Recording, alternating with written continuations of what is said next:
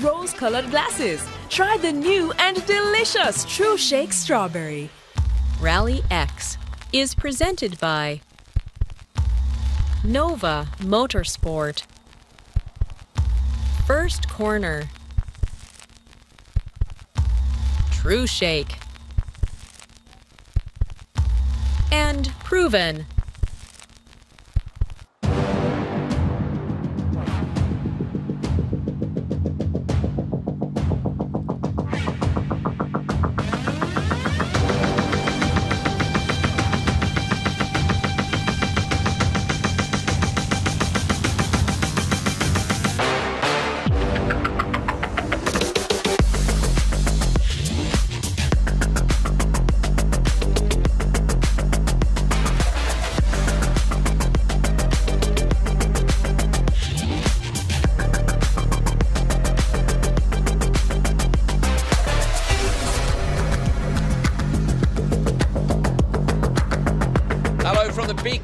Tras in Riga.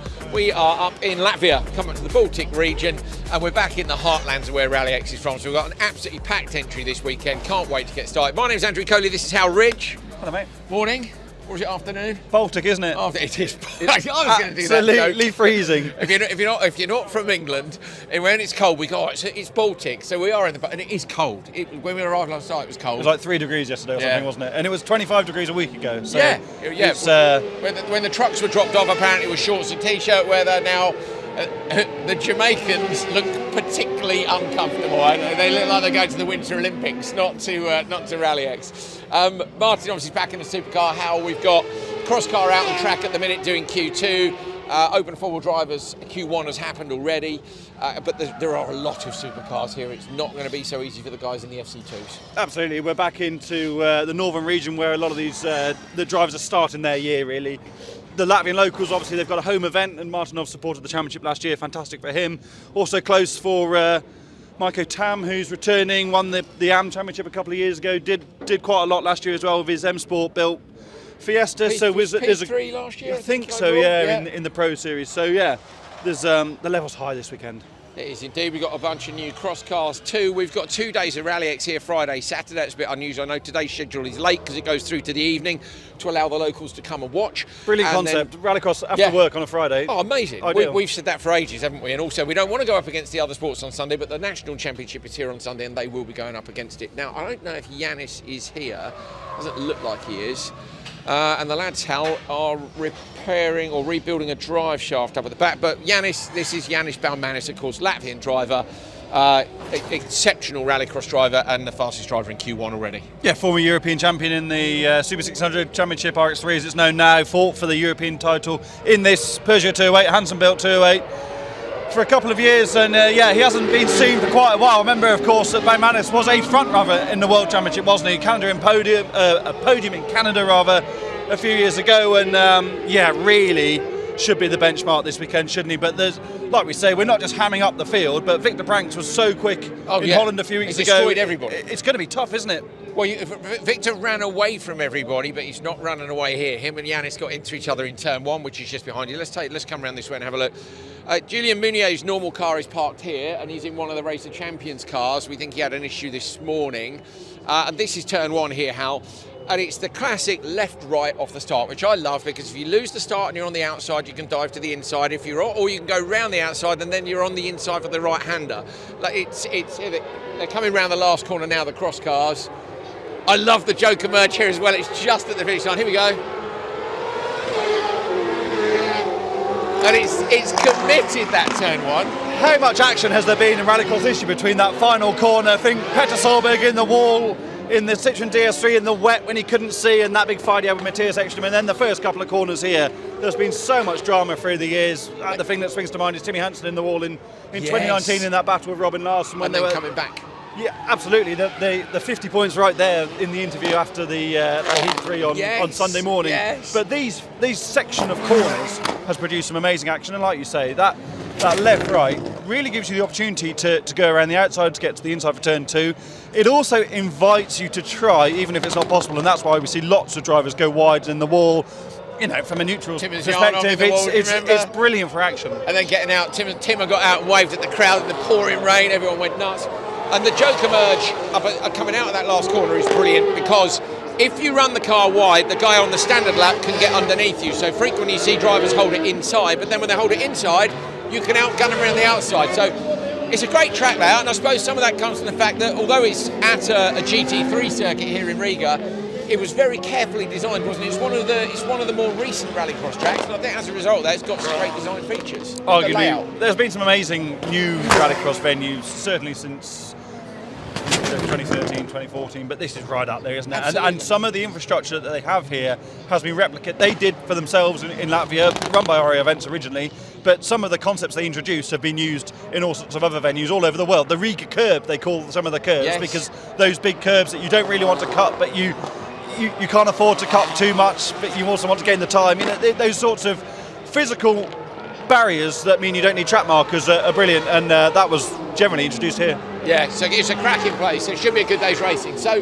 we've already covered. So the FC1 in the corner. Rainer Snitich was out giving locals rides in that yesterday. He'd never driven it before, had he? Yeah. What did Ericsson say to him? You told me last night you saw him. Well, I went to take the mick out of Rainer about the fact he was still in his 2014 overalls, but they fitted, and fair play to him. He was made up with that too, wasn't he? I've been made up in my 2014 close fitted. When he drove for MSC in the World Championship. And then, of course, he had never driven the FC1, so I said, how's it going? He goes, there's too many buttons, and couldn't make it operate, basically. And Ericsson was like, wait for the dash to go green, press that one and go. Learn how to drive it on the way to pre-grid. He just shut the door and walked off, didn't he? So Paul Rainey had to learn as he went. I think that's where you put your faith in a professional driver like Rainey. Yes. In that, like, he'll figure it out. Like, you've been told the basics, and you've just got to find out for yourself, haven't you? So, Muniz car there, Casper Janssen going very well indeed, along with Fraser McConnell, and then this one here is the development car. So this is back from the Race of Champions, and we say development car because how they want these to be competitive with supercar. It's so close. At the minute they're losing out on the start, and then the lap time is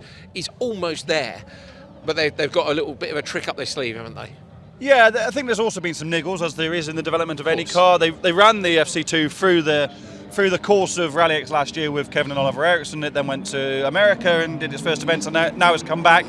But some of those little niggles are being discovered in different racing scenarios as they go along, and now there's so many of them out in a race environment, you discover other things. So, for example, the gear cut hasn't been exactly as they would like it to be. So they're using this car to just refine those minor details. There's a new inlet manifold on this car to try and deal with some of those problems, but also to try and extract more performance, like you say, because they want to go head-to-head with the established order in supercar. Kevin was out yesterday. He's going to go out after each session for a session of his own, which will then, of course, give them benchmark times that they can compare against with the same track conditions. So it's a clever way to go test. We've got to say hello to these two. Oh, here he is, out the back. So we've just been telling everyone that you guys... You've dressed as if we're going to Calgary for the famous Jamaican the bobsleigh team back in the day. We did that already. Look how cold they are. How are you doing? Good, but even the Latvians are cold. Yeah, that is true. It's freezing. What do you think of Riga? You guys haven't been here before. It's amazing, isn't it? Absolutely love Riga. The people are fantastic. The restaurants are excellent. The city is beautiful. It's one of my favourite spots so far. Brilliant. I told you you'd like this one, didn't I? It's a good one. Thanks for encouraging us to come. You're welcome. Now, we always get to try your lovely drinks from home. We need to get one of the Latvians to bring you some Riga Black Balsam. I'll see if I can arrange that, and then you can try that. It's a bit different. Good luck. See you later, Fraz. Enjoy. Oh, here we are. The man that... Stop, Yanis. Stop. Yanis, my man, is here. Who's this for? For mechanics. What is it? It's grilled chicken with potatoes and some salads. It looks really good. Can you bring us some later? It's over there. That's a no, I think. Welcome back. It's over there. Get it yourself. Nice to see you, Yanis. Cheers. These are the remaining cars that are back from the Race of Champions. So there were 3 lights cars and 3 FC2s that went. So always have a spare car in case one breaks, because the best drivers in the world do tend to break cars. Right, Peter, step it up. We're going to the other paddock. Let's go. Look at us keeping Peter fit, Tal. There's the studio in the background. The podium is just off to the left here. We're in a great location. It's a bit noisy, which can be a problem for TV, but I like it. The bar's over there, Hal. The chicken looked good. It did, yeah, but I suspect we're going to get run over by a Mercedes Sprinter here, mate. This span's been back and forward 3 times during this piece. Do you think they're desperate to get on the telly? Its step count must be huge by now. I know, yeah. Does he realise it's only like a little... Actually, I've got to talk number plates. So that's AX36. This morning, what was the one with Cosmic we saw this morning? I'll put it on my Instagram. The car was wrapped, wasn't it? And the number plate was literally Cosmic. Who had RX1? Someone here's got Someone RX. here has RX1. Someone here's got RX1 as a... Yanis. Yanis I think has... There we go. No. No? Yanis, the track guy, has got RX1. Rainus has got RN15, obviously. Yeah, which is cool, and they're not isn't even it? that expensive, are they? Unlike No. trying to buy a private reg in the UK, which is a fortune. Dinner wasn't expensive last night either. This over here is the Speedway Stadium. Massive Speedway Stadium, big sport up here. There's Yanis' dad. Off he goes on his scooter. So we're transitioning, walking between what would previously have been like the fan zone area at the big World grandstands. Championship events, Yeah. and then the paddock. But obviously, with some of the structures here being so big, they don't all necessarily fit in this paddock up You're here. going that so way, Peter. It's a bit that is daring, brave, isn't it? It's going isn't it? under the trees. I thought he was going to go round the car. Now, Hal, you've been here twice at least. You've been with World and with RallyX. I had to miss the RallyX that was here because I was on Extreme E. I haven't been here since 2020, which of course was COVID year. And there were no fans, so it was very, very limited, if I remember correctly, on who was here. We were all wearing masks. Yeah. The rumours about what was happening with the World Championship were rife because, of course, IMG were leaving at the time. But I remember we did manage to sneak off for a few beers on the last night. We went into a Latvian bar and they were like, how are you people in the country? Because we had to get special dispensation to come in. And the worst lateral flow test I've ever had in my life. I'm sure they touched my brain. You have a brain. It was a long way back. They were awful, weren't they? Oh they my God, they were, and you had to isolate in your hotel room after the Yeah, airport. until you got the didn't you? results. So we did isolate with a bottle Thank of red. goodness those times as are a over. team. yeah, agreed. I found some of those letters the other day when you had the permissions to get into countries Yeah. from FIA and stuff. It was It's absolutely crazy, wasn't it? Yeah, it was hard work getting in anywhere. But right, let's come in here. So more drivers back, Hal. Yeah. So this is Hampus Hagström from Junior Cross Car, stepping up to Supercar Lights. That's a great addition to the Lights Yeah, category. And massively. the Lights category hasn't been the biggest entries we've ever seen in Lights in the first two weekends, but this weekend I think there's 10 or 11 and it's absolutely stacked. It's double the grid, isn't it? There's some really hot competition. Roberts Fittles, of course, the local star, is in that as well. And then in Supercar, Turenne is back, obviously, and Victor Franks, who had not planned to come here at all, was so enthused after his weekend Double win. in Holland that they couldn't help themselves and put in a last-minute entry with Hagström Motorsport. Yeah, so they've not brought the trucks up here, have they? But Franks, who's over here, just walked in, was saying it's thousands of kilometres. So he goes, I never go anywhere via plane. I always go in the truck. So he came via plane yesterday. And Hal, where's his luggage? Is it in Gran Canaria or Lanzarote. something? Lanzarote, Yeah, somewhere like Lanzarote. that. So his the entire of the Franks family's clothes are in Lanzarote, and I think they've got to come back via Manchester. So they're probably not going to get here for quite some time. Where do you want to go, mate? Do you want to go see Farren's squad or Ikonen? Here's Ikonen, another of the returning drivers. Mikko's going to do a few events this year in the XGRX Hyundai. Hampus is here. Do you want to Yeah, you go and grab him. quick hello, Hampus. How are you? Good. Good to see you. So you're stepping up to Supercar Lights. How are you feeling? I'm feeling good. And how's the car? Is it very different to drive, I imagine? Tell us how. Yeah, it's different to drive, and yeah, it's a little bigger, and then the Cross Car Junior, and yeah, it's more to learn in this car. Okay, cool. So how are you getting on? How did Q1 go? P5. Okay, that's good amongst this grid. And who are you chasing after for this next session? You'll be in the top race at least. Go and sleep now. Huh? Yeah. Okay, sweet. Enjoy. Yeah. There we are. Right, Hampus stepping up. Great to see the juniors. How they start so young, don't they? Now they're getting up into the top. Hey, Hello, how's it mate. going?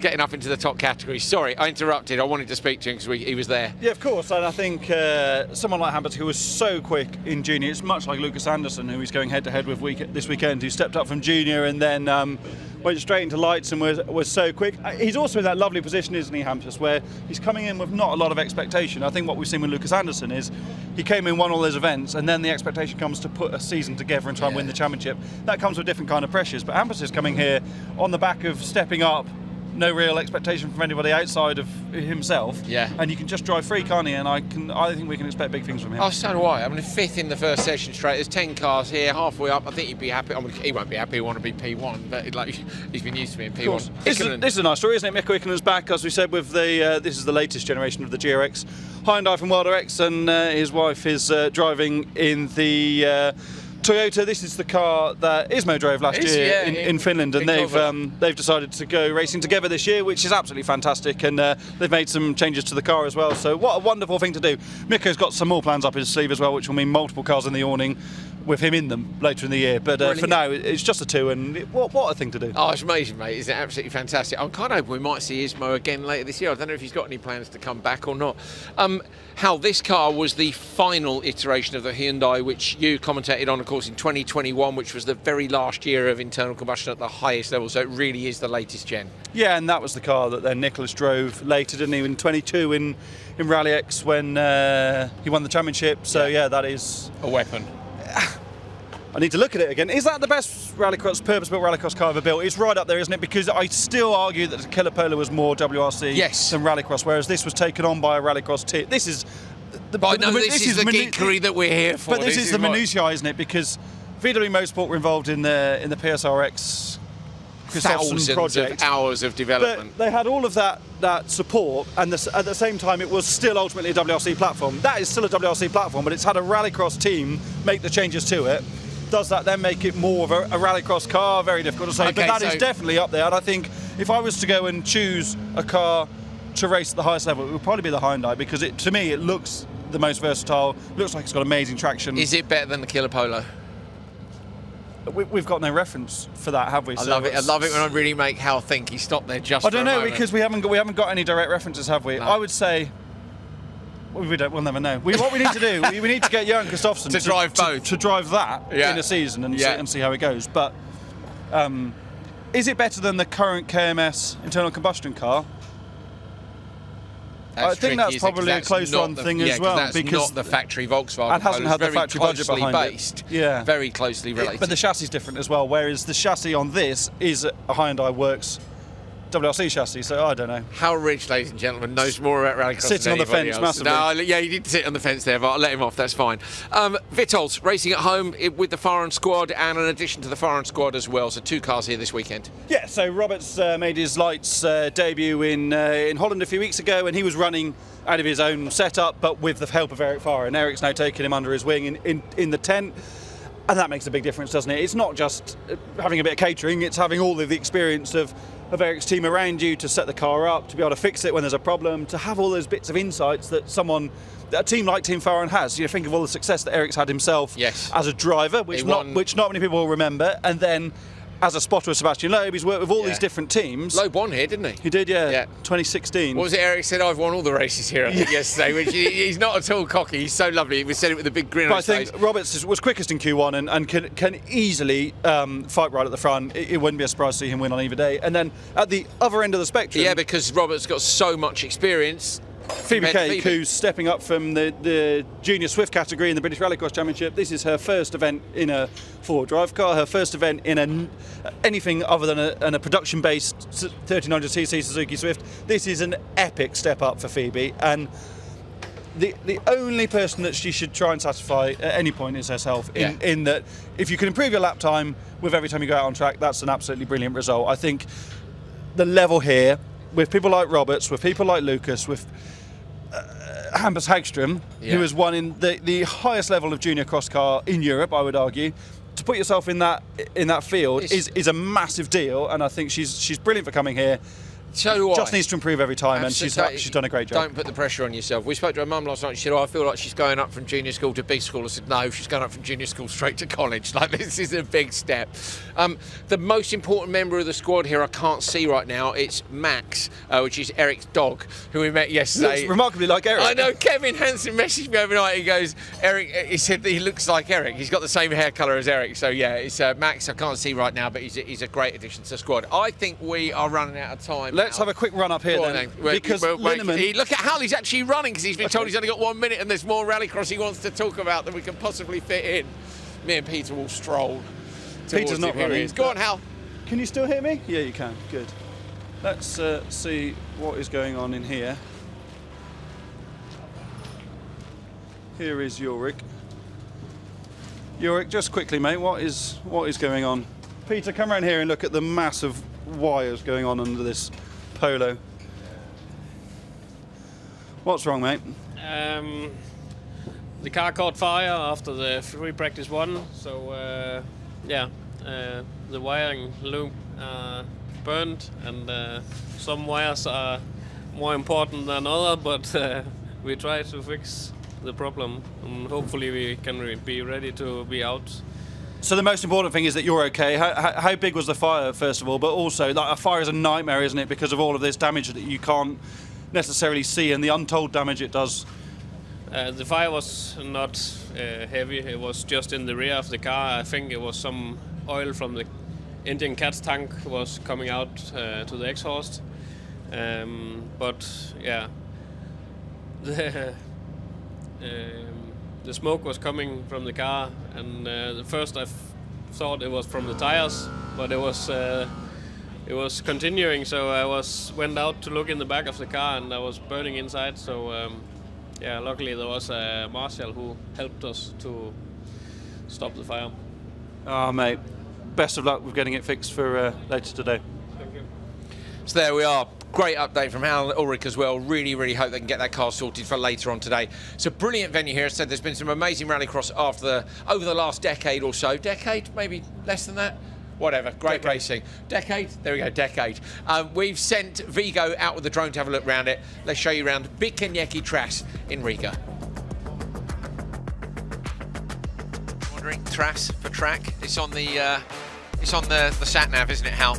That's the brilliant turn 1 and turn 2 we've been talking about. There is a wall on the outside you can end up in it. We've seen people in that barrel over on the left-hand side, right out to the right here. How this corner as well, and this has taken some victims, hasn't it? Yeah, I think specifically Timmy Hansen dropping the Peugeot 208 in the wet and almost collecting teammate Sebastian Loeb in those. We have seen some real wet conditions here in the past, haven't we? Not least when we last came with RallyX, but this section here is all about really, really high grip, unsealed section. I'm reticent to call it loose over the big jump into the hairpin at the end because it's not really loose, but it's definitely unsealed. You know what I mean? It's very French, isn't it? It's very akin to the French circuits where the loose surface brushes off through the course of the day. The side-by-side jumps were really new when Riga first came into international rallycross.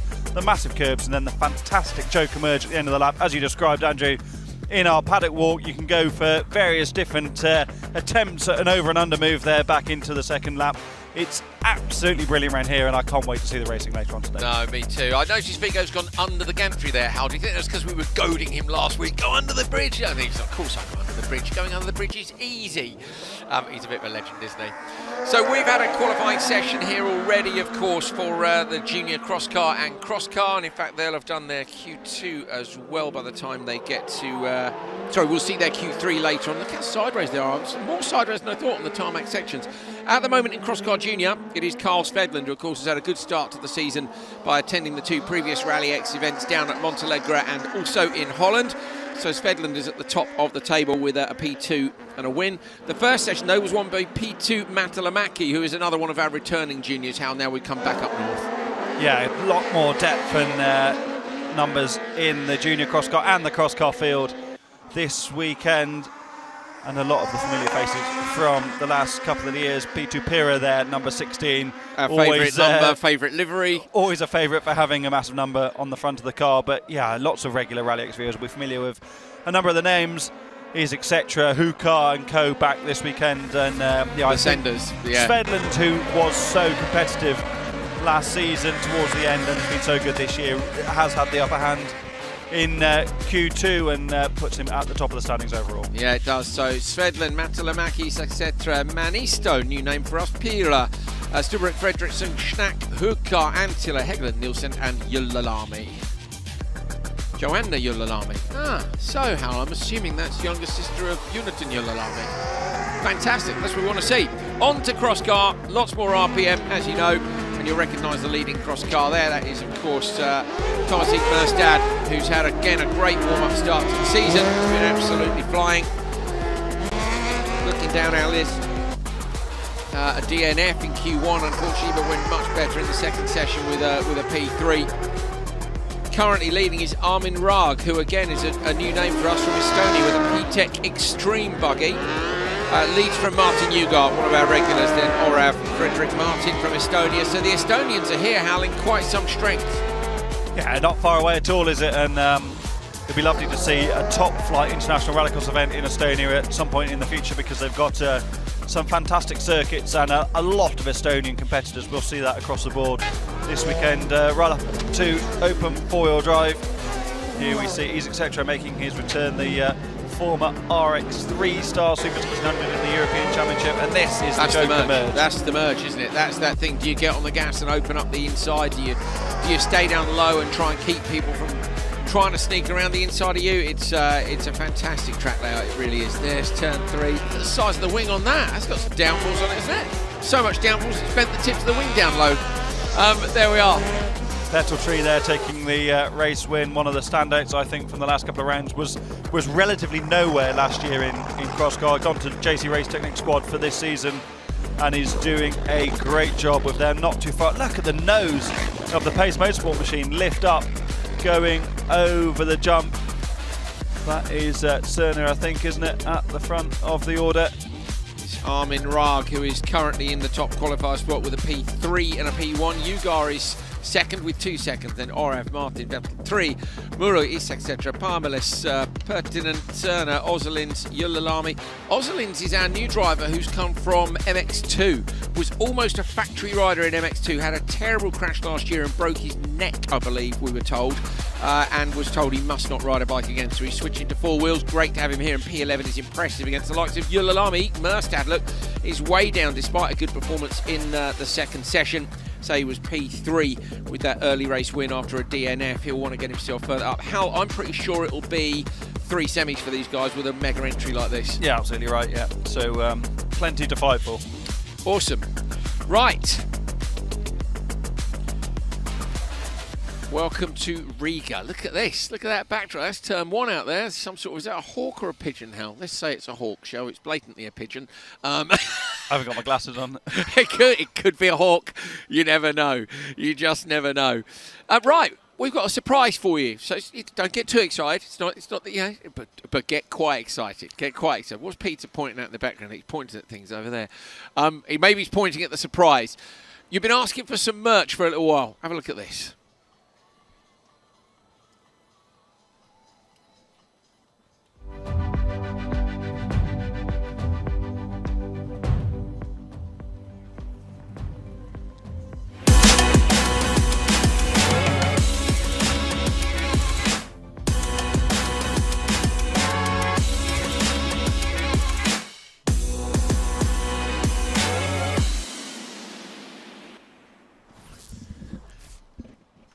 Hey, fully merched up. Look at us. Lads. Got my cap on. How good do I look in a cap, Hal? You don't like caps, do you? I don't look that great in a cap, let's be honest. But you can look great in a cap because you can buy this online immediately. Buy. This is now a sales channel. I particularly like the little, that is quite RallyX cool, isn't it? logo on the sleeve. Little RallyX. Is yours the same as mine? Yeah. I want one that says, "Dude, where's my car?" So there's the front, there's the back. This is the cap. So you need to head to, I wrote this down. You've even got a little tag on your cap that turns to the side. Yeah, look. There? That's cool, isn't it? People really get to see my ears. Oh, Peter doesn't like that. He's wincing. Does he? My ears look great, Peter. How dare you? These are class ears. I've practically got cauliflower ears like a rugby player for the amount of times a day I spend wearing a set of cans, a set of headset. Anyway, this stuff's available. I promise you we're going to put our coats back on because it's absolutely freezing here. Look at Hal. He's almost shivering. But head to shop.rallyx.se. This is an exclusive drop this weekend. It's 20% off on pre-order. The website, I tell you when the goods will come. We'll have physical goods at the track in Finland in a few weeks' time for the next round, but you can order some now and it'll be with you, I believe, in a couple of weeks' time. So take a look on there. 20% off if you want to pre-order some stuff. And then we've got some cool ideas later on in the season. There'll be like exclusive drops which you can get from, say, an event. Where, yeah, you know, that's the plan, isn't it? Yeah. To have some things you can't ascertain unless you're involved in the broadcast or you're at an event or something. So you'll be watching really it, and we will be able to say to you guys, right, hit the website now. There's 10 of these T-shirts with, I don't know, something awful like Hal Drew written on them. But you want that exclusivity. You must buy these things immediately. And the more products you buy, the more cameras we can have here, the more onboards we can do. We'll get a helicopter if you guys buy enough T-shirts. Damn it. We'll do whatever you want. We'll build a bigger jump. We'll race some FC1s. Buy. The more things you buy, the better. You want to buy this chair? You can have it. How much for the chair, Peter? I'll sell it now. 20 euros? 2 euros? Wow, Peter's not going high enough. Hal sat on this chair. It's a piece of rallycross history. I'll have him sign it for you. It is. It's more than 20 euros if Hal signs it. That's some exclusive business going on. Anyway, Can I put my coat on now? Yeah, Thank you. Yeah, we're going to put our coats on. It's freezing. Honestly, I can't tell you how cold it is. It's bitter. It's Baltic. I know we've done that joke already. I did say to Hal yesterday on the journey, and I'm going to do the joke lots of times. Oh, we can go to the grid apparently. That means I can take this cap off as well. Buy. The more you buy, the more rallycross you get to see. That's how it works. It's simple. We need your cash to buy cameras. Let's go. Right, down to the grid. Let's go. We own that camera already. Right, I see it. The cap's off now. Business time. Like the gloves are off. In all seriousness, all jokes aside, the guys put loads of effort into the merch. So go and have a look. Obviously, anything you do supports the series. But also, we know you guys genuinely want to be a part of the series. I get asked so many times, where do you get your T-shirt from? I'm like, well, it's staff uniform.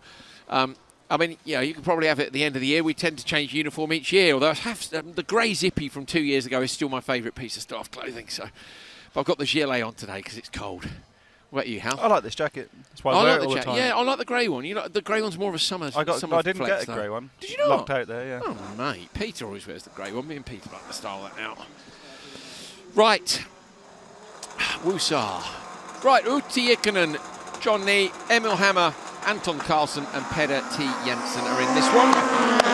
It's Jensen on the outside in the Volvo, if you're wondering, and it's Utti Ikonen, which I'm assuming is Mr. Ikonen's wife, as you mentioned earlier on, Hal. It is indeed. Who gets the whole shot and leads in the car that Ismo last year took to a viral sensation online. There's so many comments on that post because it was shared by Ismo. Do you remember where he drives that first lap? Yeah, Great. it was so good having him part of that event, and all credit to the Betopmic racing team and Mikko Ikonen for allowing that to happen. And yeah, hopefully we'll see him back in the future because he absolutely loves it, doesn't he? He's not just a. He's also decent, isn't he? He's not just a celebrity doing something for the hits. He's doing it because he really likes motorsport, and that's great. He did a big landing there crash from Emil Hammer. He did a Land Rover rally, didn't he? Up in Scotland as well. Yes. He did a bunch of motorsport last year. That's the Joker split. Joker lap goes left, the standard lap goes right. You're on the standard lap. The little black patches you can see, that's where they've patched in the gravel section. So as Hal said, the gravel section is it's so hard to describe. If you've ever been to Lowiac is like the tarmac sections are smooth tarmac, and the other sections are almost like when they grade the top of the tarmac and they take the top off it. Now here it is proper gravel, but it's so embedded and so hard into the ground that it is almost a sealed surface, but it's not. It's unsealed. Hence, you know, the difference. You have to have a certain specific percentage of gravel and not. Now, where it gets holes in it, they fill those in with a bit of tarmac because what we don't want is loads of punctures. If you're wondering why they've been filled in, that's why. Open two-wheel drive had a mega entry coming here. Lost a couple of people pre-event. There's lots of domestic rallycross has started now, hasn't it, across Europe, and people have their problems here and there. We also lost Per Magna Royras in his fantastic Citroen Zara Wankel this morning as well, because that has a problem. So we're down to 2 races in open two-wheel drive, which is a shame. That's Hammer, isn't it, who's dropped it in the penultimate corner. Anton Carlsen goes around the outside in the Volkswagen Polo, but this is a brilliant drive from Ikonen, who's done the best lap of the race so far, 55.6. We've got 2 drones up, if you're wondering. That's the chase drone you were just on a moment ago, which is with Vigo as normal, and then we have a slightly wider drone shot which covers us off on the Joker. They've just changed the engine in this Toyota Corolla out front to run the 3.2. It'll be the 3.2 16-valve Volvo engine that all of these cars seem to run when they get to the last resort of needing it to be proper in the end, much like Derek Toll's Ford Fiesta that we were talking so much about. Keep fitting bigger and bigger engines, Hal. I think really the Volvo concept, the high capacity Volvo concept is so successful from Sweden, isn't it? I mean, it's used for so long. People have tried different things, but really that's where you want to be. Could be close here. No, I think Ikonen's going to get it. Utti Ikonen comes through the final corner. She takes the race win. It's almost side by side in the background, but it is the Volvo of Jensen that gets the nod. And there we are. Oh, and another spin. Double spinach. Emil Hammer again. How time.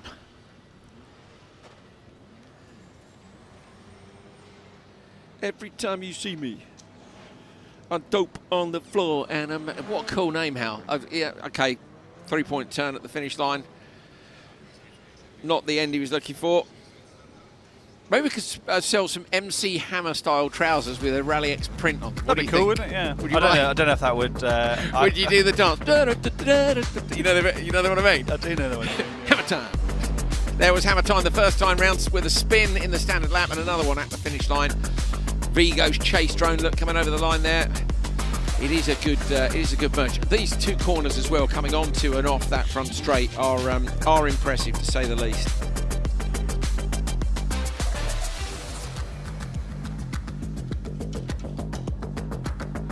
There are some fans here today. It is Remember Friday afternoon, so maybe you're watching this at work, and so There's you should be. been a few people in the comments saying they're double screening with RallyX at work. They're not doing any work. They're definitely not doing any work, are they? Good. It's Friday. Knock yourselves out. Right. Slavomir Wallach, Victor Johansson, Lucas Gabrielsen, Thomas Miskovic, and Michael Persson. Good start from Gabrielsen, but out-dragged on the run to the first corner by Victor Johansson. Oh, now Gabrielsen gets almost turned around, just holds onto it in the background, but ends up dropping down into P4. That's a bit of a nightmare. What a nightmare for Slavomir Wallach, who set the fastest time of all in Q1. What a brilliant performance from the Polish driver who lives in the UK. And they are still behind us from our commentary position. We're right by the first corner here. Gabrielsen and Wallach are still tied together. 0-0, not through any fault of his own there. I think it was just the classic first corner kerfuffle where they've got tied up. Bummer, that is a shame, isn't it? Made his RallyX debut here a few years ago. I think that was the event that you, the wet event that you weren't here for. Everyone was wading around with their race suits up to their knees, wasn't it? Where Slav made his debut with that wonderful BMW M3, which is run by the Automax team. Victor Johansson, who arrived here very late yesterday. His car was sat all forlorn in the paddock, wasn't it, when we left? Full of spares, and with the front bumper up on the rear wing, wasn't it, as it had come out of the back of, because he took advantage, didn't he, of the OMSE travel package to go down south. And has since driven his own bus down here, because Sweden to Latvia is a pretty easy trip from Nynäshamn down to Estonia, actually, and then they drive down from Estonia. But that's a fair old easier run, and that's why we've got the likes of Mikkel Persson here as well. So you can really hear some of the cars handle this jump beautifully, and others you hear the sump guard crash down. Ride height's definitely a bit higher for some people because of the jump, and then we've seen some different stiffnesses in cars earlier on. We were looking at Yanis Belmanis, whose Peugeot looked pretty stiff compared to Victor Franks, who was looking slightly softer, but of course Franks has just come up from Holland. Belmanis has been testing here recently. Good to see the likes of Yanis back. You know, the entry, as we said in the preview, is really, really strong here this weekend. Lovely to see some of those faces back. We've got a packed cross-car lineup as well. Simon Tiger not here this weekend, of course, with technical issues that he carried through the first couple of events in Portugal and the Netherlands, which is a massive shame not to have Simon Tiger here. And it does open up the opportunity for other people. Having said that, Simon didn't have the kind of ultimate pace that we expected in the first couple of weekends. So it's obviously something that the Tiger BMW has been carrying, and they're working hard to try and solve that. Of course, we go up to the Nordic region with Finland and Sweden for the next couple of rounds, and I'm sure we will see Tiger RX back for that. Victor Johansson, though, is out front in this one, the former champion, and is going to break the beam with a 2:51.3. That is substantially quicker than Ikonen goes, so Johansson to the top of the timesheets. The Hulk in the BMW E36 will be second, and I think Ikonen will drop into third overall, so great run. Look at the start from Johansson. Let's look at the background at the Wallach Gabrielsen, and Gabrielsen's just turned in there. Yeah, Wallach's got nowhere to go. He'd already locked the wheels trying to avoid him. I'd like to see that again, but Gabrielsen's turned in. Wallach's got in the throttle to try and, arguably, to try and push Gabrielsen straight again so they can both keep going, and I think they just got locked up. It'll be interesting to see if there's any repercussions from that. There was a black flag in Q1. Oh, Rainis. From Rainis Nittis, he told me at lunchtime, he came in and said, one black flag. I said, what was that for? And he said, too optimistic, turn one. Okay, that's good. He was full of the bants earlier, wasn't he, when he came back in? Yeah. about the FC1 as well, wasn't he? Not enough gravel. So I want to send this machine, wasn't it? It's like, go on, Rainus. And then Kevin goes, have you used it in push to pass mode 5? Yes, I think so. And Kevin goes, well, it was in mode 3 last time he goes out. He goes, okay, then I tried it in mode 3. And it was so Rainus, wasn't it? It was so Rainus. He is very funny. Yeah, he is. Right, we'll get a quick recovery underway. We're grabbing some papers. We'll be with you in a moment. Look at those supercar lights lined up.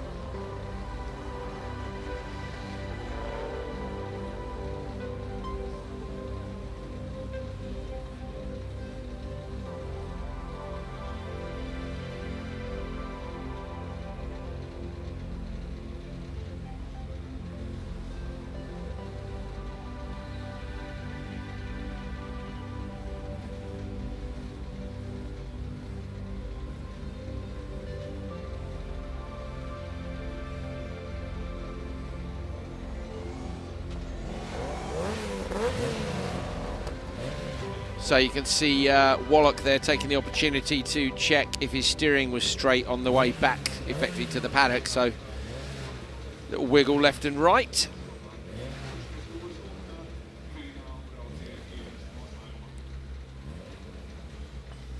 Okay, supercar lights. Mads Larsson, Tobias Darbach, Robin Norlander, Pontus Oskarsson and Phoebe Cake on the outside.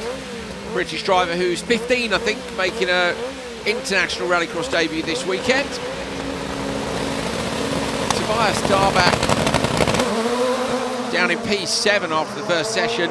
Will want a better start this time. Larsen is on the inside, though. The 3 cars wide up to the first corner. Tobias goes late on the brakes and slots himself nicely out into position, and my goodness me, that wind is cold.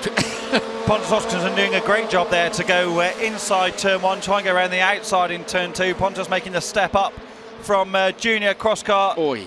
This weekend. Norlander just drops a rear wheel into that gravel on the outside that's so slippery. Norlander, also a junior driver of the Plastic Rallycross, was a regular competitor up in Sweden against the likes of Clara Anderson, Philip Turenne and Philip Martinson and co. So great to have him back racing in supercar lights here. And Pontus Oskarsson is definitely one of those drivers that improved immeasurably in the last couple of years in juniors, and it'll be really interesting to see how he progresses through supercar lights. Of course, we saw his dad racing that car, didn't we, in the last few years, and yes, now he's handed the baton over to his little boy. Very nice. Are you going to do that, Hal, with your rallycross car? Hopefully my son wants nothing to do with rallycross because it's a horrible addiction. Seeing as whenever we have a FaceTime call with him, he's just daddy car. I think you might be screwed already, mate, to be honest. I'm looking forward to I like the new headlight addition to Tobias Darbach's car. I haven't seen Kevin's car. I bet it's the same. If it's the same, I'm going to have to get another word. We're going to have a word. I like the livery. They're lovely people, aren't they? Oh, they are, the Darbachs. They're a great addition to this championship. They are.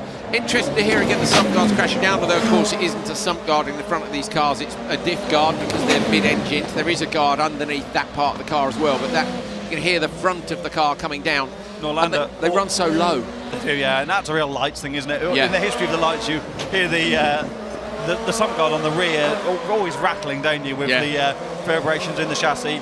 Mads Larsson's going well here, but I wonder if he's picked up a bit of a problem. I think he looks like he lost a bit of pace, a bit of smoke. Turning up my track sounds mics, but I can't hear it. I can hear a misfire actually out the commentary box window now, so I think Larsen. You think that's Larsen? Yeah, I think so, because Dropped off the pace by too much. I think so. Actually, yeah, you're right. Look at the lap time. Could be Ball at 2 completely seconds. wrong. No, I think you're right. 2 seconds between Darback and Larsen had the Joker. I think you're right. Might hear it here at the jump when they come to the throttle after this in the background. Spread out this race, isn't it, really? With some big gaps. This is Darback into the Joker for the final time of asking. That is a great drone shot that gives you a real indication as to how difficult those last couple of corners are. I've been lucky enough to drive around here in a few different things, and it is tight around there. Darback's going to take it. Orlando around the outside. Yeah. Larsen is dropping back. Yeah, you're right. Then it will be Larsen with the misfire from the sounds of things. And yeah, you can see there, lack of drive off the corner.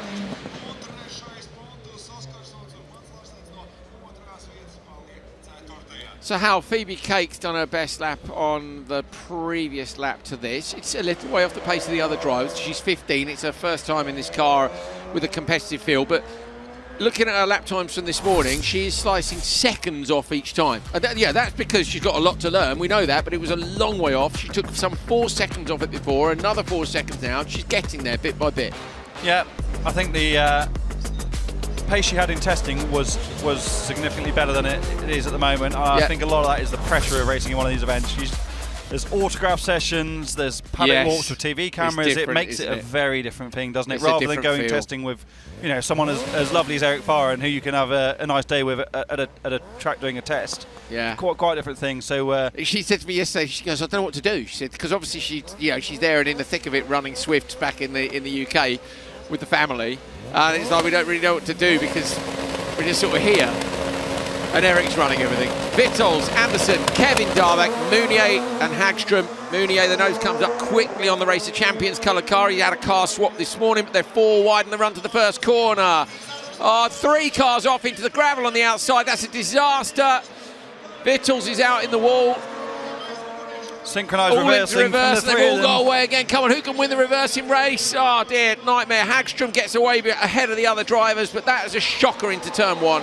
Plays massively into the hands of Lucas Anderson, who, if anyone needed a bit of fortune after a difficult start to the year, it is probably Lucas. So we will see how that plays out. Although it is Kevin Darback who leads, waiting for the timing screen to update its positions over the Joker loop. Kevin Darback, Lucas Anderson, great decision to get into the Joker. That is Mounier getting up the inside of Vittles. Vittles must have more damage than it maybe it looked when he got a puncture, right rear puncture for Vittles in the Team Fair Run squad. So I'd be parking that, Hal.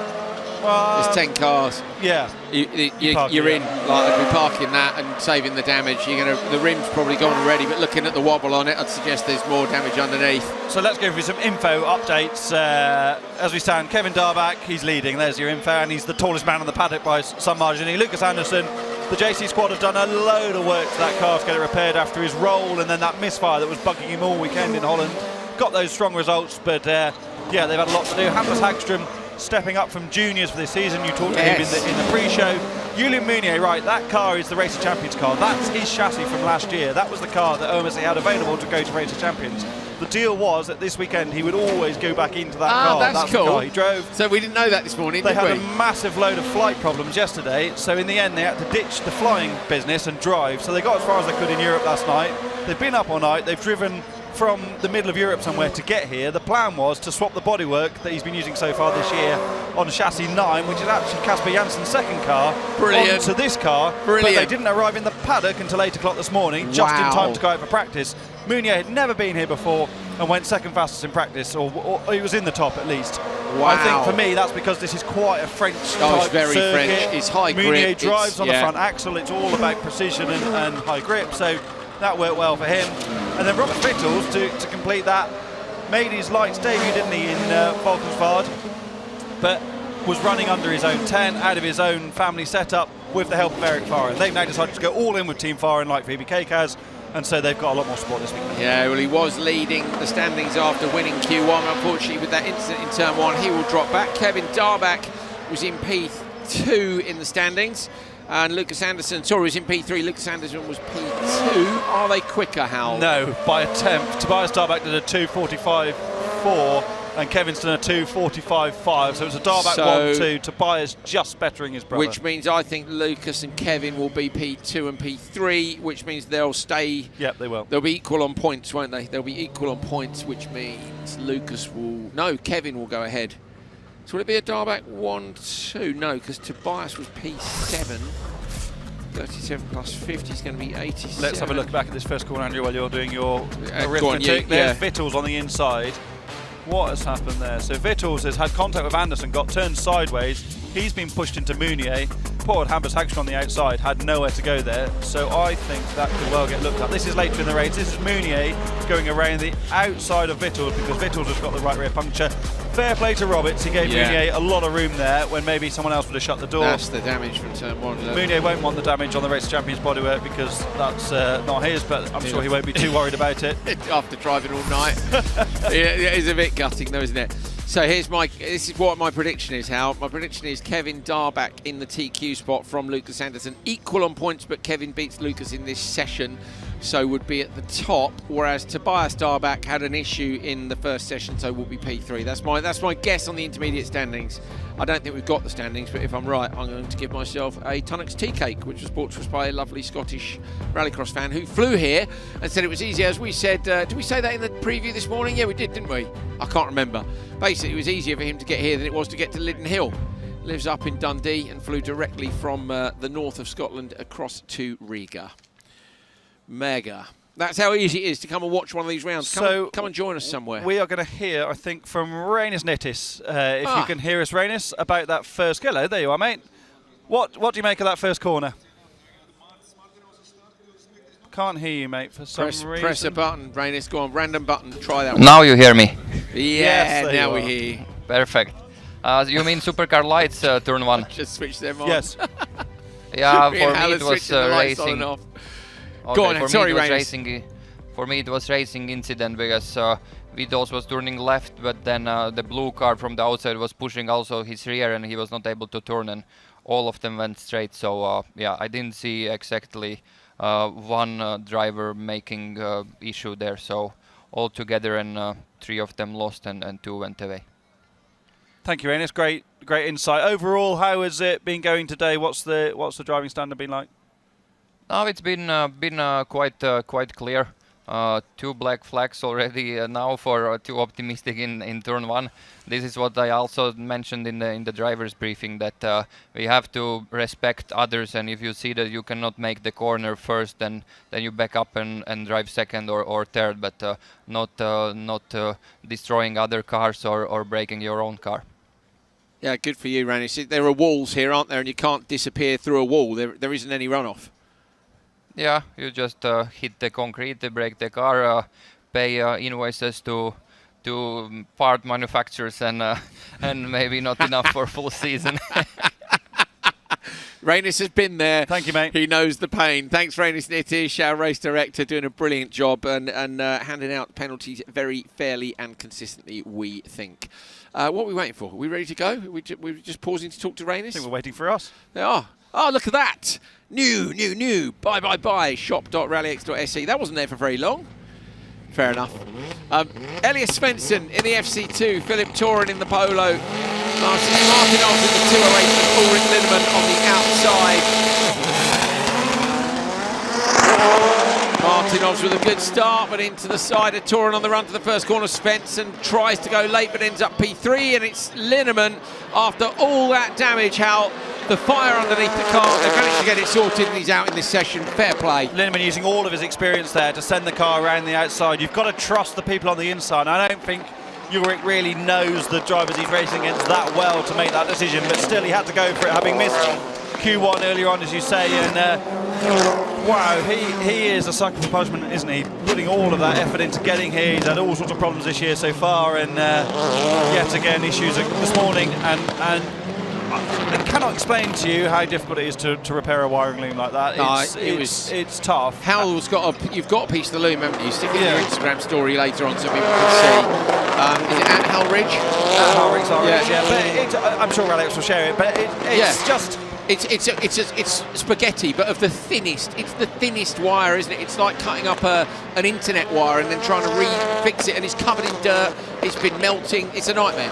Yeah. So the fact that they've even got the car going. So basically, how these contemporary supercar works, any of these machines will have fuel pumps, water pumps, fans in the back for all of your cooling. A lot of other things will be in the rear of the car to help with the balance. So it's not like a production-based car where everything's in the front. So a lot of that wiring that goes right to the rear will have been affected, and they've done a brilliant job to get that car repaired. Have to say, Andrew, Martinovs is going really well here from having done a full season in RallyX last year and learning as he went in the ex-Albertech Peugeot 208. He's showing Philippe Turenne the way around at the moment, and I think doing a pretty stellar job.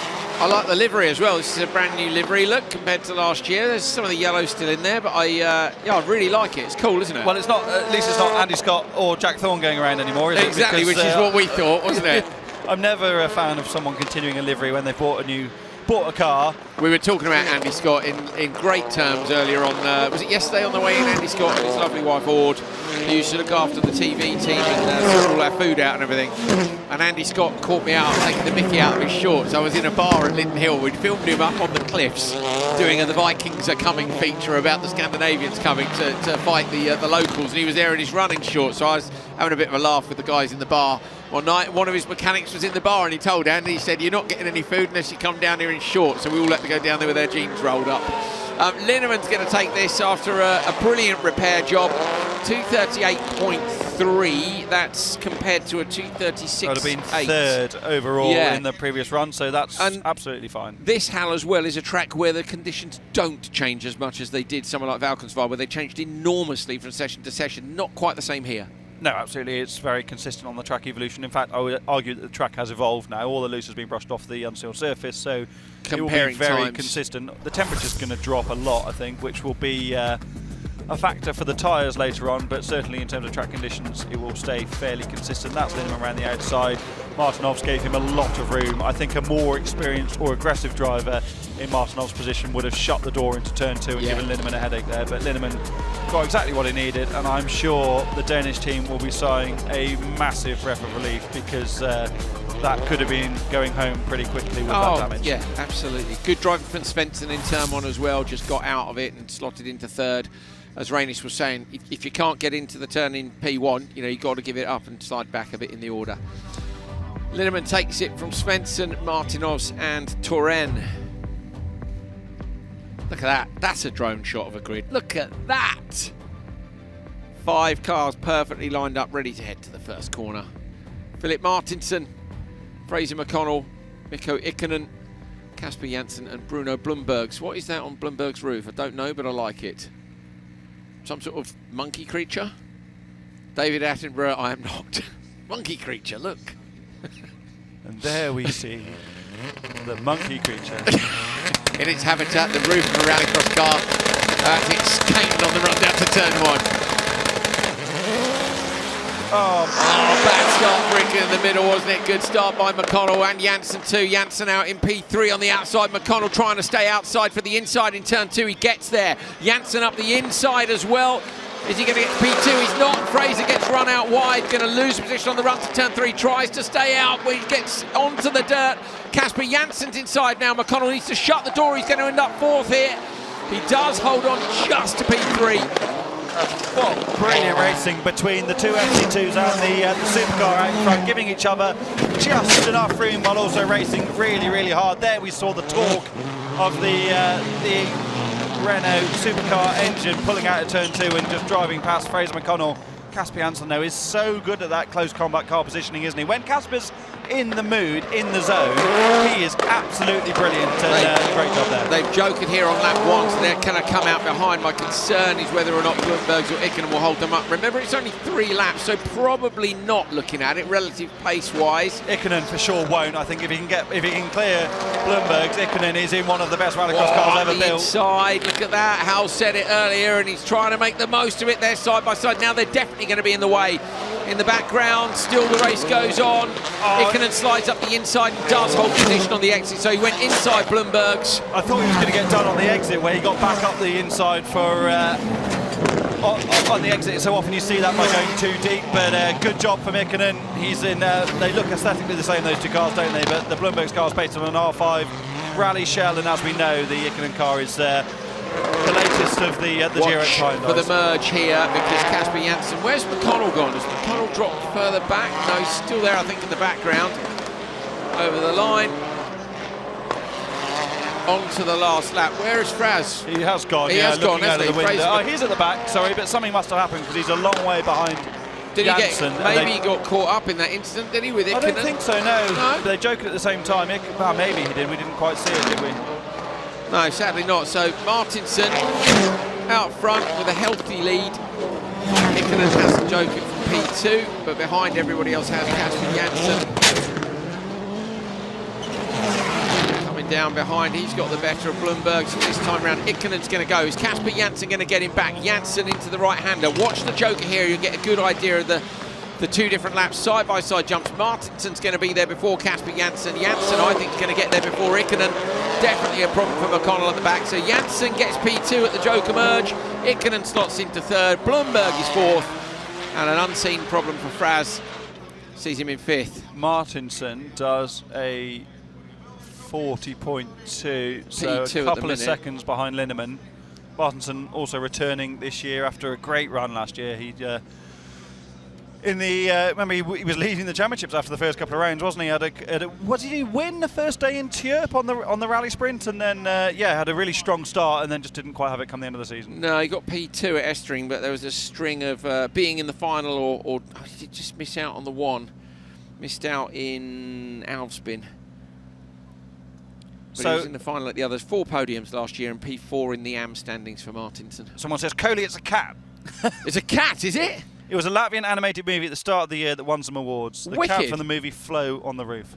Oh, that's awesome. Thank you. Thank you, Nicholas Duvenhard. Latvian some paper, that's very cat. handy. It's because Nicholas has been printing results like a feverish Frenchman who needed results from Rallycross as fast as possible. He has a lot of things about him, Nicholas, but I wouldn't say he is feverish. No? Who is Uncle Sal, someone wants to know? You can Fraser McConnell's uncle.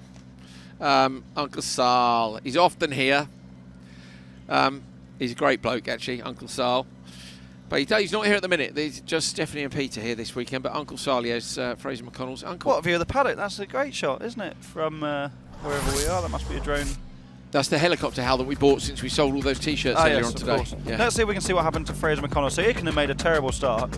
This is Martinson and McConnell going side by side. Janssen had a great run out of turn 2. This is Ikonen diving Bloombergs that we didn't see in the broadcast. And Ikonen got up the inside in 3 and held it into 4. That was a good job there, wasn't it? Martinson, though, ran clean out front. And Janssen did a great job there to stay so close, I think.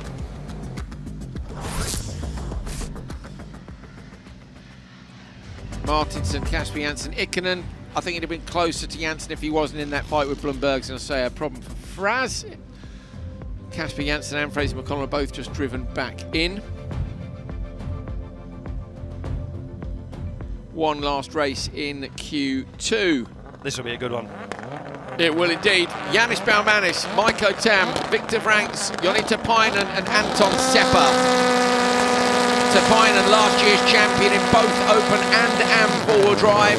But Baumanis, the local man, is on a mission here. He got a great start last time. He gets a good one this time. 2-3 cars wide round the outside goes Tapainen.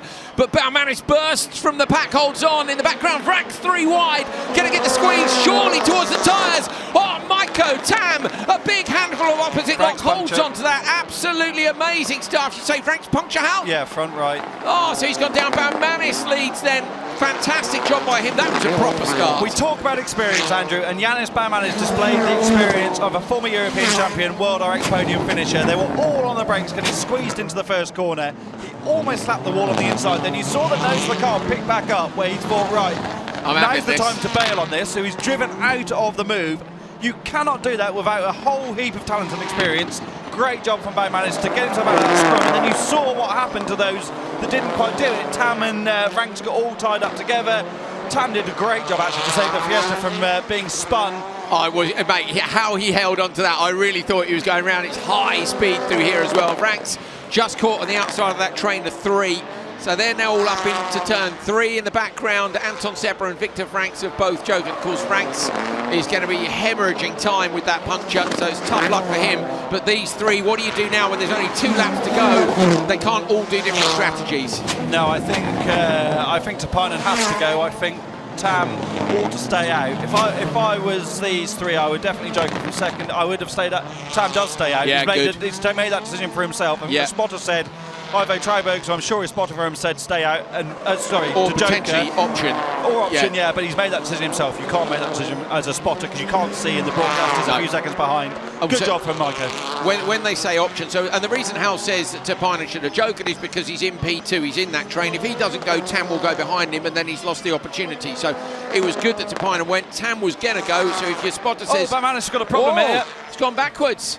So what's happened to Baumanis? Front left puncture, is it? From there, we need to see Baumanis is... Yeah, it is front left puncture. No, that's a disaster. So Baumanis now with problems. Can he hold on to P2? I think not. I reckon Tapanen's there already. Tapanen will look to the inside here. Tapanen's going to lose a bit of time. Is this going to be Jorik Linneman's comeback of comebacks if Tapanen gets held up? Baumanis to the Joker, Tapanen inside. Maiko Tam is in the Joker as well. I reckon Tam might get this. Tam around the outside line. This will be a classic Latvian merge at the final corner. But I reckon Tam's far enough ahead. He is. Tapanen will look to the inside on the exit, but Tam's already there for the checkered flag. Has he done enough with the timing? No, he hasn't. Linneman gets it after they repair that loom. Wonderful reward for Ulrich Linneman and his squad. Fantastic stuff. Wow, so Baumanis ended up in P4, lost 7.7247, sees him down at the bottom of the pack, doesn't it? I think Franks ought to have, well, it doesn't make any odds, does it? But I probably would have stopped at this stage. He's driving offline there to not do this too is the much start. damage Watch to it. Baumanis on the inside. They're 3 wide. He looks like he's going to get squeezed, as Hal said. Oh, he does glance the wall on the inside. So the front left hit the wall, and they're here, look, on the gas away. Franks, where does he puncture? How you think with that contact? Yeah, definitely with that contact, yeah. Here, So here they go, this is a brilliant shot, isn't it? Tapanen's shutting the door. Tapanen can't know that Franks is there. Franks, that tie wall on the left comes at you so quickly on the exit of 2. That was so well held by Maiko Tam. Baumanis' tyre's already going down. We didn't spot it, but look, the tyre's already deflecting there. That's what was causing the train. Yes, because he wasn't able to drive away from them because he lost the turn, and that's the tyre completely off the rim for Franks. What a difference a weekend makes for Franks, who dominated in Holland. Do you know what his dad said yesterday? They are welcoming the challenge because he took a bit of flack in Holland for taking a machine gun to a knife fight and dominating. But fair play. He only could beat who was there. Now he's got some real challenges. Bert said to us last night, he said we had a great time, but he said you're not learning anything if you're that far in front. So he basically, I think it's right to come here. It's right to face that tougher crowd and get stuck in, and he has. Yeah. He has. Right, that's it from Q2, 3:55, so that's 15 minutes from now, I believe. Let me check a clock. I haven't got a clock. There's Hal's phone. It's 13 minutes, close enough. 3:55, we'll be back with Q3. Get yourselves a cup of chai. We'll see you in a minute.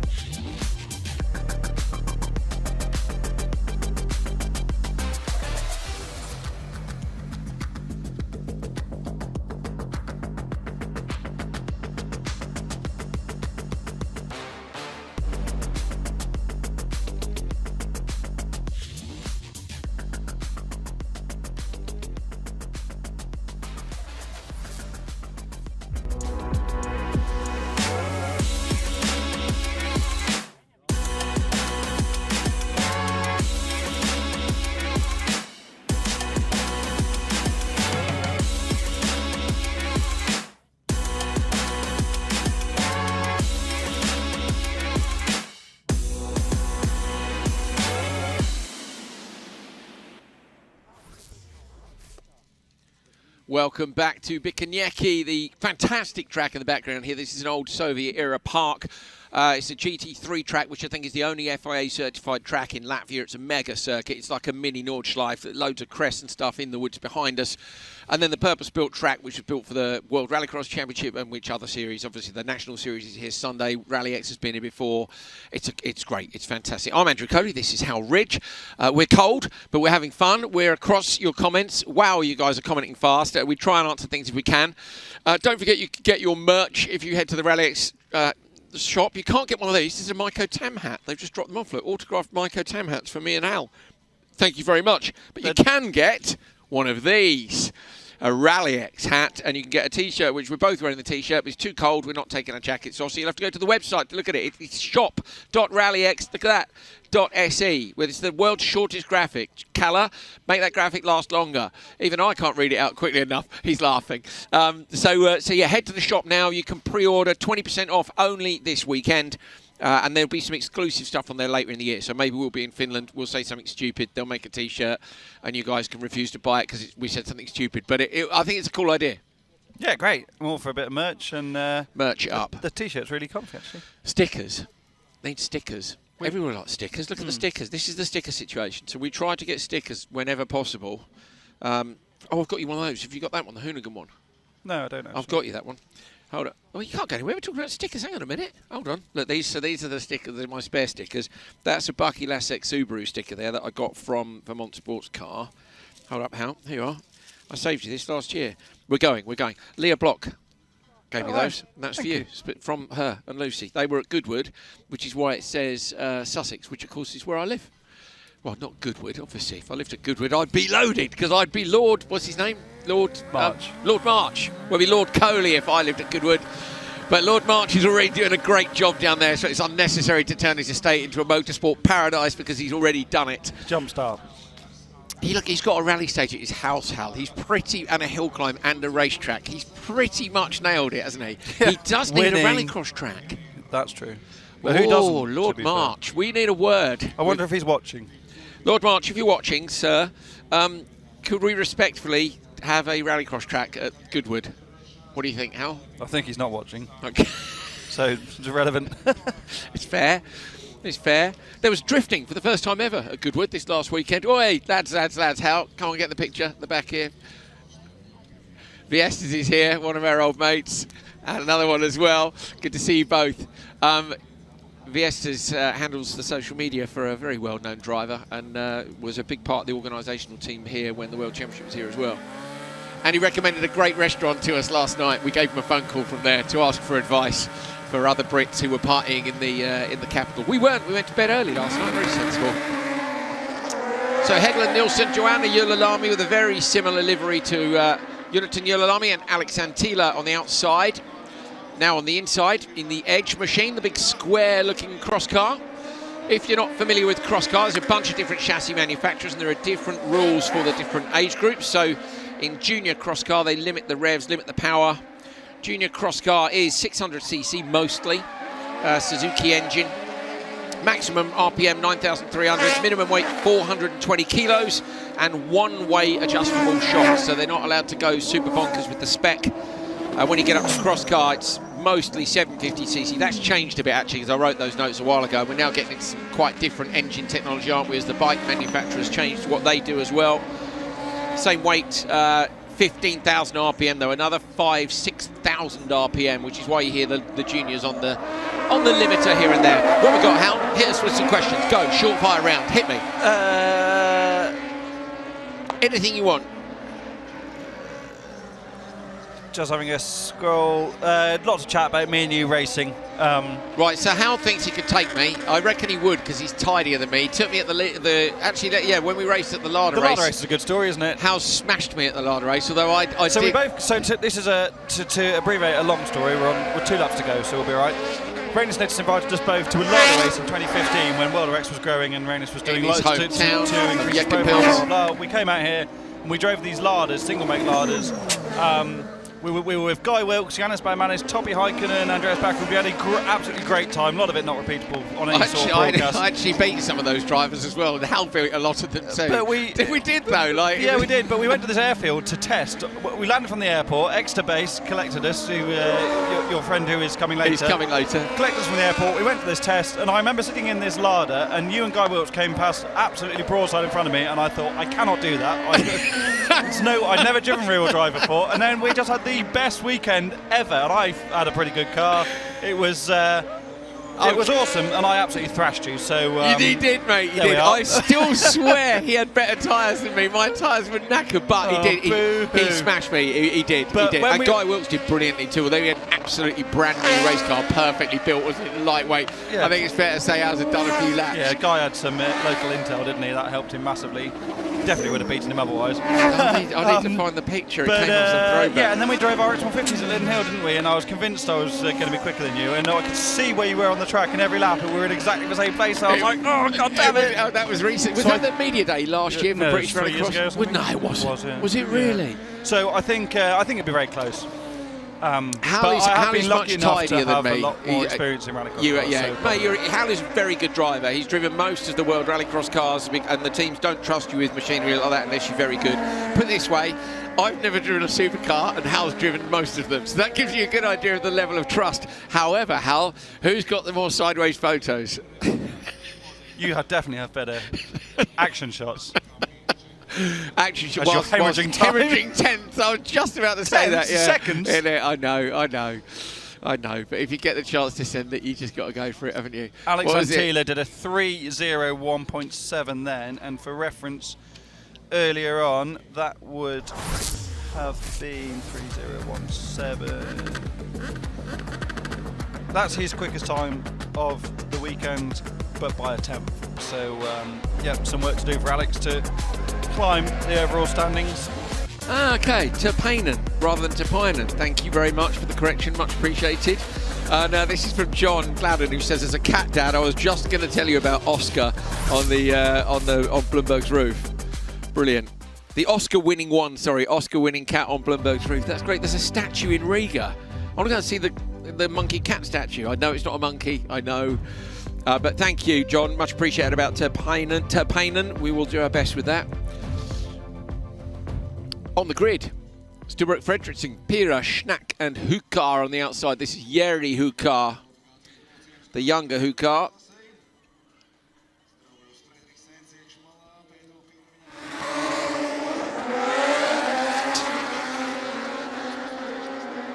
Pira down towards turn one. And manages to get the whole shot. Hukar up the inside in the background of Schnack and manages to snatch P2. Oh, Schnack, look at the little bit of gaining there from Schnack, just sitting in the slipstream. But yeah, Pira leading. It is cold. I know we've said it a bit. We're going to say it again.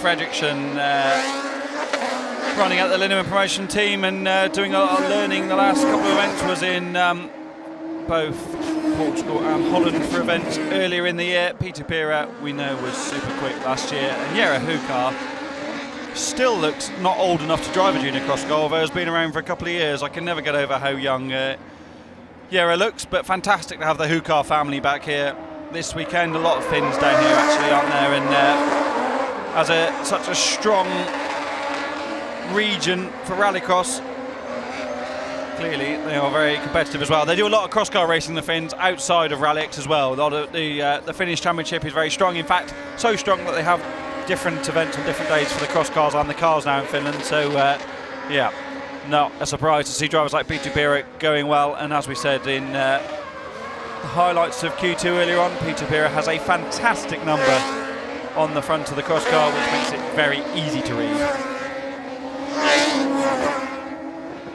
Ragnar Kalgistas sent some great information through, which I'll try and get through during cross car in a minute. I'll let you have a read of that as well, Hal, if you'd like to. Some good stuff in there. Thank you guys for getting in touch. I do appreciate it. I don't always get the chance to look at the phone during the day. We try and get across the comments when we can. Hukar in that joker. Look at the send on the way in. I want to try and get it back out again through the double left-hander. Look how close this merge is. Hukar on the inside, Schnack on the outside. They almost get hooked up. Schnack comes through. Tidily done. So Schnack with the overlap on Hukar, really well done. And that's what we mean about the merge, just whether you can get inside or outside and hang on to that position. I do like this track. I'd love to see the loose a bit looser, but we always say that about rallycross tracks. The trouble with loose is it changes every session, and it can be very hard for the organisers to maintain and to try and get consistent fair lap times. Lots of tracks went towards this more permanent feeling hard loose than before.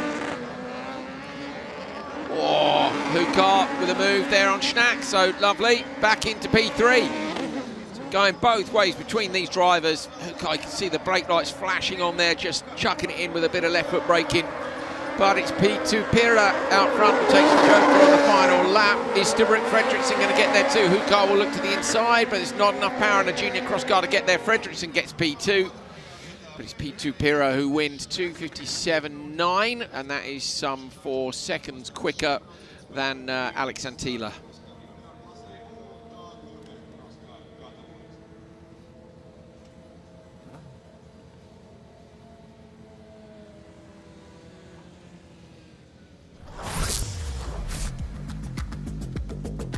Pira with a great start here. It was Fredriksson who had to give best as Pira turned in. Hukar managed to get up to P2, and then I say a decent battle between Hukar and Schnack. Hukar under pressure from behind. And then this was the Joker merge where Schnack got in front. Look at Schnack in the right-hand lane, and they come out side by side. So this is where on the inside you either run the car out wide and try to push them off the outside, or you can, the opposite can happen is the person on the outside can lift and chuck it up your inside. There's another look at turn one. That was Hukar going late on the brakes to hold on to that position. Great racing from these youngsters, it really is.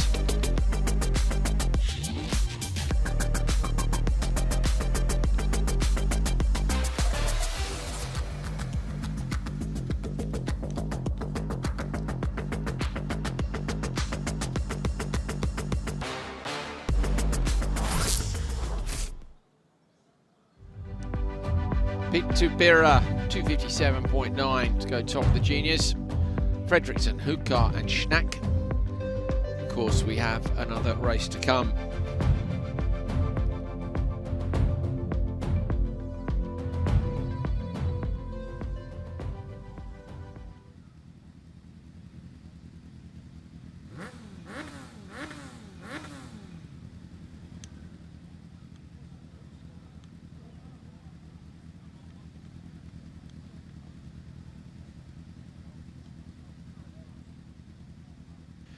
Right, Svedland, Matalamäki, Isakssetra and Manisto in this one. Svedland currently top of the table with a P2 and a P1, so a good result here will secure Svedland the top qualifier spot.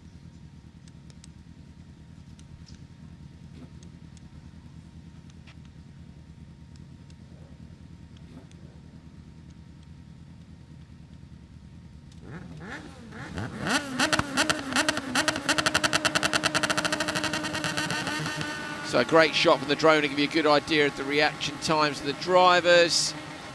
There we go, away from the line. It was a brilliant start for Matalamäki in the second spot, but Svedland tends to get the run on them down to the first corner. Not this time, Matalamäki outside to inside. Gets the whole shot, now Svedland coming under pressure from behind from Isakssetra and Manisto. Oh, gets pushed out wide, loses the mud flap. All the way across the dirt, Svedland gets mugged, so needs to now chase after this lot and hope he doesn't lose out in the TQ spot, Hal. What maturity from Svedland there. I'd like to see the incident again in the replays to see exactly what unfolded. I suspect he just got a little bit caught out on the brakes. Matalamäki maybe braking a little bit earlier than Svedland's marker, but instead of aggressively turning the car once it got onto the grass, he waited for it to sort itself out and then drive out of it. A less experienced driver could well have made a big input there, spun the car and lost a whole heap of time. Very good awareness there from Svedland, just to let it play run, out. Go across the grass straight. You see that a lot from bike races, don't you? When they know they can't pitch the bike over at all, they just stand it up, go across the grass. When you hit the tarmac again, find yourself some grip. Obviously, you can't fall over it. Well, you can fall over in a cross car, but it's a lot harder than it is to fall over on a bike. So Matalamaki using some of the exit road as well on the exit of turn 2. Svedland with a 104 on that first lap. Svedland will be on a mission in the background. Took the Joker in that one as well. Manisto went Joker and he's in front of Svedland.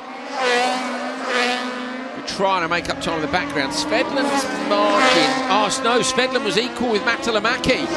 So they were equal on points with a win and a second each. So Matalamaki then here, Hal is going to take the top qualifier spot. So it might come down to what Rainis thinks, but we think Racing Instant, don't we really, about what happened up at turn 3? I want to see it again, but I think Matamalaki's just got in the brakes a little earlier than Svedland's expected, and yeah, a bit of contact.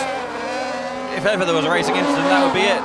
He's etc. into the Joker and back out again, just covering off the position. Good job from the Norwegian. Under big pressure though. Manisto right there. Manisto's gone quickest so far, last around on a 55.5. That's a pretty good effort from the Finn, who has a look to the insides of Ease etc. at the hairpin, can't find a way through. So Matalamaki to Joker on this final lap. Decent fight going on between these two, but Matalamaki should in theory here take the top qualifier spot. Ulrich Linnemann's just bought us some stickers. Ulrich, actually, I'll stick a set of cans on and we'll have a quick chat with you. You can come in if you want, mate. You stood outside the tent. Come in. Hal, I've got to untangle that, mate. Or you can untangle it for me. Matalamaki going to take the final race of qualifying for Cross Car Junior here on the first day in Latvia. And with that, in theory, takes the top qualifier from this man, Carl Svedland. But there was contact in this race. Before we speak to Ulrich, we'll just take a look back at the start and see what we think about that contact up at the first corner. We might be able to have a chat with Rainis. Yeah, I've got a very nice Linnemann promotion stick here. Thanks, mate. That's going straight on the folder. I'll just peel the back off that. So I think we can probably hear from Rainis Nettis. Can you hear us, mate? Rainis. Hello, Rainis. Rainis. To Rainis. Hello, mate. Here he is. Here he is, Rainis. Oh, sorry, I just put in my Ulrich Linnemann promotion sticker. Oh, no. Oh, no, I nearly had a shunt. Sorry, Rainis, I'll just put in a sticker on my folder. It's very important. Rainis, the instant there where Svedland, the black car, went off in turn 3. We haven't seen the replay yet. What do you think of that? No, it's his own fault there. He was his front left was side by White's car's rear right, and it's just yeah. I think he had to release a little bit, find his place behind, and go through the corner. Because I think driver in the front don't watch what happens outside of the track. We've just seen the replay now, and actually it's it's very clear what your decision would be. But what do you think of what happened afterwards there with Svedland? He had a lot of experience. I don't know if you saw how he let the car run on the grass and let the incident clean itself up rather than making a big input and spinning the car. Yeah, I mean he's experienced, and those young guys are driving very well. So car control is there, and he saved his own mistake and didn't lose so much. But yeah. Still they're fighting for top, and there could be smarter moves in a racetrack. There we are. Thank you very much, Rainis. We'll line Rainis up for co-commentary at some point, I think. Hal with opinions like that. Here's another look at it. Only if you're not available, mate, obviously. But I love a matter of fact is there are smarter moves to make. Yeah, very clear though. We hadn't seen the replay, had we? Very clear that it was a racing incident, as we said during the race. But lovely to get Rainis's insight. Ulrich Linnemmann's joined us in the commentary box. Ulrich, you guys had such a job on your hands to get that car fixed ahead of that last session. To come out of it with a session win, you must be over the moon, aren't you?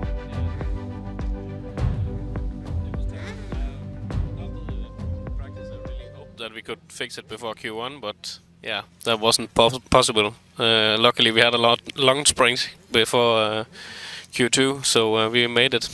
How far ahead of the session was the car ready? Like, did you know it was good, or were you sort of rolling down to the grid going, please work, please work? It was like that, yeah, please work. We were ready 10 minutes before, but yeah, we were not sure that everything was correct, but it worked out. The only thing that doesn't work was the communication by spotter. Right. The radio is not working, but yeah. I can work with that. We can live with that. Yeah. It's just counting the laps, which, to be honest, I find difficult sometimes. So maybe you'll be taking some early jokers. I made the plan to take the starts, and I could count to 3. And then So we're on to cross car Baumanis, Kong, Lindqvist and Liami.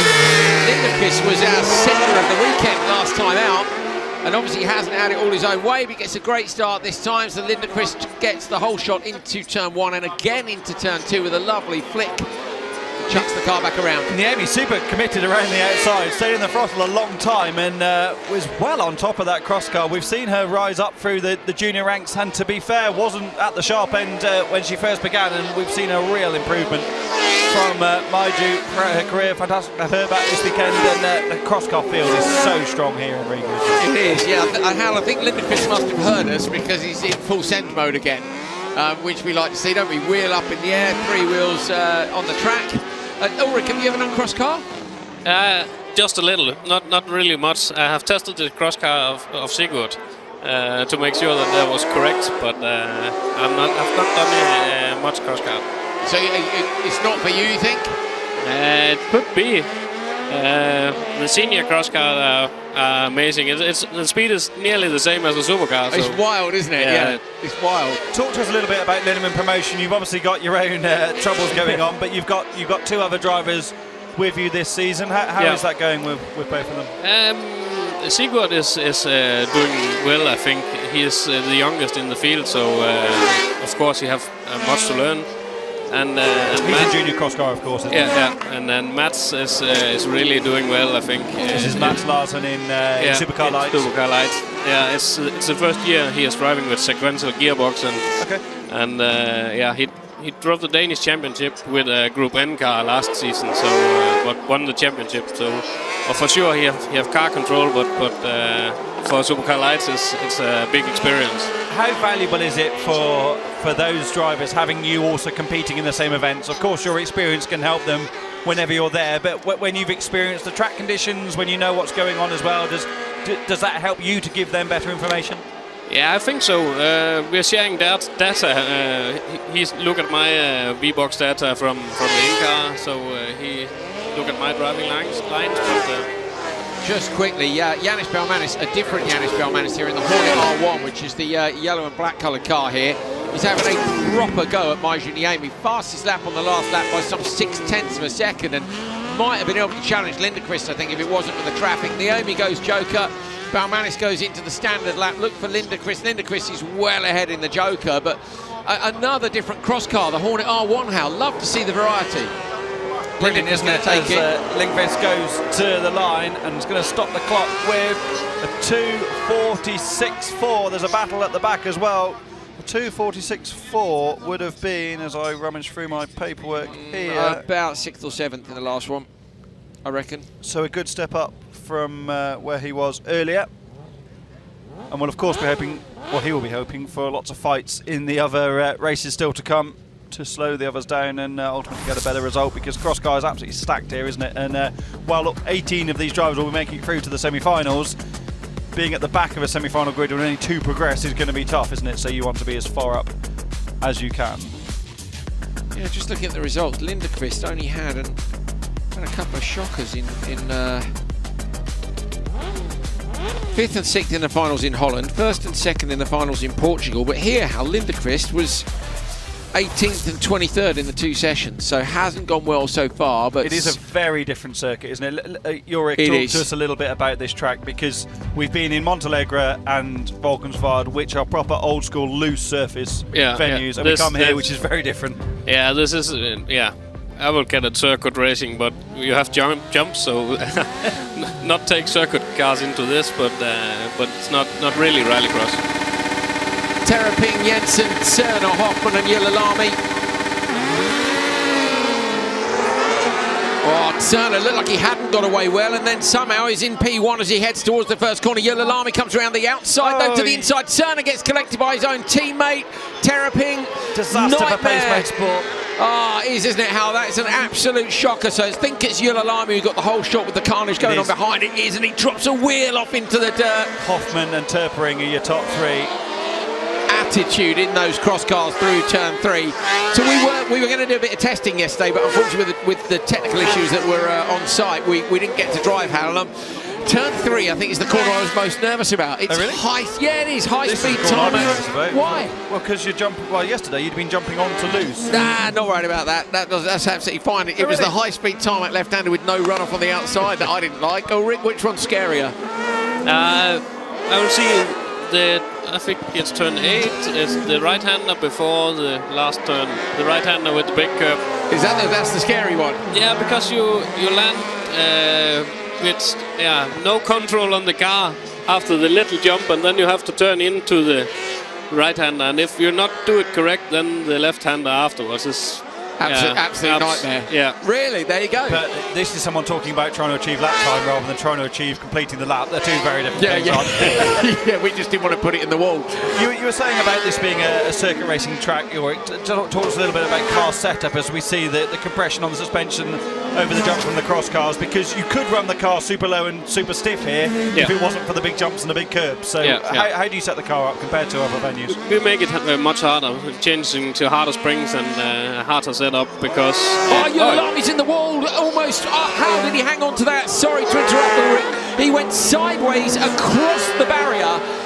Jensen has come round and still has to joker on the final lap, but Lamy has got a get-out-of-jail-free card there. He hung on to that, didn't he? I would love to see the onboard. He must have been smashing it down the gears as he was reversing it into the wall to be able to drive out that quickly. Brilliant. Go on, carry on, mate. I think the throttle have been on 100%. Yes, so do I, yeah. They're going to check the data and he's bent the floor pan. 102. Oh, no. So Lamy with the rear end of the car broken. We can't quite see it from there, but he's out. So that's a shocker for Lamy. Wasn't inside the top 18 either, looking at this. Jensen into the joker. Yes, he was 12th, Hal, sorry. Look at the attitude in Jensen's Speed Car 1, pitches it in. I think this might be enough. Spin in the background. Hoffman, who was going to challenge Jensen for the race win, has dropped it. Is it raining? I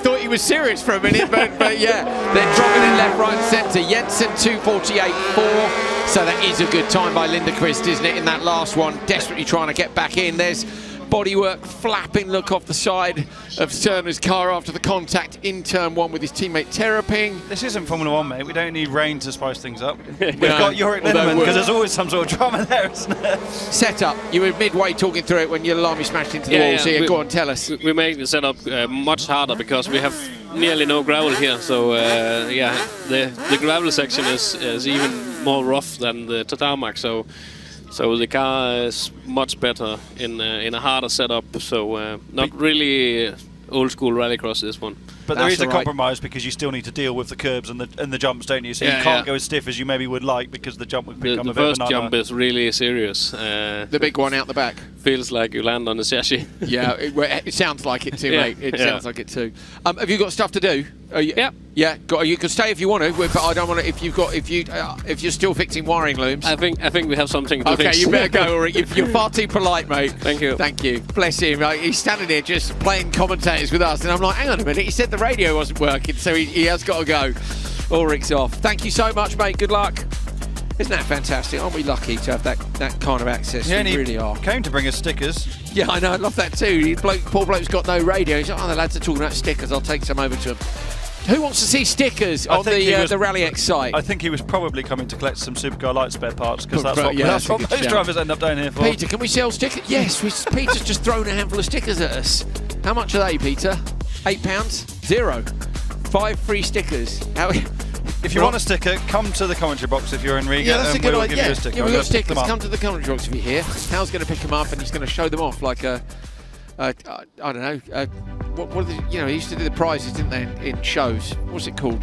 Game shows. Oh, look, a speedboat or a washing machine. Did you not have those shows in Sweden, Peter? He's not sure. He says no. Oh dear. Why is it always a speedboat? That was from Bullseye, if you're wondering. Nilsson, Gotherson, Jensen, Oselins and Schnack. Oh no, Oselins, I was just about to say, is our MX2 rider who switched to cross car and has jumped the start. So this will be, as it's, this is his race debut. This is going to be his first 2 times Joker debut as well.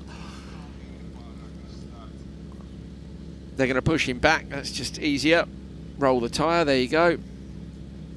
So Oslins now will have to do 2 jokers, and if anybody else jumps the start, they will be disqualified. But I was impressed to see Oslins this far up the order in a packed field of very talented cross-car drivers.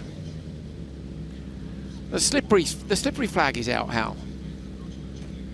Black and white flag's out as well, as Yanis Belmanis' biggest fan walks past the commentary box. I'll post those videos later. It's literally a Yanis Belmanis outfit with a Yanis Belmanis flag. Shouting Yanis Belmanis. I like him. That is a very, very long hole for a start, especially considering they had a jump start the previous time.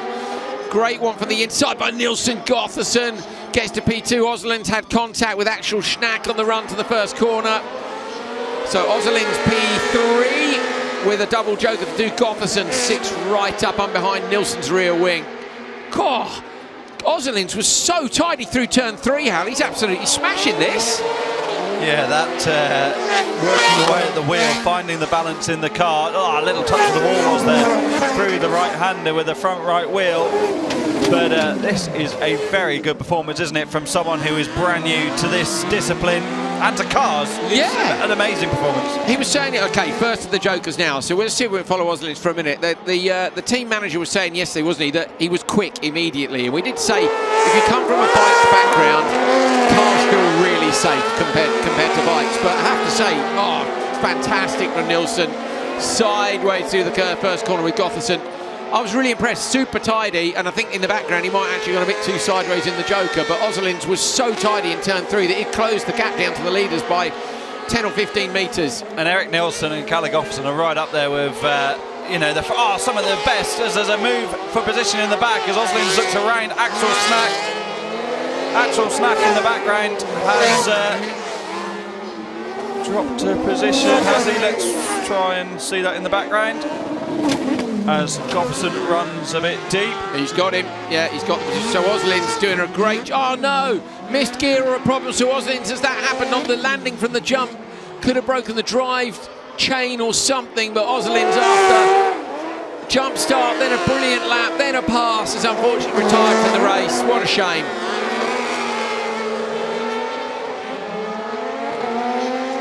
Sideways again in the background, just runs out a little bit deep and up the inside. That's I think it was Lucas Jensen on Schnack. Yeah, Jensen's in the unliveried machine. Gotherson in the wonderful yellow and black Bumblebee-esque attire, but none of that is troubling Eric Nilsson out front. This is a composed drive from the Swede. Best lap of the race so far on a 52.8 is miles quicker than anyone else has achieved. We'll have to joke at this around, of course, and yeah, so difficult to read the lap times on a 3-car race, as we discussed a couple of weeks ago in Holland, because if you do the start lap and then you joker on the second lap, you haven't actually got a reference until the final lap. Oh, Peter sent a message earlier about Kevin Eriksson and the testing. They found another half second in the FC2s. It was some 4/10 quicker. We'll talk about it in a minute. Gotherson coming around the last corner, closer to Nilsson than we thought. Nilsson does take it. So yeah, in between each of these sessions, Kevin Eriksson is testing the FC2. Where is Oslin? Oh, Oslin stopped, of course. Oliver Eriksson not racing this weekend because his wife is expecting a baby. Oh no, he might be coming tomorrow, mightn't he, Oliver? Didn't they say yesterday? Depends who you listen to. Hi, Oliver, if you're watching. Yeah, Oliver, are you racing tomorrow? Please text me or Hal, because we're hearing different things. We've had, from most members of your family, we've had about 4 different versions of what's going on. So, Oliver, if you're watching, are you racing tomorrow? Oslins did get going, so wasn't terminal, was maybe a cut-off switch over the jump. Here's another look at the start. So Oslins gets together in the run to the first corner. To be fair, that was a chain reaction. Gotherson moves across. Oh, tell you what, Gotherson was leaning on it, wasn't he? Through the left-hander there. And then too late on the brakes, but gathers it up beautifully and gets the apex on the exit. Some lovely driving in that session. Here was Oslins. Oh, and it almost got collected when the car said, "Me no go," on the exit of the jump. This was the final corner. Alex Lindquist still leads on a 2:46.4. Eric Nilsson with a 2:48.4 slots into P4. Getting back to what I was talking about is Oliver Ericsson might be here racing tomorrow. Kevin Ericsson is testing the FC2 in between sessions. We were talking about finding lap time a minute ago. They found another half second. So if you missed it earlier, they're trying a new manifold among some other things to increase the pace of the car and get it even closer to supercar pace. Fraser McConnell was comparing lap times earlier. His versus Kevin's car. Hal Ridge is picking something off his hat. What's going on, Hal? I missed a message from Rainis earlier who gave Slavomir Wallach a black flag for the Turn 1 incident that claimed Gabrielson. We can come to that in open 2 or drive. Marku Muru, Lucas Orav, Isak Setra, Pasi Pentinen and Pamalis in the Hornet R1 on the outside. Bad start for Muru on the inside, good start for Lucas Orav. Isak Setra though goes round the outside. 4 wide again in turn 1, almost a spin for Marku Muru in the P-Tech Extreme. So Muru and Pamalis at the back of the pack. The other 3 drivers could not be closer together. Pentinen in P2 with the RallyX livery just ahead of Orav in the green car. Your leader, Isak Setra. Isak Setra, who made a massive effort in RallyX last year, switching from RX3 in the European Championship after he had that massive battle for the title at Estering a couple of years ago and lost it in a heated fight with Damien Litvinovic, who went on to win the crown and then stepped up to RX1 supercar in the European Championship. Damien has announced his plans lately as well, but Isak Setra on the back of that final round then switched to cross car and was a welcome addition to this paddock last season, together with his son in juniors. And yeah, I think really he wanted more out of the year. They missed the first couple of rounds and now they are back. Now we're in the Nordic region. I have a message from Oliver Ericsson. Oh, good Wonder stuff. if I can read it out. Have a look and see. Marku Muru has moved up into P3. We'll have a look at that in a sec. Tell me if I can read out the message, Ollie. Send me another message and say if that's okay to read on air. Muru says... sorry, Muru, yeah, so Ragnar's who sent us the information earlier on. Yeah, Muru, Hal did RX2E with you in World, also does Formula Student here in Estonia. More importantly, did RX Academy for a few years, and that's where he learned all of his skills, and he did brilliantly in the here Clios, in RX Academy. We commentated UC Pinamaki's series, wasn't it? And Sammy's here as well, isn't he? He also drove Honda Civic in the Estonian Championship and has been and a Ford Fiesta, Mark III Ford Fiesta in the Estonian Championship as well. Brilliant. And was in RX2E quite a lot last year as running under the set banner, and did a great job against drivers with much more experience than that type of machinery. Marku Muru is one of the underlying potential stars of this category, especially in this new car, if they can get it sorted and they can come to later events. Yeah, most of it they're saying is built here in Estonia, apart from engine room, suspension and the onboard computer. Big rear wing, they're saying feels comfortable to drive compared to the speed car. On the flat, it's like driving a go-kart. On the gravel, very differently to the Wanda. So a different characteristic chassis. So, yeah, that information about the chassis from Ragnar Kaljus. Thank you very much, mate. Much appreciated. We love a bit of local info. Of course, I mean, Hal Ridge is a font of all knowledge. What's Oliver said? Can he read it out, or are we going to wait until in between the races? Let's wait. Let's wait, says Hal Ridge. Oh, final corner merge coming up again. Orav on the outside, Isak Setra on the inside. Orav opens the throttle up around the outside to take the win from Isak Setra. Good stuff. 2:44.7. Finally, they're going quicker. In fact, everyone in that race, 2:46.4. So that, yeah, Linda Chris finally deposed on the top. Orav, Isak Setra and Pentinen go quicker. Muru and Pamalis, of course, had a little issue on lap 1, didn't they? Here's the start again. Either side of the grid for, I say, Pamalis and Muru. Is that? Oh, I wonder what that was for a second. I thought it was rain on the drone. It's not. It's just another look at the start from a different angle. This was turn 1. Okay, so it was almost a little cheeky little half spin.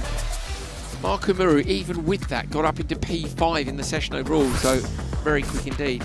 I'd forgotten about Academy, Hal. Not about the series, but about Marku Muru being in it. Mega.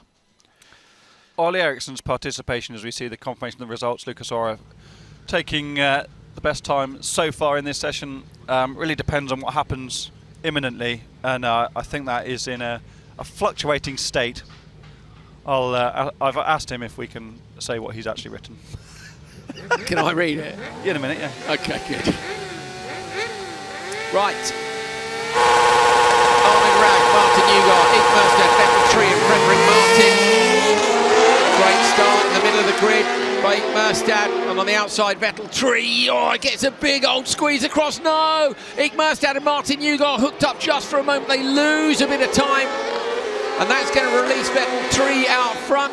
Frederick Martin is in the wonderful sort of army green colour in the background. And in P2 with the big rear wing is Armin Rag in another one of those P-Tech Extremes. So great to see this car so competitive with the regulars of the field. Built in the Baltics, as you said, and this is the first major event in the Baltics for a few years. So fantastic to have it competing here this weekend. Look at the TN11 lift its nose over the jump. It's like seeing the WRC car go over a jump in Rally Finland, isn't it? As Igmerstedt jokers at the first opportunity. Igmerstedt, another one of your senders, isn't he? And yeah, it doesn't really suit him around here. But he was expecting to go well here. He likes the track. Didn't really like Valkenswaard the first time he'd been there. Speaking of drivers going well, though, as I mentioned earlier, Vettel 3, who was switched to JC Racetech for this year, has found an enormous amount of pace. And I think he said pre this weekend, in part that's with the data sharing, in part that's with the experience of the JC squad helping set the car up, but also all the stuff around the periphery that you don't have to worry about when you're in a big team. You don't have to worry about when you're due out because there's someone, a team manager, keeping an eye on when you're late races, and all those sorts of details that allows you to really focus on the driving, you know, and showing the value Vettel 3 in. Of course, people can do their own thing and do it very well, much like Thomas Igmerstedt, but obviously that scenario is working brilliantly for Vettel, and you can see that in the results. Yeah, totally. Armin Rag goes into the Joker lap this time round. That's to cover off Igmerstedt and Frederick Martin, and he has. So Igmerstedt stays behind, so Armin Rag with a good move to hold on to a definite P3. Will it be P2 once Newgard goes Joker? Rag apparently missed the Estonian title last year by 4 points, only 15 or 16 years old. Is it 16, I think, isn't it, for junior, for cross car? I think it is. It's 6, so he must be 16. Unless you get special dispensation like Alla, Oliver Solberg, Lucas Anderson to drive under a different licence. Look at Newgard, the inputs into that car. Igmerstedt under immense pressure from Frederick Martin as well. Is the final race, of course, of qualifying for the cross cars. Currently in the TQ is Armin Rag with the P-Tech Extreme, ahead of Ugar and Orav. So Ugar and Rag, how many points they set? They're only separated by 2 points, so this could be for the TQ in that P1, P3 position. Round the outside, Rag is going to get this surely over the line, does at the merge. So Armin Rag with that early Joker overlaps both Vettel 3 and the rest of the field to take the win, and with it the TQ. So the Estonian Armin Rag takes the TQ with the P-Tech Extreme cross car. That is a fantastic result. Last lap 50.9, a brilliant last lap as well to get the job done. 2:44.7 was the previous best time. It's a 2:43.7. So both him and Vettel 3 go ahead of everybody else to the top of the table. And Hal, after not a great start, that was amazing. Great job. Really, what you need to do, isn't it, to prove your worth, to come and take on the very best in Europe in a rallycross situation. I know autocross is strong for these machines, but in rallycross, really, you want to be in RallyX, don't you? And yes, brilliant performance. Mega. Armin Rag, 2:43.7. Vettel 3, Igmerstedt, Ugar and Frederick Martin. Bish, bash, bosh.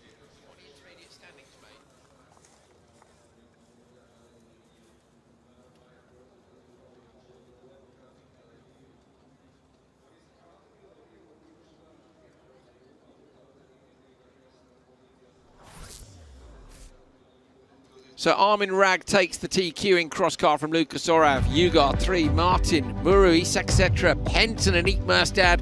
Look how far down some of the drivers are who were so far up last time. Permalis, Belmanis, Gotherson. Yulalami just makes it in P18, so good stuff. Some big names missing out. Yeah. Turpering, Nelson, Snack, Hoffman, who we would normally see in the semis. Yeah. So, well, we always say it, so competitive. It's going to be, yeah, that'll be fantastic later on today. So don't miss out on semi-finals and finals.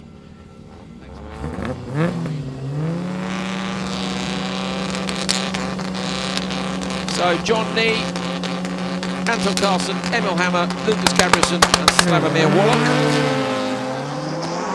Wallach with a P1 in the first session and a DQ in the next one, Hal. In the big BMW, trying to go outside to inside here. Might get there, I think he will.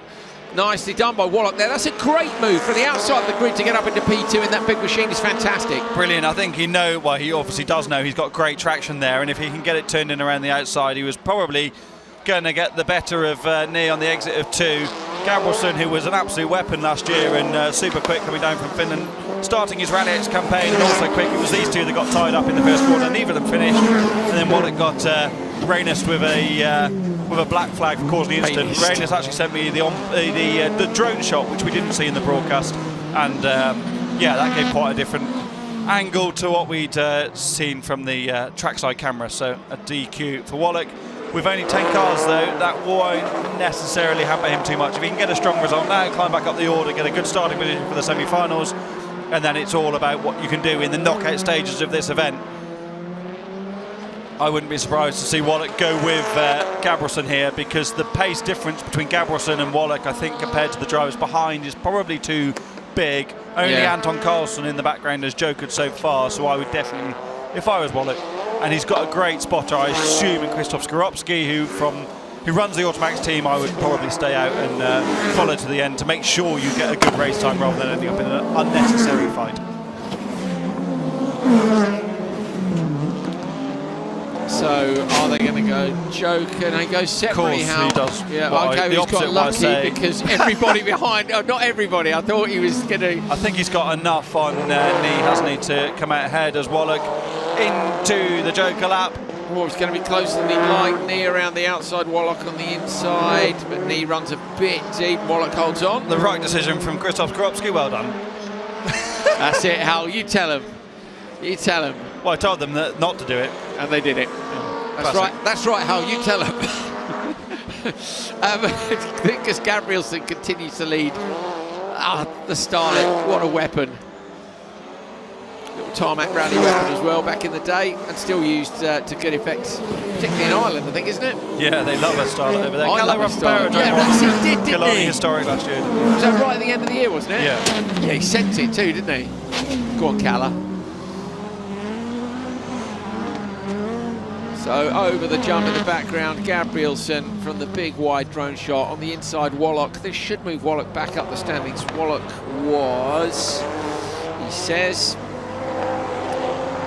yeah, Wallach was P5 with a P1 and a P11. Wallach was P5, so this should move him. I reckon he could still get onto the front row here. Depends what happens to the drivers ahead in the next one. At the minute, it's Victor Johansson with the TQ. Well, he'll be hoping for a bunt fight, won't he? The best thing Wallach can hope for now is that everyone carnage in ends this up race. in the first corner and everyone gets a puncture. But everyone, all of them, Hal. Well, that's what you want as a competitive creature. Yes, agreed. The little Starlet out dragging everybody to the first corner. It's like when anyone says, "Oh, I'm so disappointed for my biggest rival to go out." Well, there's a degree of that because you always want to beat the best person. But ultimately, you just want to win, don't you? You also go, "Oh well, that's handy." What a result! What a result! Like and subscribe to the feed, please, because that helps the numbers, as does buying a T-shirt at shop.rallyx.se. Adverts over for the next 3 minutes. No, I'm only messing. I didn't even get reminded for that one. Sometimes we get sent a WhatsApp saying, "Can you say this?" But it's not too often. Sometimes it's handwritten on a bit of paper. Yeah, it's shoved under our noses. It's like, you will say this now. I'll tell you what, Peter, I'll say whatever you like if you put the side back on this tent and get a heater in here for tonight, because I reckon it's going to be absolutely freezing. Victor Johansson on the pole. Thomas Liskovic next to him in the 36 RX Evo 5. Yes, that's a proper name for a rallycross car. Uti Ikonen. Mitchell Ikonen's wife in the Toyota Corolla, who's currently sitting third overall in the qualifying standings, but loses out to Michael Persson in the red Golf, and around the outside in the Volvo. Oh, in fact, Ikonen's gone to the back of the pack. So, but out front, Victor Johansson with a lovely lead and oh no! Hooked up. What's going on here? The two cars hooked up. That's a disaster. Ikonen got hooked on the back of Jensen's Volvo. Someone's got an awful misfire, I can hear from the commentary box position. I think it might be Ikonen, as we see race leader Hansen out front, who was disappearing at the front of this order already on the opening lap. Just drinking some tea, actually, Hal, if you can Oh, carry sorry on for about a that. minute. I'll continue then. Johansson, who arrived late here, doing a brilliant job. It was here when we were last here with RallyX that Victor had an engine failure, and I was out watching trackside with our fellow British commentator David Addison for either Q1 or the practice session, and the engine ceased to operate at the corner after the jump, and he fired up the electric motor and drove back to the paddock. And David, who has seen a lot of different motorsport, was absolutely blown away. Was he really? But it's just as a home built.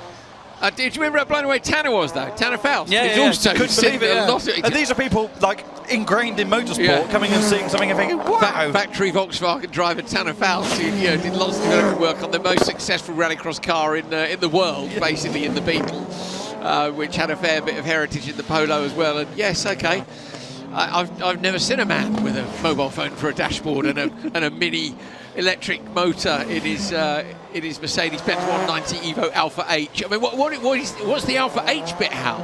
That's new, I've never isn't seen that before. It's on the it was graphic. called hybrid, and now it's the Evo Alpha H. We need to find that out. I want Victor to come and see us. He will, I'm sure. He probably will. He'll know that, won't he? Victor's got a Lego model, hasn't he, of his truck and the car and everything in the front of his truck, which immediately makes one of my favourite drivers. If anybody watched the Miami Grand Prix last weekend, let me just add, I did not, but I did see the Lego race, and that, Hal, was the best race of the year for me in Formula One. I've never seen F1 drivers having such a good time racing cars. And did you see the piece they did on the build of them? Yeah, incredible amount of work. Unbelievable.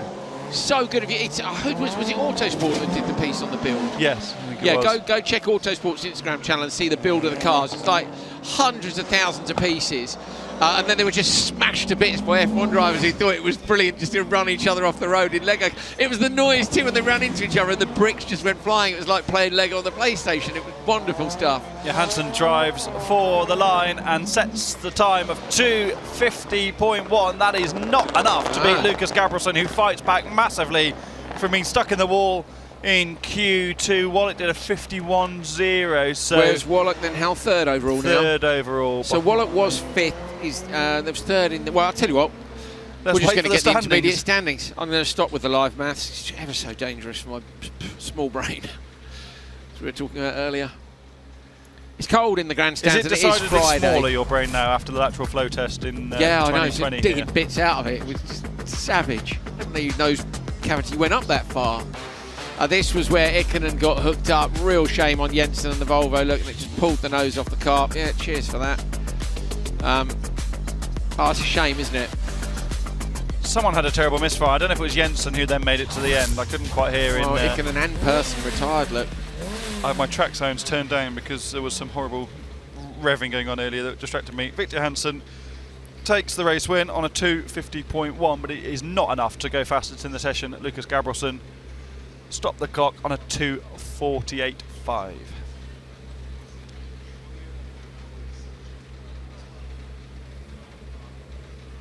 What's going on in the comments, Hal?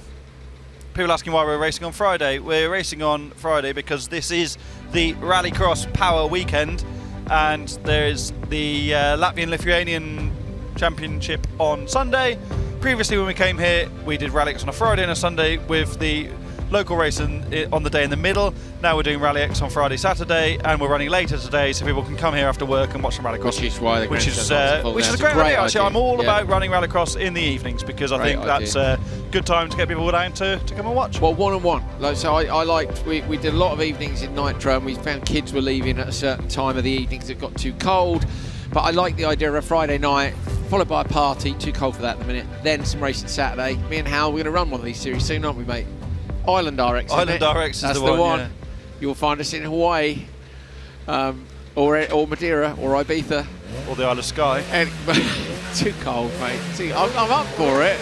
Can we do one at Mull? Mull Rallycross, legendary rally. Larsen, Hagström, Mounier, Cake, and Vittles. Phoebe Cake with a much better start that time. Still not quite there, but these things are so hard to get off the line. Mads Larsen, though, with the whole shot, and Vittles goes all the way round the outside to deny him. Hampus Hagström is in the rear quarter as well. Hagström ends up P3, but a great start by Vittles from the outside of the grid. Needed that after last time. Absolutely needed. the best start there, having been fastest in Q1, then had that contact in Q2 in the first corner that damaged the wheel, and he lost the tyre, so needed that badly. The two team foreign cars starting on the outside of the grid.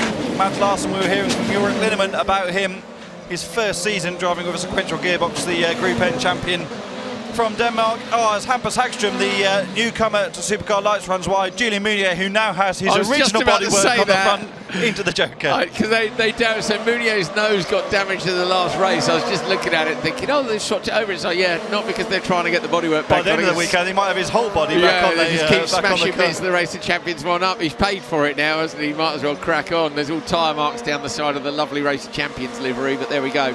Isn't Hagström going well? So Hagström overall is sitting in P7, Hal, a P5 and a P7, but just looking very comfortable in a supercar light. And look at that livery as well. It's a proper livery that's been thought out. Ray just avoids the wall on the outside, kisses the wall again.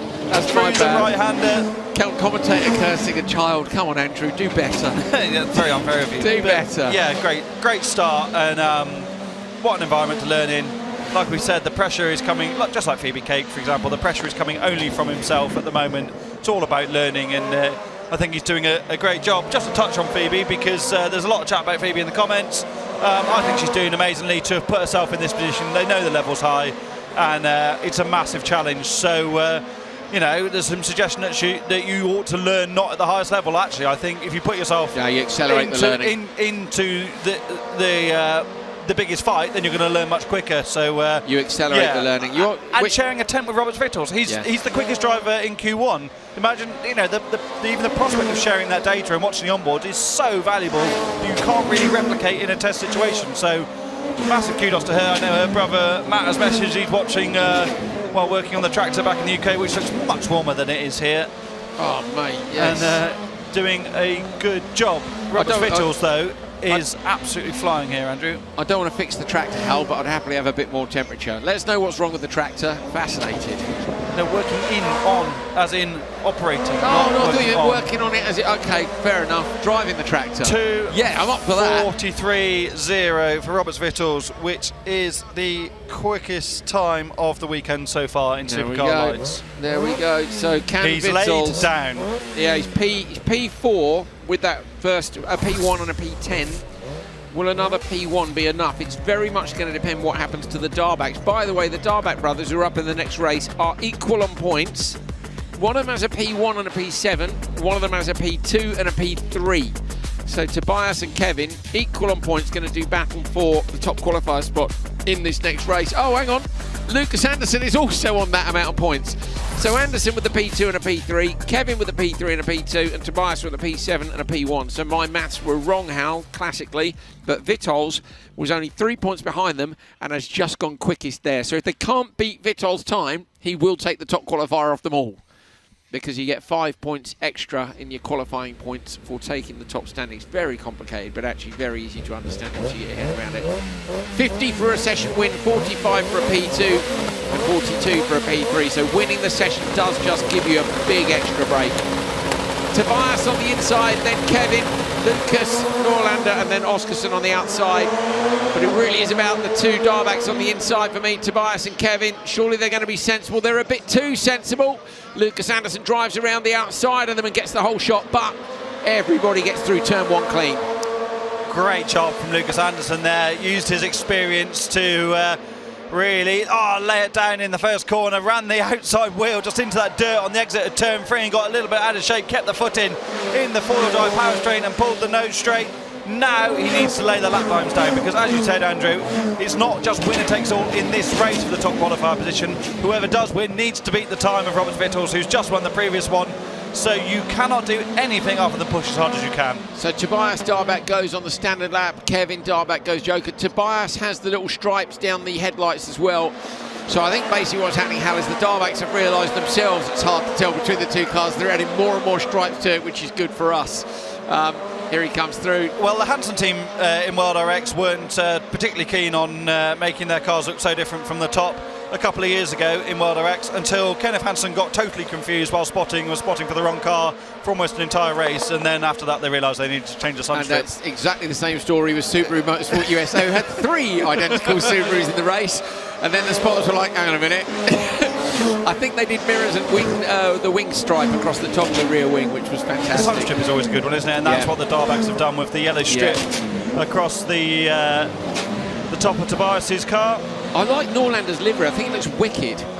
Here, look at the side of the car. Look at that. It looks mint, doesn't it? It is nice, It's a big R. I assume it's one of the sponsors, but either way, I like it. Robin stepping up from Swedish Championship to compete here this weekend in Supercar Lights. Fantastic to have some new drivers in this lights category that has produced such talent over the years. So this now, Hal, is effectively it's Lucas Anderson versus Robert Vitals. And I didn't write down Vitals' best lap, so unfortunately I haven't got a reference for that at the moment. But Anderson has gone fastest of all by quite a way in this race on a 51.7. Kevin Darbeck's done a 51.8 actually on last time around. So target time is bottom left of your corner, 2:43.046. That's the time he's got to beat. Bear in mind it takes a moment or two for the clock to stop when they get to the end of the run. They're into the Joker lap now, unless Darback denies him on the Joker, and he's not going to. So this is about whether Anderson beats the time of Vitals for the top qualifier. 2:43.046. Can he do it? I think he will over the line. It's going to be close. 2:43.0. No. He doesn't. 2:44.0. Roberts Vitals takes it, and I think will take the top qualifier with 2 session wins and a P10. So 2 at the top and 1 right at the bottom should be enough. We'll have the standings for you in a moment. Kevin Darback 2:45.8. Wow. So it should be Vitals, then come on Andrew, Lucas, Kevin. No. Oh, I've given up. I can't just look at the graphics, Coley. Shut up.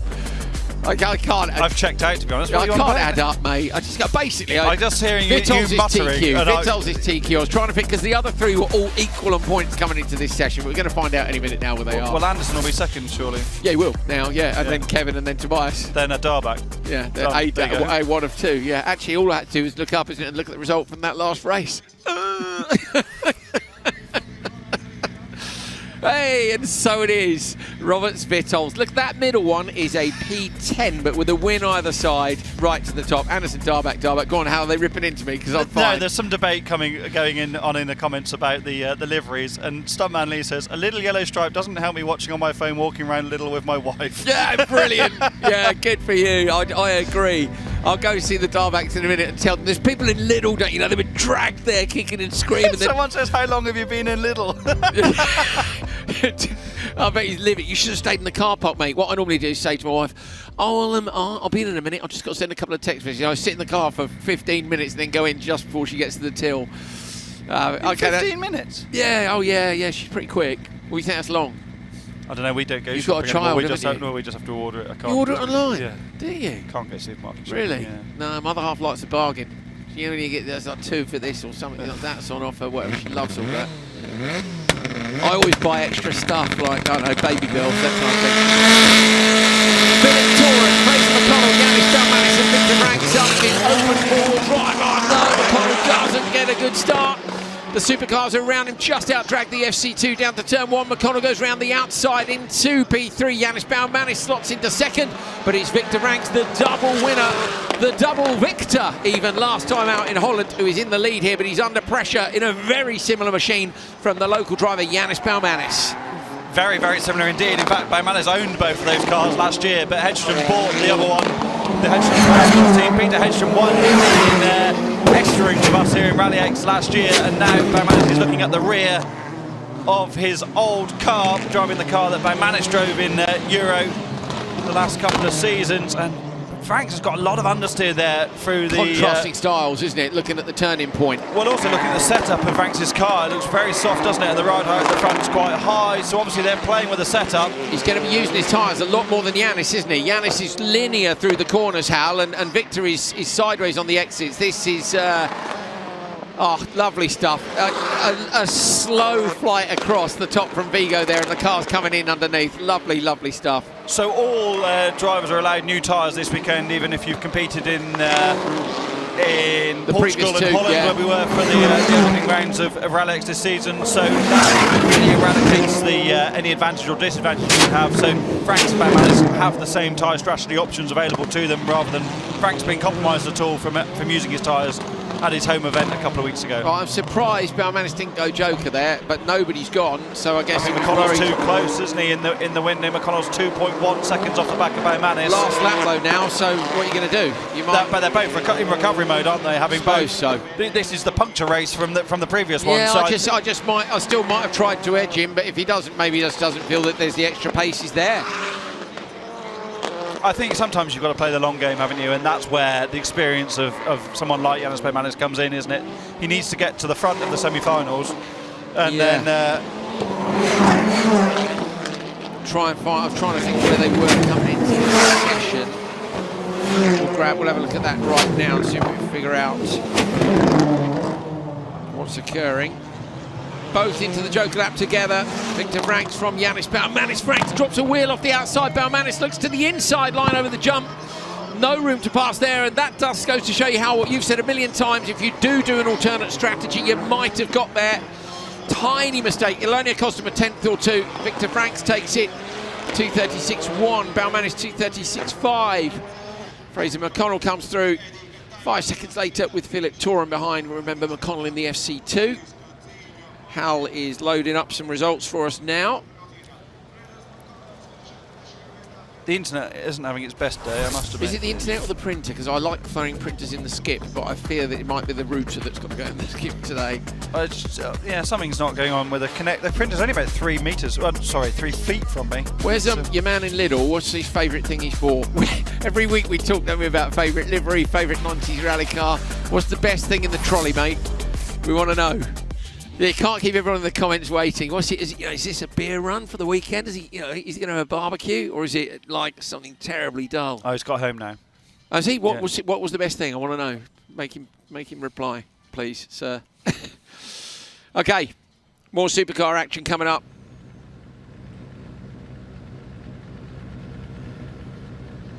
And an FC2 as well. Anton Seppa, Elias Svensson, Mikko Ikonen, Marcis Martinovs and Bruno Blumbergs.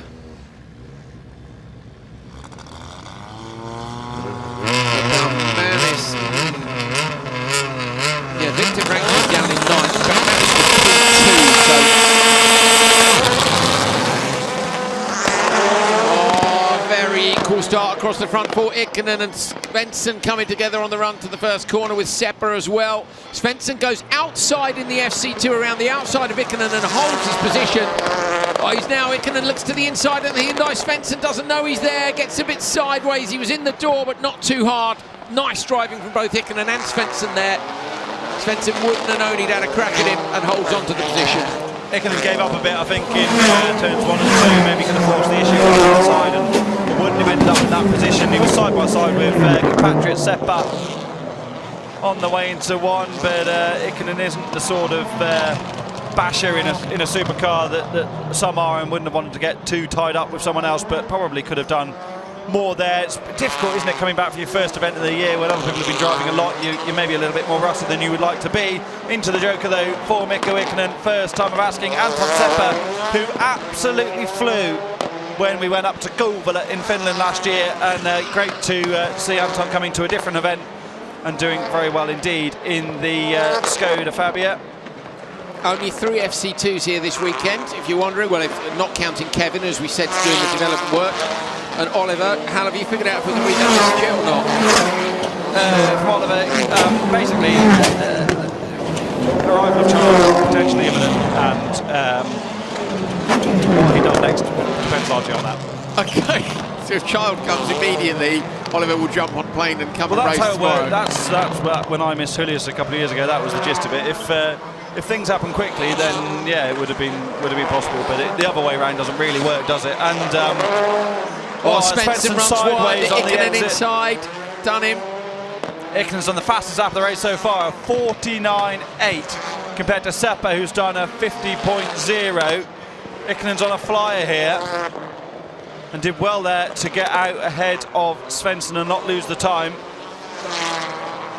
Bloomberg's is still to Joker as well as race leader Seppa. I think this could be close between Ikonen and Seppa come the end. So Kevin Eriksson in the development FC2 managed to do a 49.5 today, which is very much on the pace, if not slightly ahead. I mean, yeah, okay, so Ikonen probably, if you put someone ever so slightly quicker in that car, it'd be very close, wouldn't it? I wonder what Kevin would do in the Hyundai.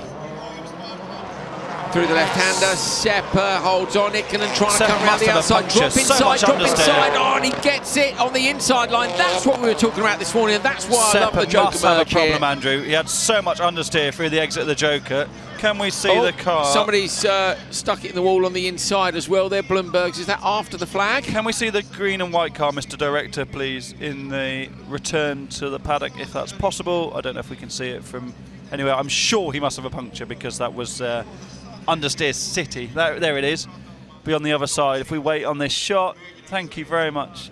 Yeah, that's a puncture. Yeah? I'm sure. Oh, yeah, I think he might be right. I think he might be right. How Ridge. He's very good, isn't he? Well, he just had so much understeer. He still love the merge. It's great, isn't Of course, yeah, the merge is brilliant. Let's have a look back.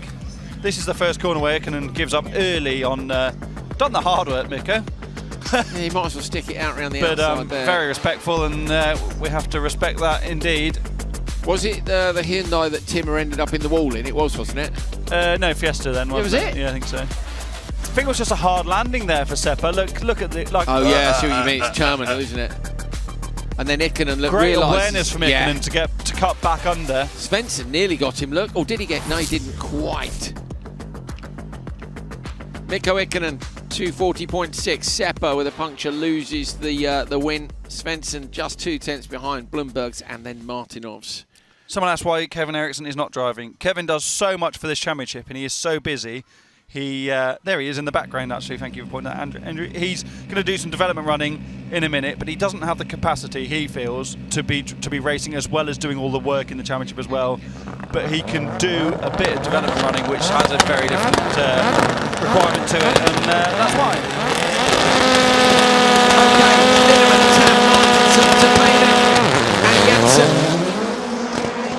So Paynon's got a good start from slot number 4, but at least 2 cars inside him. Linneman gives up the position early for Maiko Tam. Round the outside goes to Paynon, looks to the inside now, side by side with Linneman. Linneman slots in. Martinson has to go down to P4. He dives to the inside, as does Kasper Janssen. There's no room there for the FC2. So Maiko Tam leads from Paynon, and in P3, Linneman. Janssen's so good on the brakes, isn't he? Every single time. He's just got that wonderful feel on the middle. Close the gap. Regardless of what the opposition is, Linneman in the background talking to us earlier on about the setup of the Polo and how it's a compromise with the jump and the hard surfaces here. Linneman into the Joker, followed by Martinson for the first time of asking. They'll be hoping that Janssen gets ahead and gets a good run up the road so they don't lose out behind. Through the left-hander at the end of the first lap. And over the line, Maiko Tam from Paynon. The gap is 0.8 of a second. Kasper Janssen P3, Linneman and Martinson gone Joker. So Janssen now, Hal, this is a tricky one for him because the FC2 probably doesn't have the outright pace to hang on to that position. But does he Joker to try and cover them off? I think you might as well, because you're not going to challenge the 2 in front. They're driving away from you. Joker to try and cover the guys behind. No, I think you stay out and try and nail in the lap yourself. You know you're quick, you can't do anything necessarily behind you. I would stay out. I'd go and block. Let's see. There's a little bet going on here. Paynon does go into the Joker this time around. Janssen's staying out. Damn you, Halbridge. My round tonight then. Maiko Tam leading. Here comes Janssen. So Paynon, he's going to drop in behind Kasper, who hasn't jokered. That might actually hinder his attempt, but I'm glad to see him try something different and not follow the leader. I think Janssen's probably enough ahead. I think Paynon will probably get by into turn 3 here. No, he's not close enough, is he? And Janssen, as we said before, is so good on the brakes. So I don't think Paynon's going to lose out too badly because Janssen's so quick in his own right. Tam's dropped a wheel there on the exit of turn 3. You could see the amount of dirt that was blown up from where he's obviously dropped one rim off the outside of the track. Kasper Janssen, because I think will lose out to Linneman. I don't know about Martinson. We'll see about that. Martinson's 1.5 off the back. No, a little bit more than that. 2.3 maybe. So let's see. Standard lap goes to Paynon.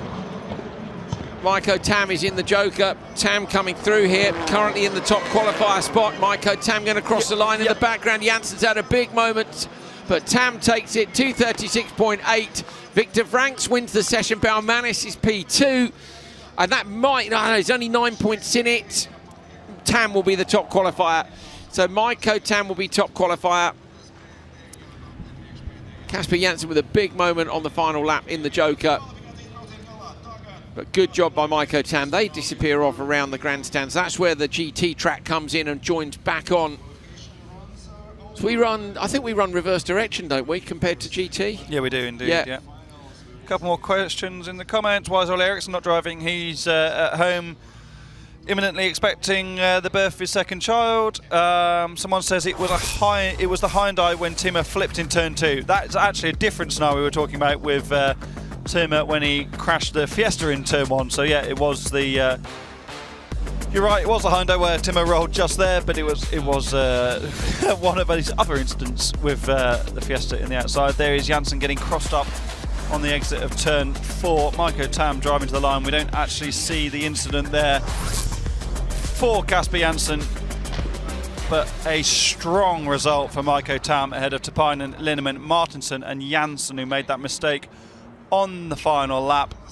Victor Ranks, though, fastest overall, and that is 2:36.1. You just caught a glimpse there of Kevin Eriksson doing the development driving. 45, 45, 52. Oh my goodness me. Was that over the jump in the background? There was a very loud noise. Anyway, Maiko Tam is your top qualifier from Baumanis, Franks, Tapainen, Martinsson, Linnemann, Seppa, Linnemann. Brilliant to get back to there. Look at the Q1 result. Ikonen, Svensson, Jansen, McConnell and Blumberg. I think top 12 only, isn't it, for semis in Supercar?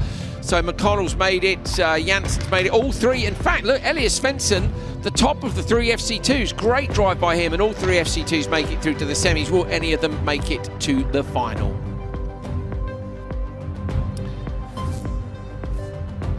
So talking of finals, we will be back for the finals at 17:38, which is in, what's that?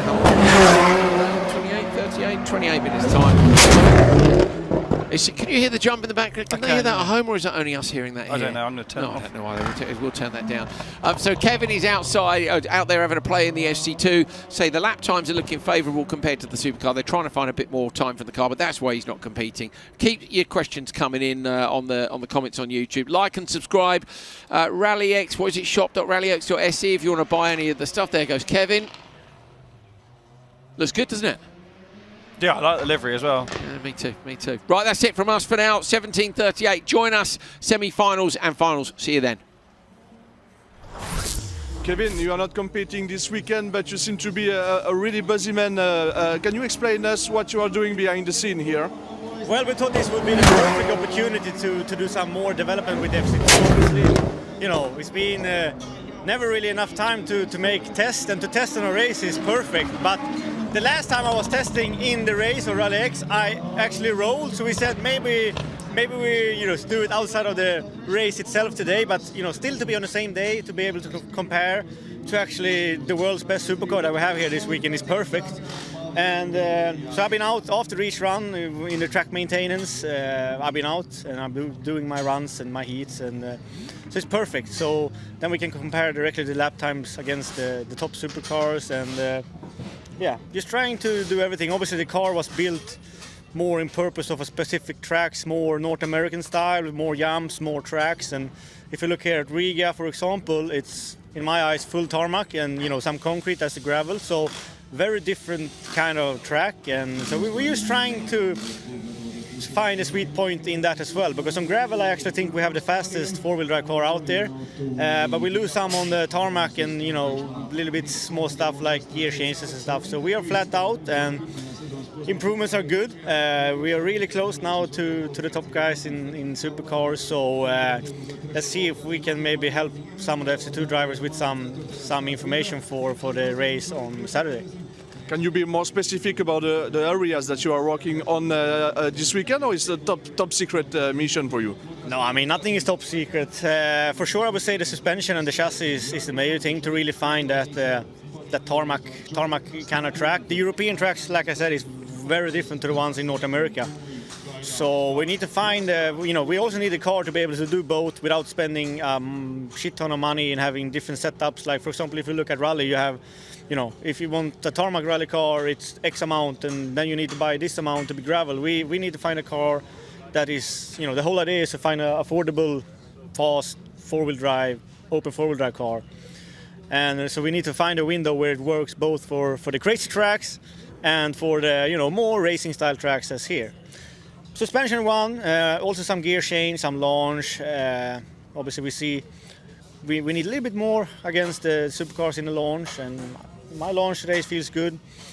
Obviously we have paddle shift to be safe, to not have, any gear or dog ring broken. So we're just speeding that up a little bit with some small stuff that we found that we can do. So yeah, actually think it's good. We're still learning. Still, you can't do everything on a test. Now we write everything down. We can go back to our R53, our suspension partner, and they can, redo the damp a little bit to find the correct window where we want to be for these type of tracks, and to give our partners and technical partners feedback.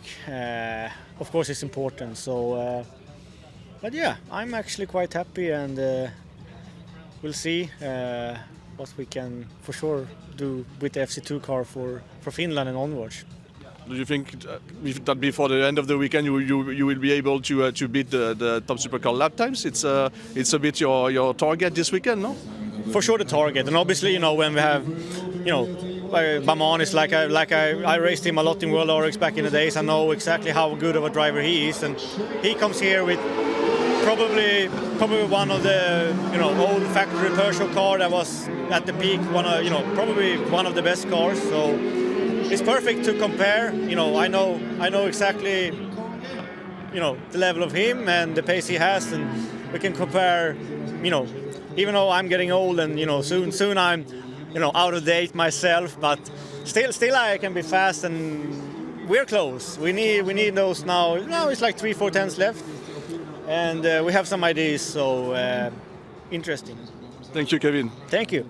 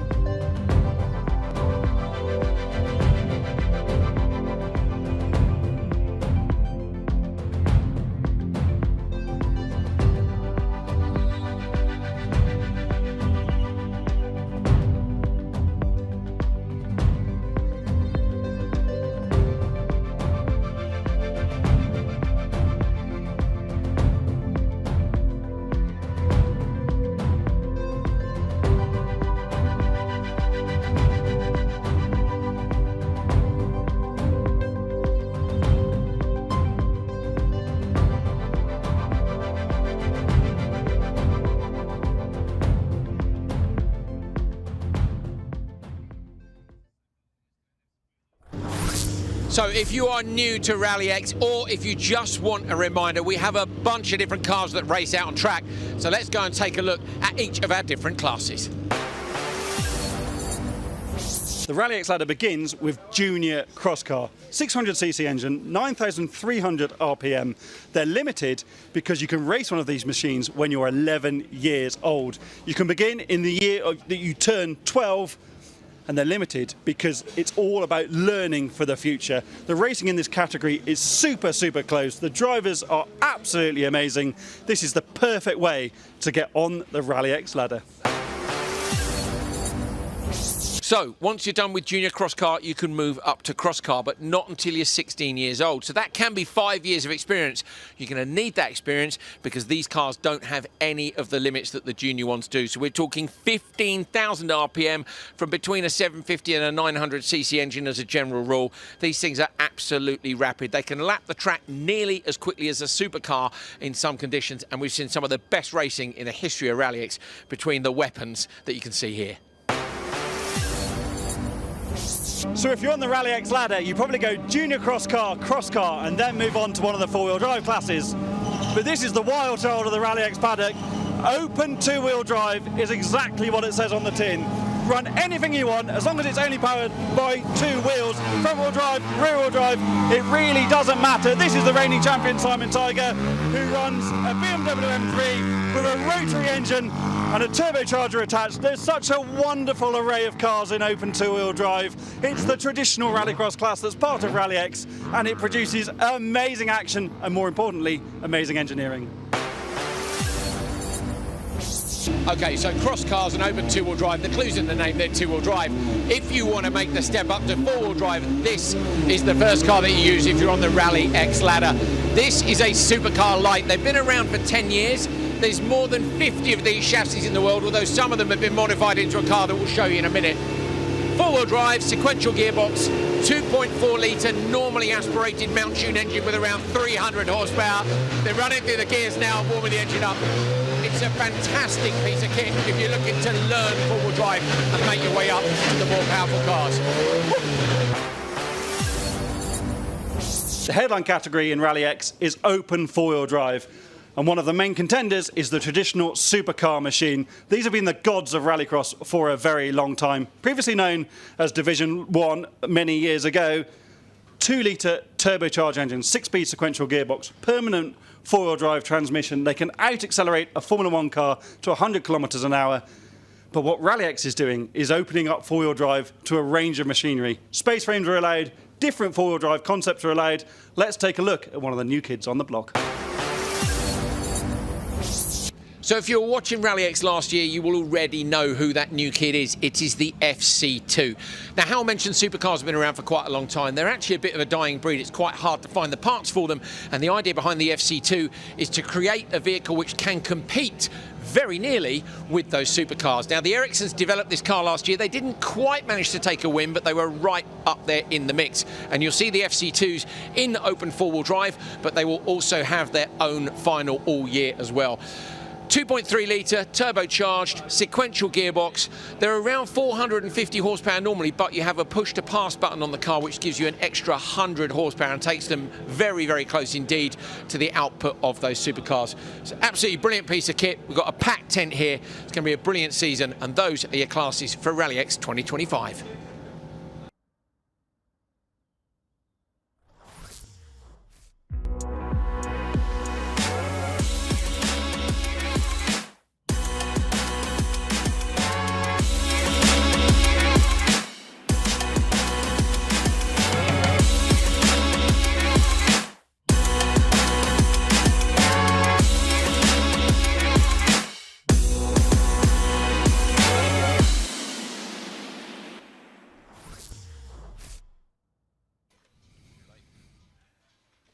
Hello. We're just switching the lights on. Hold on. Ready? They kind of worked. Almost got the time right. So a 10-second delay on the lights. No 10-second penalty for you. Yeah, or 10-second penalty to a con for the lights, isn't it? Something like that. What? It's a joke, Hal, about a con. You must have seen it in the comments on social media. Do you ever read the comments on social media? There's always somebody puts anything to do with F1 10-second penalty to Ocon always. Oh, Ocon. Well, pronounce his name correctly, and I might whatever, understand what mate. you're on I don't about. commentate F1. I couldn't care less. It's fine. So I'll say what I want, and I won't ever get hard by F1. Sorry about that. That's fine. Let's go to the grid, shall we? Well, there's nobody called Ocon on this grid. Ocon. Whatever, mate. Who cares? Formula 1 driver. Get on some gravel and do some jumps. Right. Junior cross car, I mean it as well. Junior cross car semi-finals. P2 Matalamaki and P2 Pira on the front row. Then it's Levari Manisto and Alex Antila, Jeri Hukka and Joanna Yulalami. Those are some proper Scandinavian names. It is an entirely finished lineup for the first cross car semi-final. Away from the line down to the first corner. Everybody pretty much holding position. Good start by Antilla on the outside of row 2. Trying to come around the... P2 Pira. Hukka went deep on the brakes. Looked like he was going to get up into P2 or P3. But ends up getting dropped back down to P5. It was late and it was brave. And this time it didn't work out. Pira drops a wheel off the outside. Side by side in the background with Alex Antilla on the outside. Now closes the door. P2 Pira spins. The leader spins. Matalamaki's gone round, drops to the back of the pack. Almost gets collected by all 5 cars, and that is a carnage start to semi-final 1. And what we don't need now is a potential red flag if he's nosed that into the barrier on the inside and can't get away. Hopefully the marshals can just hop over there and push the car back. But what a shame for the race leader, because everything had gone right until that point and been brilliant today so far, and those are the fine margins, especially in junior cross car. It is gutting, isn't it? And the thing is, you don't need to do it all in turn 3, especially not when you've got the whole shot. You could brake slightly earlier, but how these guys and girls, don't forget, are all absolutely flat out and on it. And I suppose if he's top qualifier because he took those risks. What progress, though, from Manisto to get far as everyone drops a wheel onto the outside on the exit of turn 3. Alex Taylor in P3 there in the Edge cross car, the square machine. Actually, turn 4, depending on whose track map you're looking at. Yeah, it is actually. Sorry, turn 4. Yeah, but turn I always 3 call it 3 because I don't really regard it's a straight kick in it, isn't it? What people refer to as 3. But I mean, turn 1's to the left, turn 2's to the right, turn 3's the one where you drop the wheel off, and turn 4's the open hairpin left. So if you look at a team track map, 3 is always the kink on the way up to. No, I disagree with that. Teams are wrong. Again, Hal, let's be assertive here, yeah? Well, you are assertive. What was it you used to say about you hated the fact when Hal was just a normal journalist, not a television journalist, he hated that if we said something on television, everyone was like, no, I'm not bothered about that. It was just when you. This could get personal, so I'm going to shut up. That's it, just be quiet, Hal Ridge. Manisto leading from Pira and Antili. We have had some laughs over the years, we really have. We had a nice meal last night. Went to this place that looked terrifying on the outside, and when we got downstairs, there's a spin in the background. Antilla's gone round as well. Hal dropped it on the brakes up at turn 4. Yeah. I think if it wasn't fully dropped, it was a half spin. Haven't seen it, so not. Pira has held onto the position. So Antilla because behind, so Matalamaki gone after that start. Into the Joker lap goes Pira in the 16, who was closing down the gap on Manisto out front. Matalamaki retired. And looking at everybody else now has jokered except for your leader Manisto. So Manisto hasn't jokered. Pira is going to come out in the lead still. Antilla is going to be in P3. How many semis have we got? Two semis for junior cross car, yep. Not enough for 3. So top 3 through from each. The sun has got very hot and glary all of a sudden from being freezing cold. You can barely see the screens. It's the first time we've seen the sun all day. Right, here's your leader then. Levari Manisto in the speed car Wanda. P2 Pira went Joker on the last lap but was closing that gap down. Running Andreas backwards, number 13.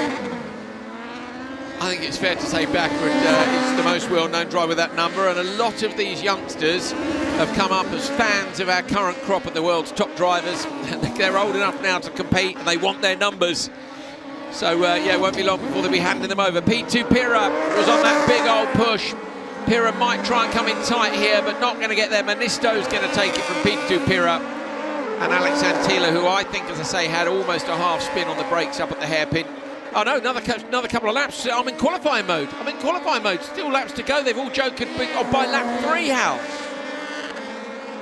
Happens like that sometimes, doesn't it? Yeah. Where just the race plays out and you. Yeah, 6 laps or 5 for semi-finals. And Tiller just being very, very precise on the curb in the background. This has been a good run for Tiller. 5 laps. 5 laps. There we are. 5 laps for semis. Come on, wakey. Only 3/4 away through the day. Season day. Yeah. So yes, Ministo from Pira. Hal, we were saying last night we went for dinner and reminisced a bit, didn't we, about what a brilliant sport it is and some of the amazing opportunities we've had as a result of it. How lucky we are. Yeah, being really honest. Yeah, just that, and I think how you ought to enjoy the moment more than you perhaps do sometimes. Much like for Ministo, who's just taken a semi-final victory in a RallyX weekend. You know, down in Latvia, it's a massive moment. Okay, you've got a driver like Matalamäki who hasn't finished and will learn from it. You know, everything's a learning experience, isn't it? And I think, yeah, there's been a lot happened in rallycross in the last decade, and before that, when we both started doing what we were doing, and it's all an experience, isn't it? I'd found some. Yes, I was talking to Phoebe Cake yesterday, and I said to her, remember to enjoy it, because. See, you put yourself under so much pressure to get done what you want to do. At the time, I wanted to be a driver, and you're under desperate pressure the whole time to raise the money and to carry on with it and all the rest of it. And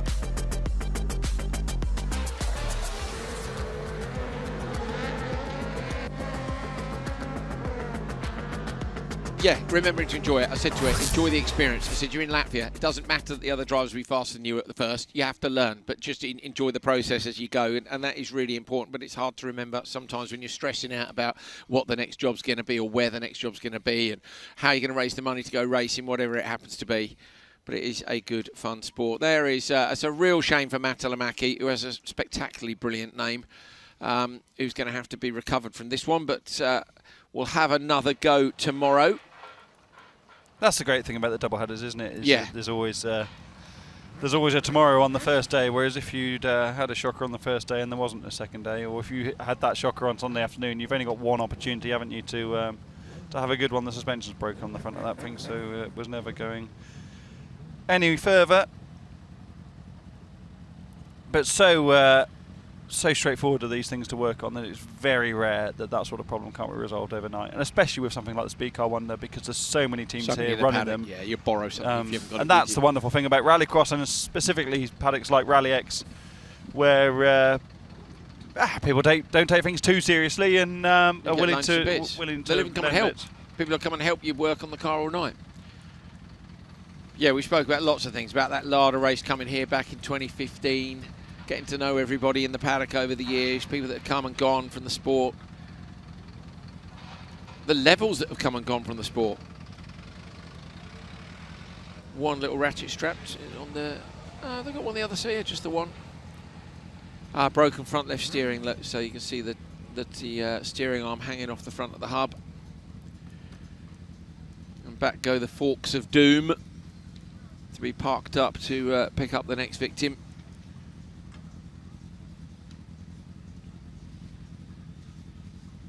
Right, what have we got here?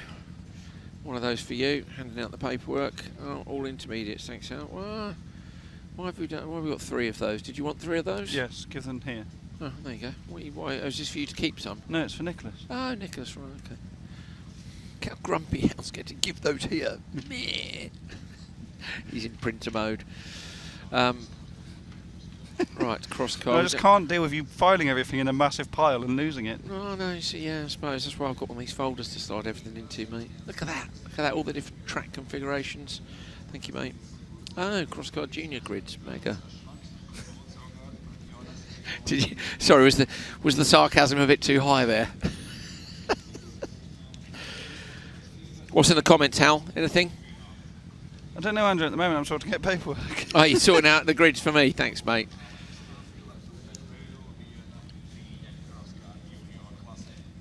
Okay, we're ready to go with Cross Car Junior semi-final number 2. Little word from the marshal here to Jonas Hegel Nielsen in the yellow car. So I don't know if maybe Hegel Nielsen's got an issue. Are they pushing the car back off the grid?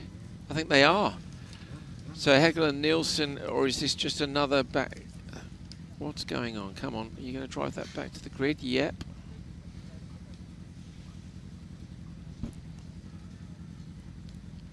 Okay, couldn't see the start lights. That is what we're hearing. So he's moved the car just that is a real problem to the side. That.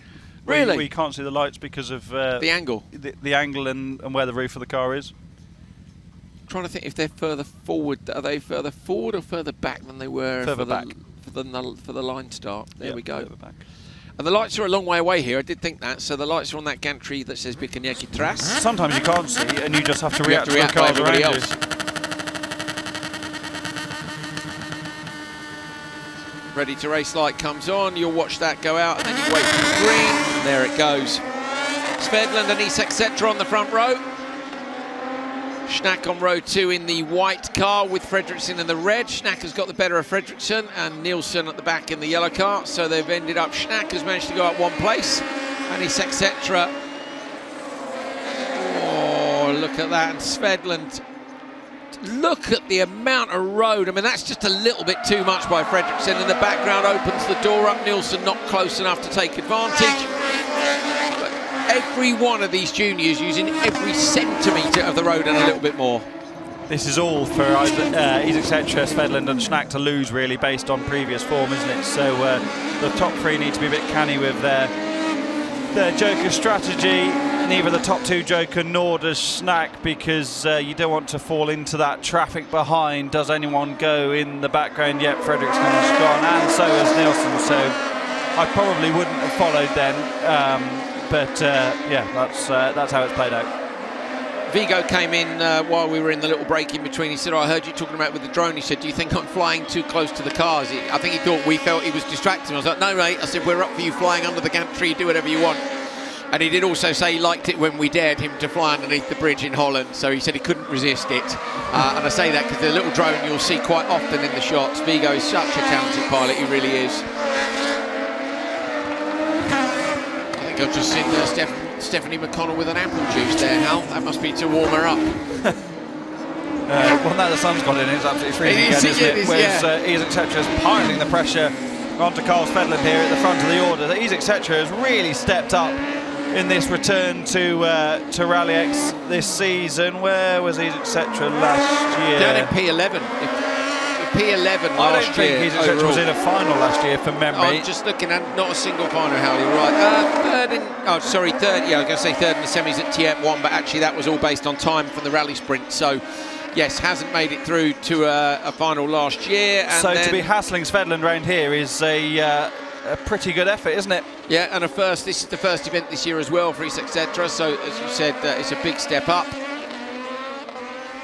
Going really well through. Svedland, meanwhile, has been to both the earlier events in Portugal and Holland. Svedland has 3 wins in a row.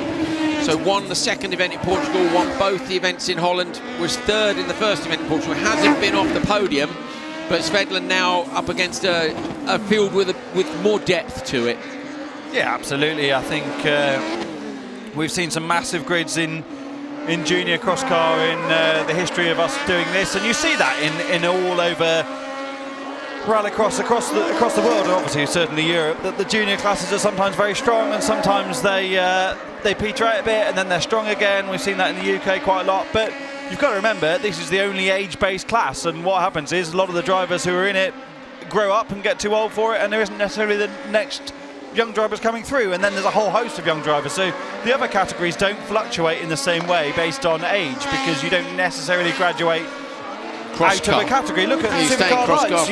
You've had 10 years. Simon Olsen in Supercar Lights for the history of time. You've got people like Pasi Penttinen, who is very comfortable with the budget of racing a cross car. He does race a supercar in Finland, but likes racing his cross car, so that's where he's going to stay. And you don't get that same kind of fluctuation, and that's why we've got 11 juniors here. We might have 30 juniors next year. You just never know. I do think as well the number of drivers who take up a discipline can depend on the top of the sport, you know, whether or not they feel like there's somewhere they can go. So when the manufacturers were all in rallycross, lots of people saw rallycross as a career, and then when they're not there, that can also have an effect on whether or not you feel like there's any progression to be had. So when the electric transition happened in rallycross, this is something I'm quite passionate about, actually, Andrew. When the electric transition happened in rallycross, not necessarily what the fans wanted, not necessarily what a lot of people wanted for various different reasons. That could be whether you had to paint all the cars the same colour or whether they're all a single make chassis. They all look the same, the drivers all have to be from Sweden, whatever. Doesn't matter. If the top is successful and attractive, that brings the rest of the discipline on, because all of a sudden there's a carrot, isn't there? It's why drivers go karting, because they want to be Max Verstappen and Lewis Hamilton as we get to the end of this race, where Svedland is hoping to wrap it up and has actually pulled a bit of a margin here on his etc. to get to the end. A good job there for Carl Svedland.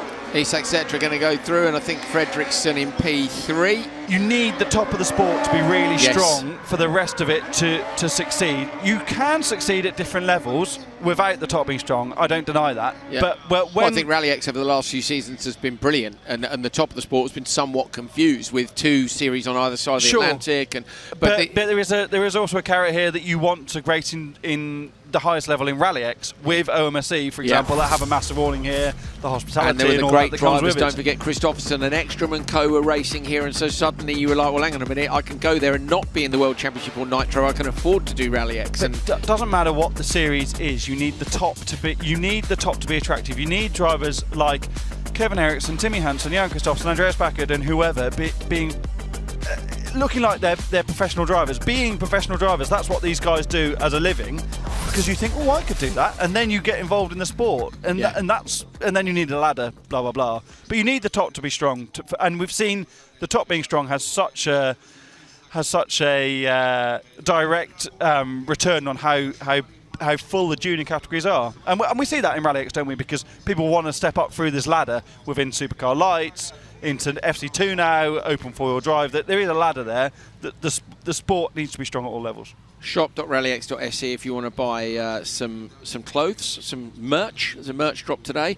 Totally agree with Hal. Tell you the other thing, Hal, that I'm really pleased to see in recent years is the influx of female drivers, and I think there's a few reasons for that. I think Clara in the World Championship has been a big part of that, but also I think Extreme E, to be fair, where suddenly it was like, oh, hang on a minute, as a top female driver, yeah, you were an enormously valuable commodity in that series. To me, I'd have been looking to sign the female driver before the male driver, because there were any number of male drivers that I felt I could have picked who would have done a good job, but there were very few females who were fast enough. And now I think you're seeing female drivers coming through with an eye on going, hang on a minute, there's a sport here that I can be at the top of. So we've got loads of them here and also, in the various different to categories. have someone like Clara who an exceptional talent and a professional driver. She is a fully up professional driver. Yeah. That's an achievable thing to do now, because she's doing it and taking it on. Yeah. She started on pole in Julius last year in the World RX final, being on the podium, all of those things.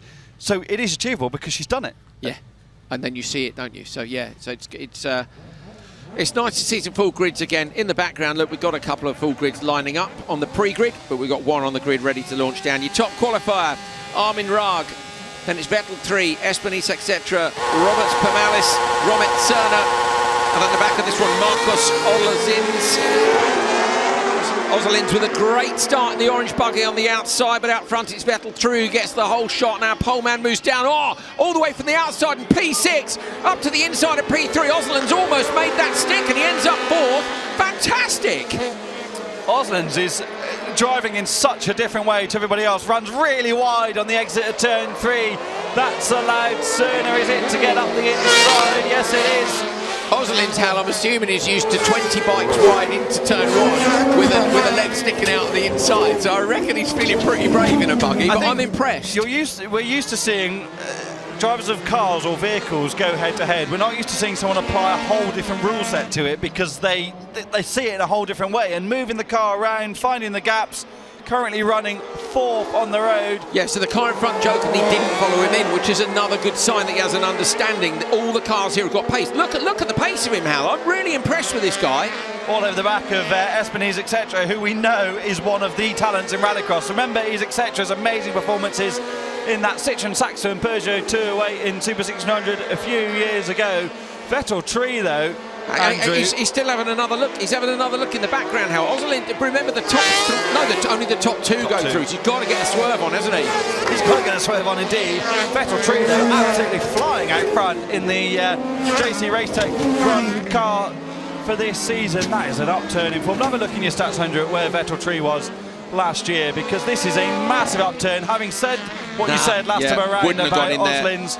He's followed his etc. in, so now needs to get the hard work done on track. Meanwhile, Robert Cerner is on the standard lap on an absolute flyer coming around the outside and has easily got ahead of these two through the final corner. So he's etc. and Oslin's going backwards.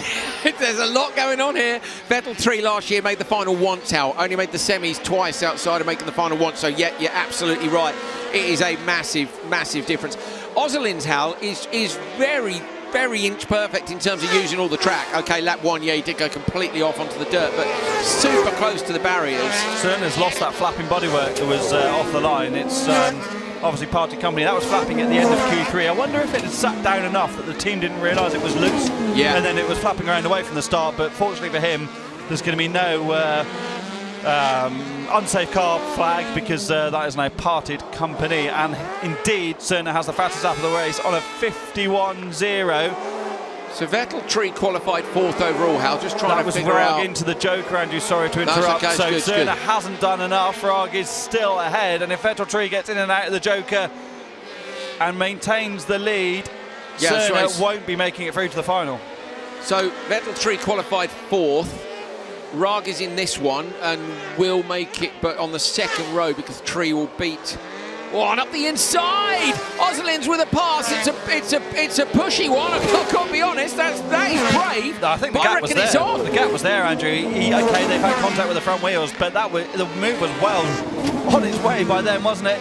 Have we got a new star coming into crosscar? I think this is his race debut. I'm sure they said yesterday he's only been testing. 18 years old. Was a top rider in MX2 and I say broke his neck or his back. Forget what they said last night. Was told you must not ride a motorcycle again. You can't. And here he is, absolutely smashing it in a crosscar. And I hope we see more of Oslin's. This is a fantastic performance. Right, according to timing, we're looking at the fight. Armin Rag is in the lead from Vettel Tree. That's as they cross the line. They might have been side by side.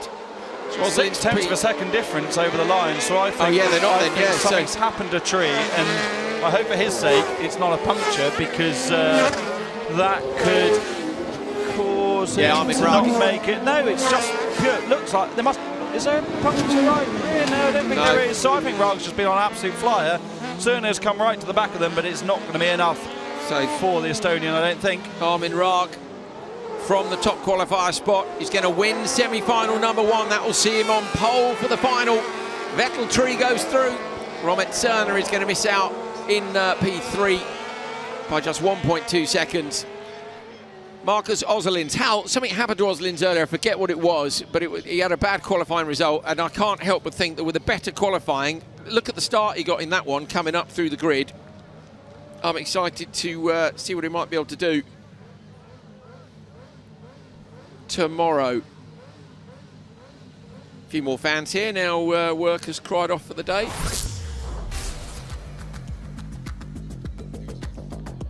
Let's have a look back at that then. Great start for Vettel Tree, wasn't it? And a great start from Oslin's. That was Cerner running wide.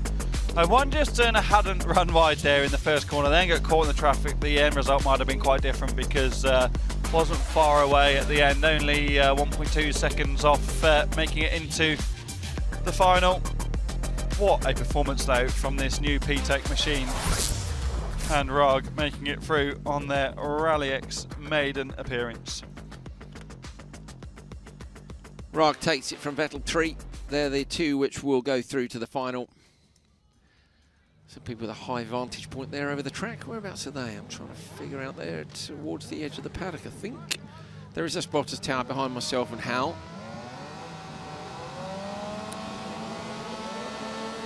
Lucas Orav, Frederick Martin, then Penton and Baumanis, Jensen and Lindequist. Lindequist with some work to do from the back. But old Sandy McSenderson might get it done from there, you never know. It's a brilliant start though on the back row, on the inside by Jensen, nowhere to go. Orav locks a wheel on the way in, does he get collected from behind by Penton? And Lindequist has got from P6 to P4, that's a great move round the outside of turn 1 to be on the inside in turn 2. Another move coming up in turn 3, just backs out in time in the background. So Penton coming under a lot of pressure here from Lindequist now. Lindequist has got 2 cars waiting to pounce behind as well. Orav was so good last year on his he stepped up, didn't he? We see so often in RallyX that the drivers there or thereabouts, and then has a year where they step up, and we're seeing that in junior cross goalways, etc. and Svedlin this season. But Orav was that driver, I think, last year, and he's doing a great job again on his first appearance in RallyX here in Riga. Lindqvist has gone Joker Hal from slot number 4. So Lindqvist was in traffic, was right behind Penttinen, and had 2 cars breathing down his neck, including the one you're looking at, which is Janis Baumanis. Not that one, a different Janis Baumanis in the Hornet R1. Not that Penttinen hasn't got the pace here, Hal. I don't think he's getting a bit too sideways, but he was under pressure, and now he gets past. So if Penttinen's got an issue, Janis Baumanis up the inside. That was a great pass in Lovely turn 3. tiny move, wasn't it? Just sat the car in the right place. That was very reminiscent of Matthias Ekström getting Petter Solberg there, wasn't it? Just by setting it up on the way in and just putting the car in exactly the right place.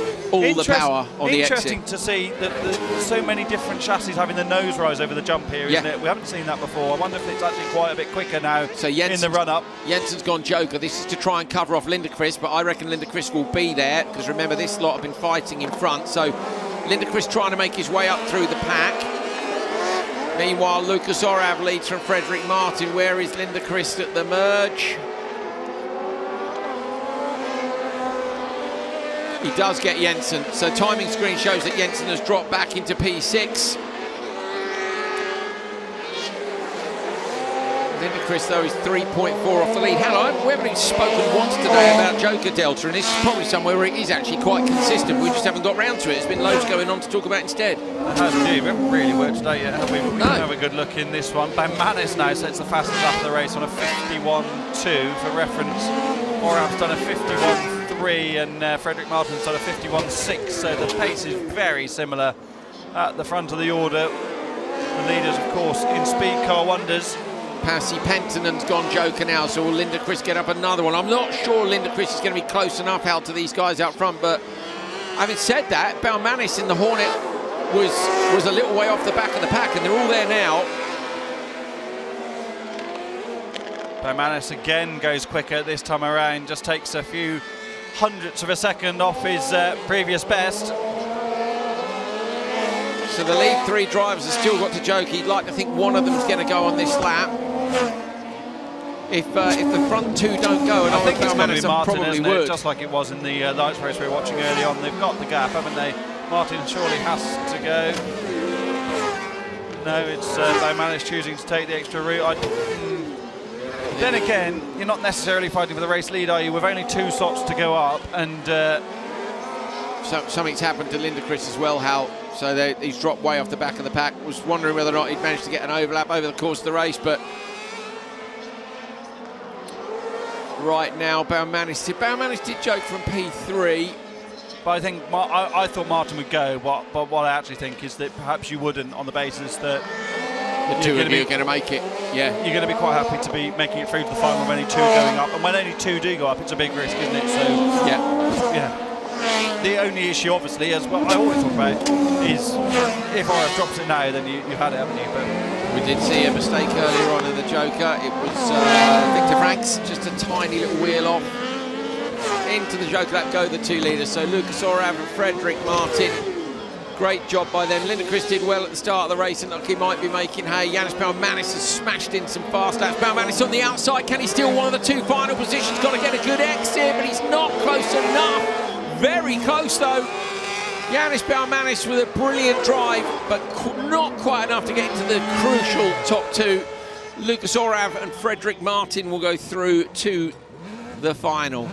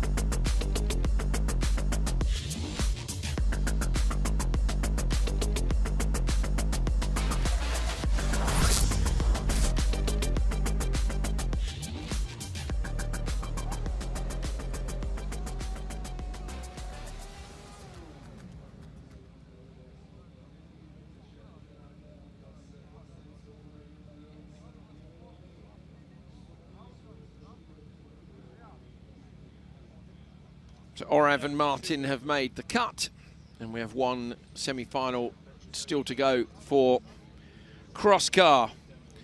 Yugar and Muru on the front row. Muru in the P-Tech Extreme, which we've seen used to good effect already by Armin Rag, who's made the top qualifier spot. Thomas Ekmerstad and Kalle Gotherson, Niklas Lukas Jensen and Jonathan Julalami. This could be a final lineup. We say that so often, but that is the depth when we get up here of the talent in the northern regions.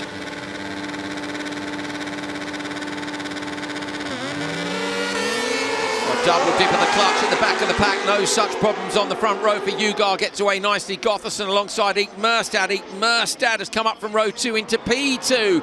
Round the outside in the P-Tech machine. Muru puts a wheel in the dirt. Julalami almost collects him. Jumps on the brake to avoid him. Jensen drops to the back of the pack. Some great driving there to avoid incident in the first couple of corners. Yugar just got that little bit of margin at the front, which will make it a little bit more comfortable than this swarm of cross cars behind. Thomas Ekmerstad hasn't had the kind of day we're used to seeing Ekmerstad have, but will be quite content there to be second on this high grip track that doesn't really suit his driving style. A DNF in Q1, a P3 and a P5, so that's what's dropped Ekmerstad down, isn't it, Hal? It's so important what row of the grid you're on when everyone's this good. Yeah, and I think it's not, this track clearly doesn't suit his style like the looser surfaces have done.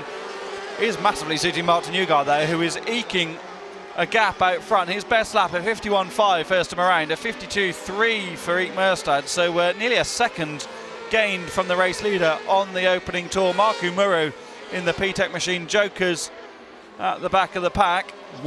So Muru was second on the grid here, going to have to smash in the lap times to try and get the overlap and come back up through the pack.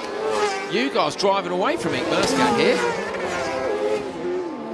I think Ekmerstad likewise away from Gotherson. Having said that, Gotherson, he will be mirror watching a little bit, gets too far out in the dirt. That's advantage Julalami. Jonathan should go joke here if the other car doesn't, and he does. Great decision. Last minute, but really good decision. Julalami ducks out. So will Julalami come out in front or not? Ekmerstad has gone joker as well. Ekmerstad now coming into the merge. Gotherson coming around the outside. Ekmerstad's now going to be in traffic, so that hasn't worked out. Julalami jokers to the back of the pack. Where's Muru? P5. So I don't think they're there either, to be honest. Thomas Ekmerstad's going to look to the inside into turn 3. Thinks better of it. See the brake lights just flick on as he goes, no, live to fight another day. Thank you very much. Yeah, maybe not, but he's getting held up here, Hal. Is this going to cost him a place? Backing it in on the brakes, it won't cost him a place, Andrew, as long as he hangs on to the back of Gotherson. But what he can't afford to do is get backed into Jensen and risk getting overtaken. When he looks to the inside now over the jump, it's a wide, clean line there in a cross car. Wide again. Wide. That's the second time for Gotherson gets passed by 2 cars. That's brilliant news as well for Ekmerstad, because then behind they both go joker, and now he's in clear air.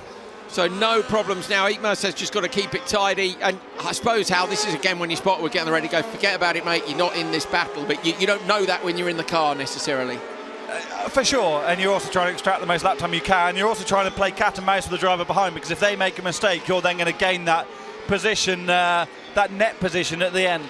Muru's just gone 6/10 quicker than Ekmerstad on the last lap. Muru here with the big rear wing, hunting down now. There's only 2 laps to go, so going to be he'd have to make a lunge on Ekmerstad, and he's got to. I don't think he'd close the gap in time, will he? So the gap's 1.5. If he's taking 6/10 a lap, it's not going to be enough. And even then, he'd just be at the back, and then you've got to pull a move off. And at the end of the lap, I don't think the capacity's there. Thomas Ekmerstad isn't the kind of driver that makes wild mistakes either, so I think it's a big ask, but Markku's on a big push. He is, isn't he? You can see him turning the car in. Joke lap goes leader Martin Yugar. Yugar had a lead of 6.3, and you can see how far out in front he is. What's Muru done with Ekmerstad? Ekmerstad over the line. He does a 51.8 and a 51.6, so Ekmerstad has stemmed the flow. It's only 2/10 this time. Comes through turn 2 with a lovely angle of opposite lock on the throttle hard. And a good spotter will also have the live timing up and go, he's catching a mate, we need a bit more, and that's when a good driver can deliver a bit more. You don't want to hear it though if you're giving everything you've got, do you? We need a bit more. It's like, I always think the very best drivers do have a bit more, and I've been lucky enough to be in the spotters tower, not recently, but in the past, in the World Championship, for example, where a spotter like Kenneth Hansen says we need a bit more, and when you're in a fight in a semi-final at that level, it's the it's a extra driver risk. like that can really deliver. Martin Ugar's had a brilliant drive here in this semi-final. Goes through with an easy win by some margin, 4:25.2. It is the fastest semi-final drive as well. Ugar wins from Thomas Merstad. So Ugar's done a great job there. Where was he? He was P3, I think. I'm trying to look and see where he's going to be.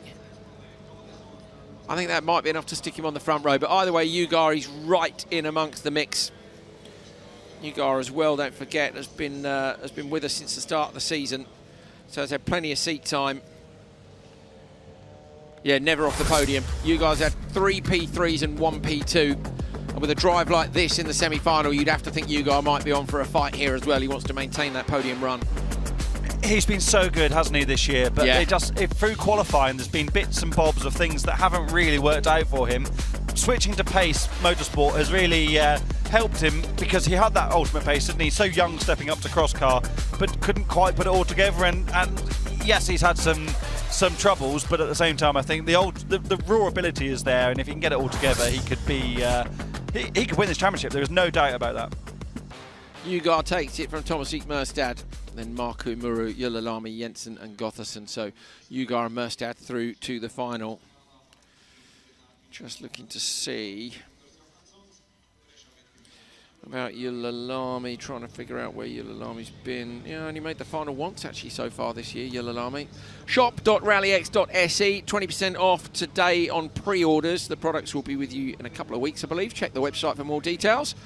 And there'll be some merch drops during the shows later on in the year as well. Me and Hal, I think, are wearing the only 2 T-shirts that exist. I'm going to steal mine. Hal, are you? As in, I'm going to wear it home and hope that nobody asks me for it back. I don't think they want it back after I've been wearing it all day, to be honest. I'm not sweating, mate. It's bloody freezing. It's bitter. Right, on to open 2-wheel drive. Victor Johansson and Thomas Liskovic on the front row. Then it's John Knight and Utti Ikonen. Michael Persson. Persson with a great start. Almost runs into the back of John Knight in the BMW, but doesn't get through. Meanwhile, Victor Johansson has done a fantastic job in this. Still, we don't know why. Named Evo Alpha H Mercedes-Benz 190. I reckon it's H, I mean hybrid, Hal. That's what I'm thinking. Well, I don't know what the Alpha means. We'll figure it out. He's going to be the class of the field here, isn't he, Victor Johansson, in open 2-wheel drive semi-final 1. It's a shame Tiger's not here, actually, because this circuit as well. How did Tiger go last time when it was wet, wasn't it, I suppose? Not so easy to compare. I'm fairly sure he won. But that's a risk I need to take on the old stats, isn't it? That could be well, let me have a think about whether he won or was second. I mean, you're pretty likely to get a result, aren't you, Hal? Hey? Yeah, I think, Tiger not being here is a shame, especially with the pace that Victor's got. I think it's fair to say that Victor Johansson hasn't had the measure of Tiger in the last couple of years, but now seems to have found a lot more from the big old Merc. And yeah, it would be great to see Simon. Hopefully Simon's back for the next round, which is going to be in Finland, I think. I always get a new track, yeah. Finnish and Swedish rounds mixed up, but yeah, we're going to Finland. To Kimi Ring for the first ever Rallycross event at Kimi Ring in June. I can't wait. Yeah, it's mega. Love a new track. Love a new track. And how that has been a new track that's been moved for how many years? A long time, yeah. We're supposed to go there, weren't we, in 2020 or something? Fell foul of COVID. Lack of funding, COVID, all sorts of things, wasn't it? MotoGP was meant to go there, wasn't it? That was the original plan. Yeah, it has always planned to be a Grade 1 FIA track, hasn't it? And it's great to be going to such venues. Ironically, we'll be going to Kouvola as a town, in probably staying in the same hotel as we have for the Kouvola round. The Kouvola event. 10 years, yeah. At Tikkimäki. Victor Johansson is on an absolute flyer here. So for reference, he's done a 53.192. The next best lap is a 54.9. 1.8 seconds quicker. Yeah. In a league of his own here. Oh, no. He's got a problem. House properly jinxed Victor Johansson immediately. Johansson is going slowly. This is a disaster. So I'm assuming he might be on the hybrid motor here to get this back. How this would be a repeat of when Nani parked it. Is he staying out of the way? Is he letting the other cars through? I think he is. Oh, that's an absolute shocker. So just as we were singing his praise, I have to say, when I looked, I thought that gap looks less than 1.8, and he'd gone 1.8 quicker on the one lap. Classic. I was looking at the time screen, looked down, and he's basically stopped on the exit of turn 3. Mate, what a shame. That is a shame. Victor Johansson. Well, maybe if he'll come and tell us why he's named it that. I'm rather hoping they'll spend some time rebuilding it instead. Okay, right, so this has widened things up completely. Utti Ikonen coming around the outside here of John Nye. Nye or knee, Hal? What do you reckon? Swedish. Peter, Nye or knee? I would say. Nye or knee? Knee? Nye. Come on, Peter, which one? We can't hear, we've got headphones on. Knee? No, knee is option 1, or Nye is option 2? Option 1, knee. Okay, there we go. John Knee. There we go. Thank you very much, Swedish Peter. A man of many talents. Not sure what he's up to right now. Probably, I don't know, designing the merch. No, Peter. So John Knee and Utti Ikonen in a bit of a battle here. And this is the fight behind. So top 3 are going to go through. Persson with Liskovitz. So only one person's not going to make it at the minute. It looks like being Liskovitz because Persson has jokered already. Utti Ikonen has not, so Utti Ikonen will have to joker as well. Yeah, what is the gap? Close between Hulk, as in Thomas in 4th. The gap is 4.1. Ikonen still needs to take the joker. She's under big pressure at the front of the field. Wouldn't it be fantastic for the Ikonen family? Yeah. For Utti to get into the final. Opens up the corner into turn 3. Actually putting a bit of a gap now on Knee, so could get this done. The gap's come down though. I know it's gone up, sorry. The gap's come down between Hulk and Persson, but it's gone up between Hulk and Knee. So what's the delta though? 3.5 is the gap back to Liskovitz from the leader Ikonen, who hasn't jokered. I think Ikonen's got enough. No, that's the previous. The difference to first is 6.7 on the column. Oh yeah, Miles easily got enough. So Ikonen's just got to do a tidy run here over the jump on the outside. Through the right-hander and then the left. So Ikonen is going to drop down potentially to P3. Inside Persson maybe. Go on, running wide. Go on, go on. No! Oh no, Ikonen spins at the line. Oh, it's a loop, the loop there from Vigo to try and catch it. That's gutting for Ikonen, just on the gas a bit too much. My bad, I shouted go on, go on, go on, and just a spin and misses out. That is all on you. Oh, mate. Well, that is all on you, Hal. Hey, you're out of order. We've ruined it. Right, I'm getting a hoodie. Excuse me, I'm absolutely freezing. Victor Johansson having a good old look under the back of the big old Merc. I wonder if something in the drivetrain's broken rather than something in the powertrain, which would probably be preferable because I guess he can repair something drive shaft related. Is that rolling away or has he driven it? I guess it's just rolled off that bit of tarmac there. The BMW coming into its own. It's a bit like a DTM race this, isn't it, with the BMW towing the Merc, just not in a slipstream capacity. At least it's going to be a quick clear up. We'll be back with you in a moment.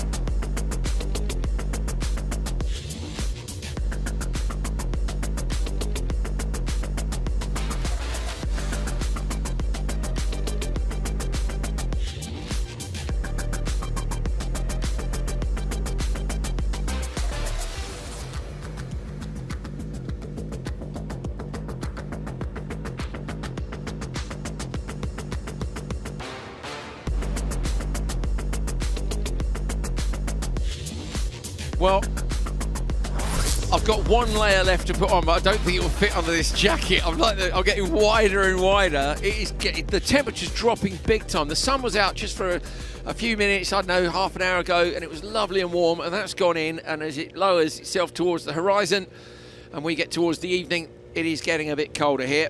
John Knee takes it from Michael Persson and Thomas Liskovitz. They go through. Utti Ikonen a DNF in the end, so not only a spin, but didn't manage to get the car going again. I'm taxing you one of those biscuits, Hal Ridge.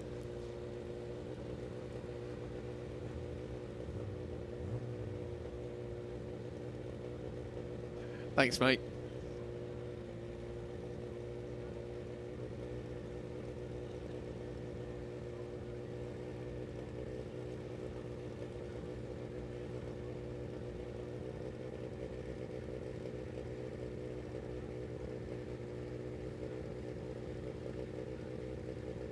Stay with us, quick car recovery, and then we will get the second semi-final for Open Two-Wheel Drive underway. Shop.rallyx.se if you want to buy another layer, if you're cold as well.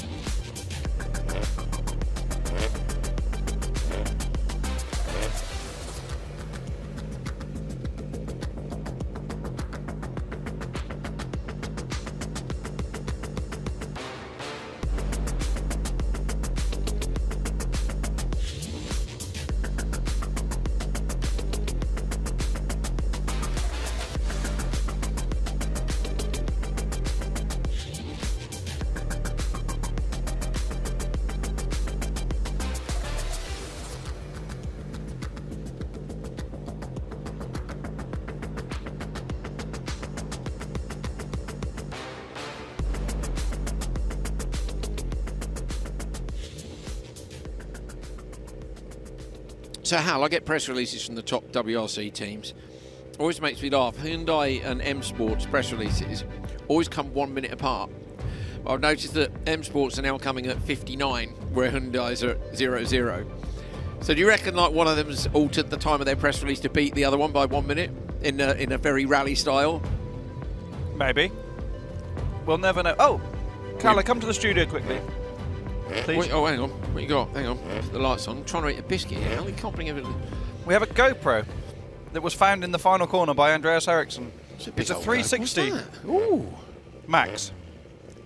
Someone can't come, we? someone come and just play it. I'll switch it on. As soon as it is. Oh, is it still working? Do you know how to work it? Look at the pads come off and everything. Do you know how to work it? No, we're not going to the grid. We want to find out who's GoPro it. No, we need to go to the grid. It's fine. Everything's fine. We'll see if we can switch it on and figure out whose it is. I think it may have deceased. Really? Oh dear. It's not very smashed up though, surely. Right. Gabrielson, Wallach, Hammer, Carlson and Jensen. This could be Wallach's best chance for a win with as an overall event. Of course, Johansson is not. In fact, you know what? This is the best chance for a win for a number of people because very rarely do we see Simon Tiger and Victor Johansson not in the final. Gabrielson lead from Wallach. Based on previous form, Gabrielson's the one to beat now. Yes. So quick last year when he stepped up to RallyX more regularly, having just done the finish rounds previously. Wallach went fastest in Q1 earlier on. Then got the old black flag from Reigns Nittis in Q2 for a bit of a misdemeanor in the first corner, together with Lucas Gabrielson. Neither of them finished that race actually, so it was a bit immaterial really. And then followed Gabrielson around in Q3. Jensen goes into the Joker for the first time of asking. Anton Carlsen stays on the standard lap in the Volkswagen Polo. But this is all about Gabrielson driving with the basically wheeling Toyota Starlet. To try and get pole position for the final, having qualified P2 And Johansson's out. By winning, he'll take pole. John Nee would then end up second on the grid. Wallach would be on row 2 if those positions remain in this race. But Wallach is dropping back significantly. 2 seconds behind now from the race lead. We've done a good job at jinxing everybody so far, so let's just not say anything about the race leader at all, shall we? And then maybe they'll stand a chance of finishing the race. Oh, that jump landing looks heavy now. I was going to say that. Some guard gouges in the ground. I think the track's actually as fast as it's ever been. With how clean the loose is, yeah, and I think that's obviously having an impact on how big the jumps are. I do prefer, I'll be honest, I prefer it a bit looser on the loose. Oh, me too. But there we go. You want some consistency too. And we have had some great racing, so I can live with that. You know, just people getting really edgy on the limit of what they can do with these cars. So the gap is 1.995 between the top two. Emil Hammer, who had a couple of spins earlier on today in Q2, I think it was, is properly on it now. And he's P3. Top 3 will go through from this. Oh, Wallach just crashes that car down. In fact, look, the loose is so clean now. We're seeing black marks in the braking zones where people are locking wheels. Like a lot of black marks. Here's somebody's wastegate out there as well. Oh no, big lock-up, Gabrielsen. Is there a problem? Gabrielsen's run wide and has broken the car. Just surely that must be broken, has gone off the side of the track. That is absolutely gutting, exactly what we said. The front right suspension has collapsed. And Gabrielsen, even though we didn't say anything about Gabrielsen, has gone. Okay, so that's it. The commentator's curse is over, Hal, because we deliberately didn't say anything about him. That is such a shame for Lucas, but it puts Slavomir Wallach into the lead. And now we need to compare it. Day of days, that's exactly what I said when he went off the grid, and then Gabrielsen drove away. But he probably break down now, we've said that. Wallach's just got to keep it together. Take that jump a bit steadier. He's been slamming the sump guard into the ground on every single lap. I'll be on the radio now going, tidy it up. You've got one more race with this car later on today. 2 laps to go. Wallach goes into the Joker. Lots of rotation on the BMW. Oh, for a second there, I thought he was going slowly as well, coming out of the Joker corner. So Wallach, Joker's car in behind. I think Carlson's gone as well. Yes, Carlson has gone too. There's Gabrielsen's stricken car in the background. That'll need recovering. This is going to be the most unusual final lineup you've ever seen in It is in Open Two-Wheel Drive, yeah. And we've had some unusual final lineups in Open Two-Wheel Drive. We have indeed. So Wallach on a victory lap here for the semi-final. So who's going to be on pole then? Because looking at the intermediates. Who won the last one? John Nee. Nee's going to be on pole. No, Nee was in P. Oh, sorry, yeah. Wallach could be on pole. Yes, because Wallach out-qualified Nee. Their front row, yes. So Wallach will get pole in the final here. Both drivers from row 2. Yeah, Nee was in 3rd on the grid. Wallach was in 4th on the grid. They've both won their semi-finals, so at that point you revert back to their qualifying positions, and Wallach out-qualified Nee by 1 place. That's how it works. Gets a bit more complicated when you've got 3 semi-finals, but there's only 2 for these guys, and Wallach takes it after Gabrielsen retires from a comfortable lead. Slavomir Wallach will start the final from pole. Brilliant. Emil Hammer and Anton Carlson qualify with him, and John Nee, Michael Persson and Thomas Liskovitz have gone through from the first one. So we've got 2 poles, 3 Swedes and a Dane into the final. A pole on pole. Hal shrugged at me there. He's utterly unimpressed. Well, I'll try, Hal. It's been a long day. I'll continue to try, just for the viewers. Yeah. What are the viewers saying? Oh, what was in your man's little bag? Did you ever find out? No, that's quite a long way up there. I'll have a look. My hands are getting quite cold down. It's quite difficult to operate the laptop. My gloves are in the car, unfortunately. That's my other layer that's in the car. There's Gabrielsen with the DNF in the background, but Wallach, Hammer and Carlson are your top 3 from this one. Right, we're going to sip some tea and try and warm my hands up enough to watch to use the laptop. We've got a video. You've got the video, have you? Okay, we've got a video from the lost GoPro. Here we go. Watch this. Watch this. This is good television, isn't it? That's very fast. Well done, team. Let's have a look. Video from the lost GoPro. Play it in. Ooh. Right, so is it from this one or is it from the one in front? Oh, it's got to be from this one. Oh. Oi, oi. Oh! In the lap. What's he going to do? Chuck it out the window or is it just going to... Brilliant! Brilliant! That's Can we see that? Has that fallen out or is that... I don't think it can have fallen out. I think he might have launched that. That's what I'm saying, is he chucked it out. I want to see it again. I'm going to put the lights on the studio so you can see our fantastic faces. Please can we see it again, Callum? Mr. White, Mr. or Mrs. White GoPro whoever. driver, come and collect your GoPro. It's coming. It's coming. Right, here we go. Here we go. Watch this. Watch this. Here we go.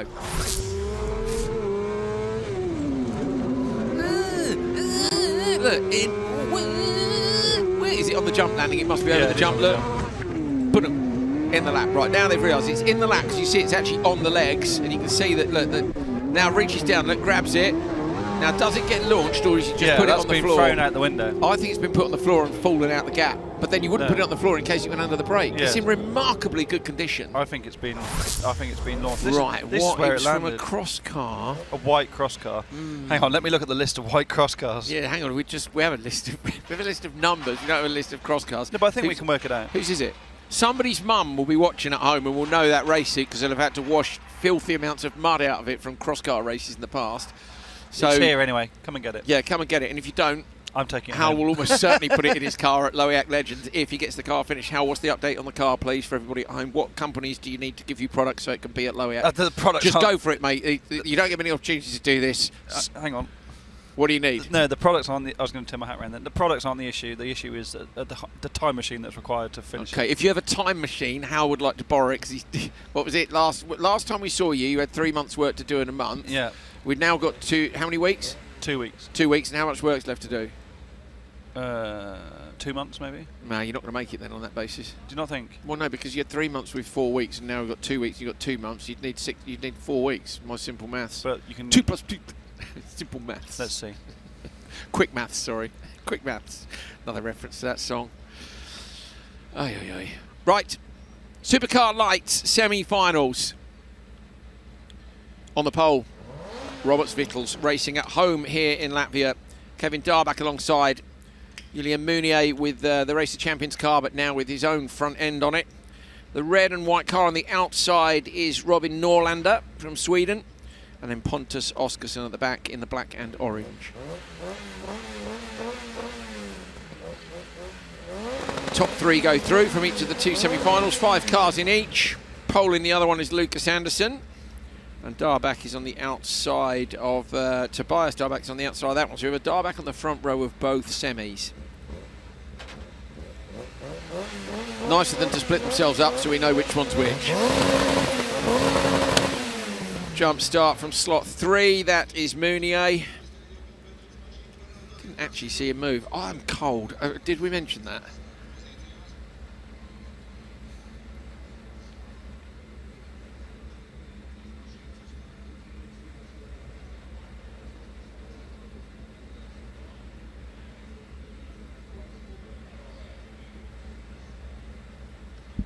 Oh, sip some hot tea, that's it, we're getting there. Might even have time to make a tea in between the two.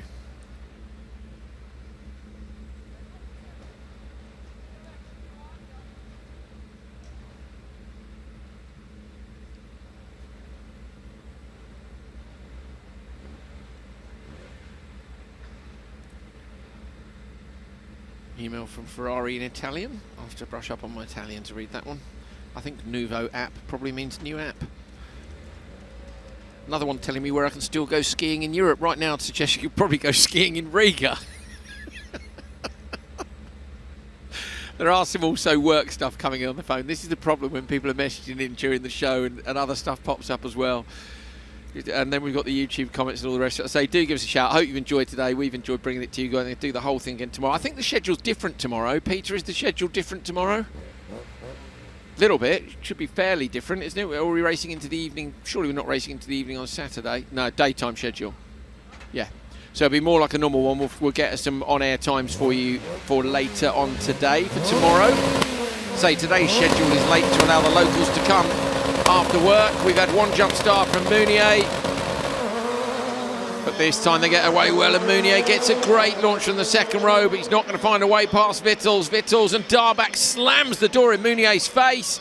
Norlander tries to come around the outside, but Meunier keeps the throttle lit and gets into P3. Lovely job by Meunier there. Thought he might lose out into P4, but it is Vittels, Darbach, Meunier. This will be very interesting now, won't it, if Meunier can gap the two drivers behind to do two jokers. Based on previous pace and form, I think that's probably possible, but will there be enough laps in which to execute those lap times to get that margin done?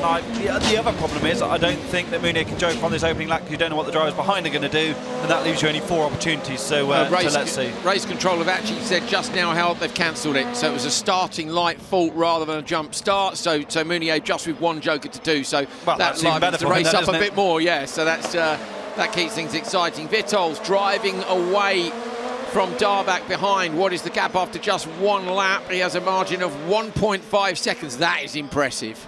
Didn't he have a white bumper on in Q3, Vittels, after his contact in Q2? So they've been out with the satin black rattle can in between. That's the beauty of such a livery, isn't it, that you can repair it with such haste. And it's looking all stealthy once again. He had a bit of a go at me yesterday, actually. I said, how's it going? He goes, I heard you don't like black cars. I'm like, well, there's a bit of that, but it's a bit tricky here. I actually quite like his livery because it works well with the family brand branding. But yeah, I'm not really that much of a fan of black cars. Suck it up. There you go, yeah. Suck it up, Buttercup. Hal doesn't like black cars.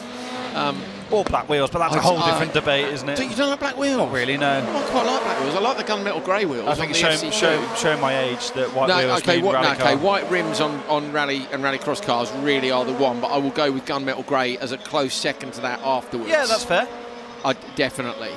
Oh, Meunier looking to the inside of Darbach at turn 3. Meunier's feeling racy here. Both cars behind are jokered, so if Darbach doesn't go, Meunier will.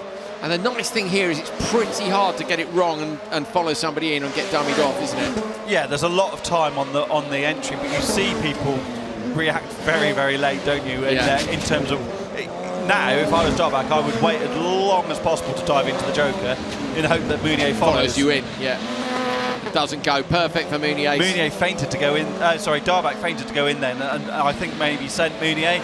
Now Darbach doesn't have the mirrors full of another car. You can try and smash in a lap time and joker immediately. For sure, Darbach needs to joker next tomorrow. Good indicator there as well of what Linneman was telling us earlier, how from the drone shot of how loose the car gets on the jump landing, because the one piece of track that isn't getting swept is the jump. As the cars go over, they then pull dirt down onto the racing line after the jump, and you land with a little bit of angle on, hard on the anchors. We've seen a number of people run wide in the joker lap. Yeah, it's just that's the little bit of evolution we've got going on here today, because there hasn't been loads, has it? It's not like in Montalegre or Valkenswaard where the track was changing immeasurably. You couldn't predict how the track was going to be next time around on the loose surfaces, whereas here it's, as we've been saying all day, terribly consistent. This indeed is Darbach responding on the joker strategy. We've got no splits, so we can't really gauge where Meunier is. Hopefully we can have a look at the car on the outside. I think he's got this done, Meunier. Oh yeah, he has now, because Darbach's tapped the wall. Surely Meunier will hold on to this round the outside, just stays in the throttle and slots in. If Darbach hadn't touched the wall, Hal, that would have been an incredibly tight merge. I actually think, I was wondering for a moment if that wall slap had actually helped him, because it changed the angle of the car. Style, yeah. But no, it didn't. No, tap the bank and carry the speed through the corner. So Vittels is now 6.3 up the road. Pretty sure that's going to be enough for him to come through and as top qualifier go to pole in the final. It'll be him versus Lucas Anderson. How we have seen some people step up to supercar lights and do a great job immediately. One of those actually being Anderson, but I have to say Vittels has been incredible to get into this category and go this fast immediately.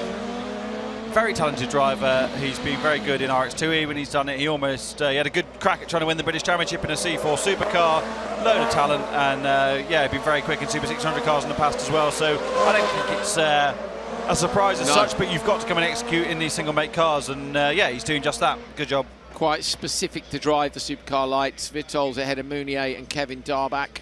Lots of questions lots of chat in the comments about Andreas Backeridge's new for Puma and what it is. It's a in this context, it's an open two-wheel drive car. Yeah. It's a rear-wheel drive Puma.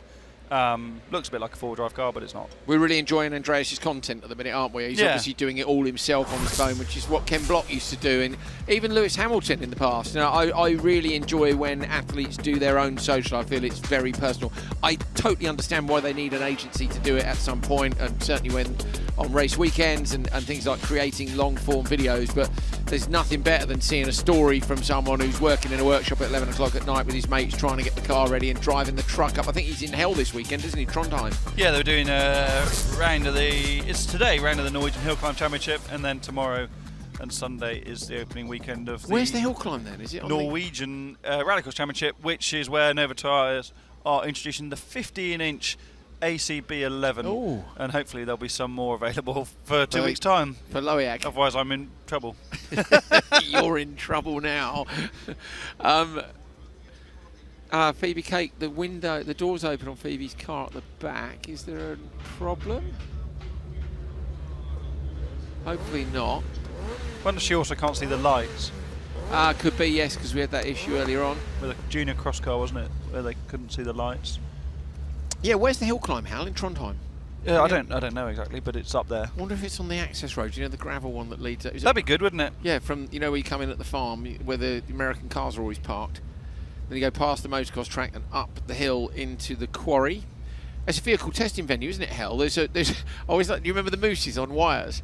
So like these big black cutout mooses, and basically they go across the venue, and there's all roads painted on it, and they're slippery surfaces. We have a couple in the UK, one called Myra and one called being Millbrook. Pushed back here. Yeah, is it to see the lights, or is there a problem with the car? Well, unlike a junior cross car, Lights car does have reverse, but they're inviting her to come back. To come back to the grid. What's she doing now? Is it 'cause I think she can't see the lights. Fair enough. I mean, it's outside the grid stop. I'm not sure that's really allowed, but when you're on the back row, I think you can say fair enough. Are the lights in a different place to normal, do you think? Maybe a bit lower on the gantry? Chronomoto might move them overnight, you never know. I've seen Chronomoto build a set of start lights before from Walmart. When a container didn't make it to America for Nitro, the Hungarian timekeepers went off to Walmart, some electrical store, bought all the bits and made some start lights. Pretty impressive, really, aren't they, as a bunch? Front row, Anderson, Darback, then it's Larsen and Hagstrom on row 2, Cake at the back. Good start by Anderson, also by Darback. Anderson's got the inside line here. Larsen is up the inside of Darback, trying to go around the outside in turn 2. Darback holds on though. So Anderson leads from Darback, Larsen and Hampus Hagstrom. Hagstrom on the back of Larsen. So this is key now. I suppose really the interesting battle here is, does Hagstrom manage to get through to a final on his debut in Supercar Lights? I think he's qualified out. Yeah, I think he probably has the pace on Larsen, who's not debut, but it's his maiden season at this level. So I think probably Hagstrom will get the better of Larsen, but that's not to take anything away from Larsen. It's just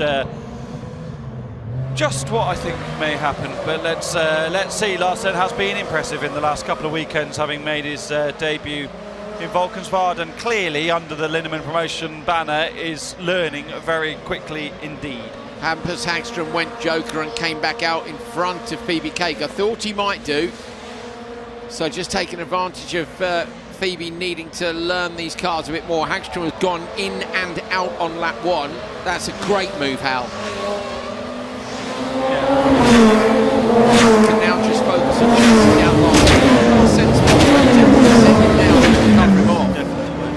So will Larsen go from P3? Let's see if Larsen goes from P3. Haven't seen it, but yeah. No, hasn't gone. So Larsen hasn't gone. And you can see the gaps visibly closing.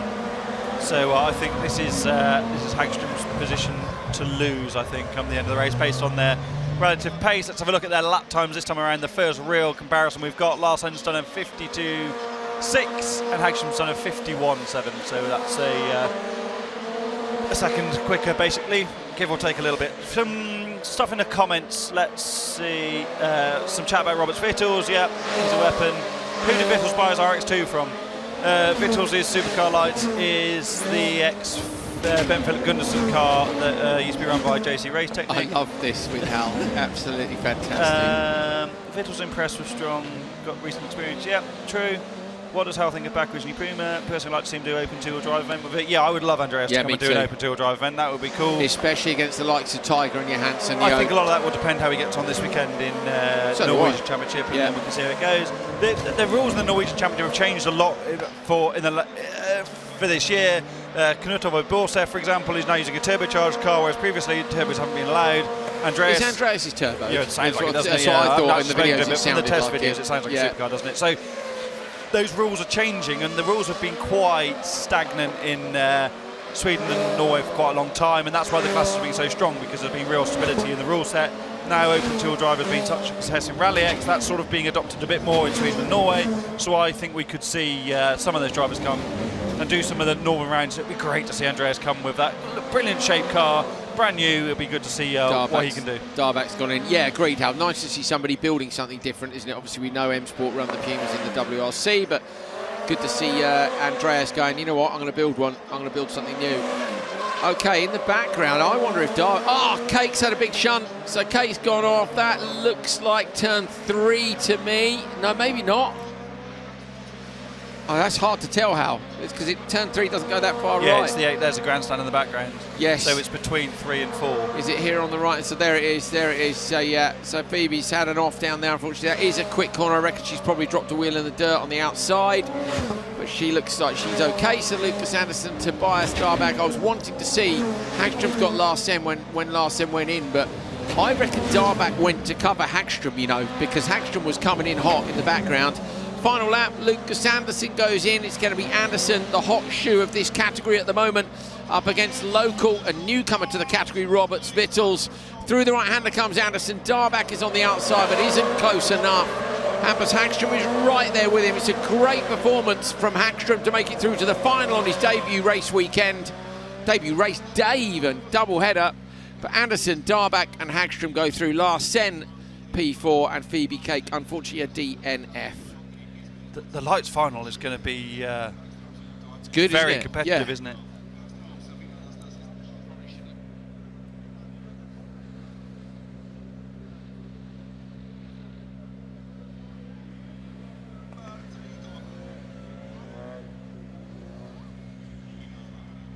So cars heading back to the grid area. And we'll have a look at some replays and results while they get Phoebe's car recovered. And then, of course, we just have the semi-finals for open four-wheel drive to come. Phoebe's out the car. That's the most important thing. And Hal, we've described this a lot of times, but modular front end should be okay, shouldn't it?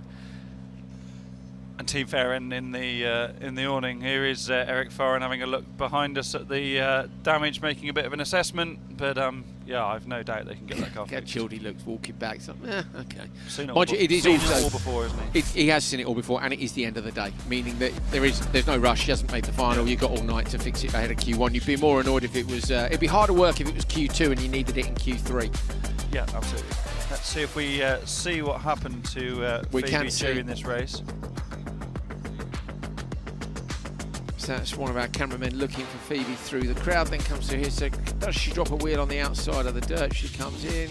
No, she doesn't. Oh, that did go in hard. That did go in hard. I thought she was going to drop a wheel on the dirt on the outside, but... What a drive from Lucas Anderson today. He has really put the demons of Valkenswaard behind him, and Montenegro, where it was tough for him as well. And now we're seeing the sort of potential that he's showed so often in the past. Right, that's it for the semi-finals from Supercar Lights. We've just got the open four-wheel drive semi-finals to come. So stay with us. We'll get this car recovered, and we'll be back very shortly.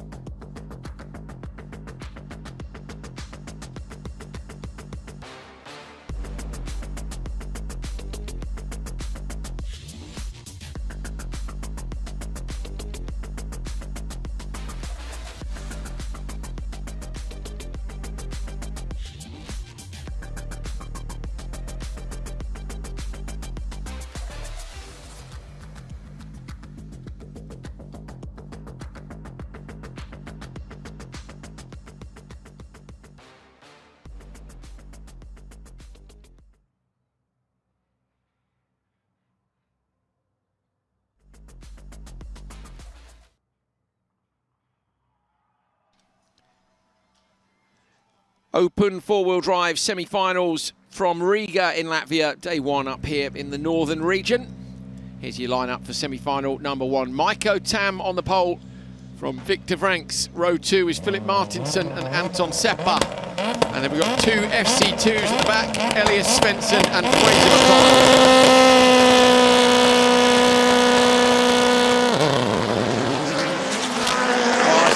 Start in the front row with the two supercars. Victor Vranckx moves across and puts a squeeze on Tam. He can try and go around the outside. Martinsson gets in the boot. Svensson round the outside from the back row. Svensson almost up into P3. Martinsson with damage on the front of the car. Victor Vranckx with a bit of contact with Seppa in the background. Vranckx has been absolutely mugged in the first couple of corners. You can see where that came from because Martinsson's bonnet is pushed up from when he got into the rear. Oh, Victor Vranckx in turn one. Vranckx has also been in the rear of someone else because you can see that bodywork hanging off, as you say, Andrew, but that did not work out for the Belgian star at all. And brilliant by Svensson from the back row of the grid up into P3 in the FC2. So it's all about the starts in the FC2 at the minute in terms of lap time. Will Vranckx dare to go Joker? He does. So Vranckx has gone Joker on lap 1. And that's well, basically, he's in traffic. He hasn't got a lot of choice. He's lucky in that I don't think there's anybody really slow in this race. He shouldn't compromise him. Yeah, Seppa was really quick earlier on in the finish. Skoda.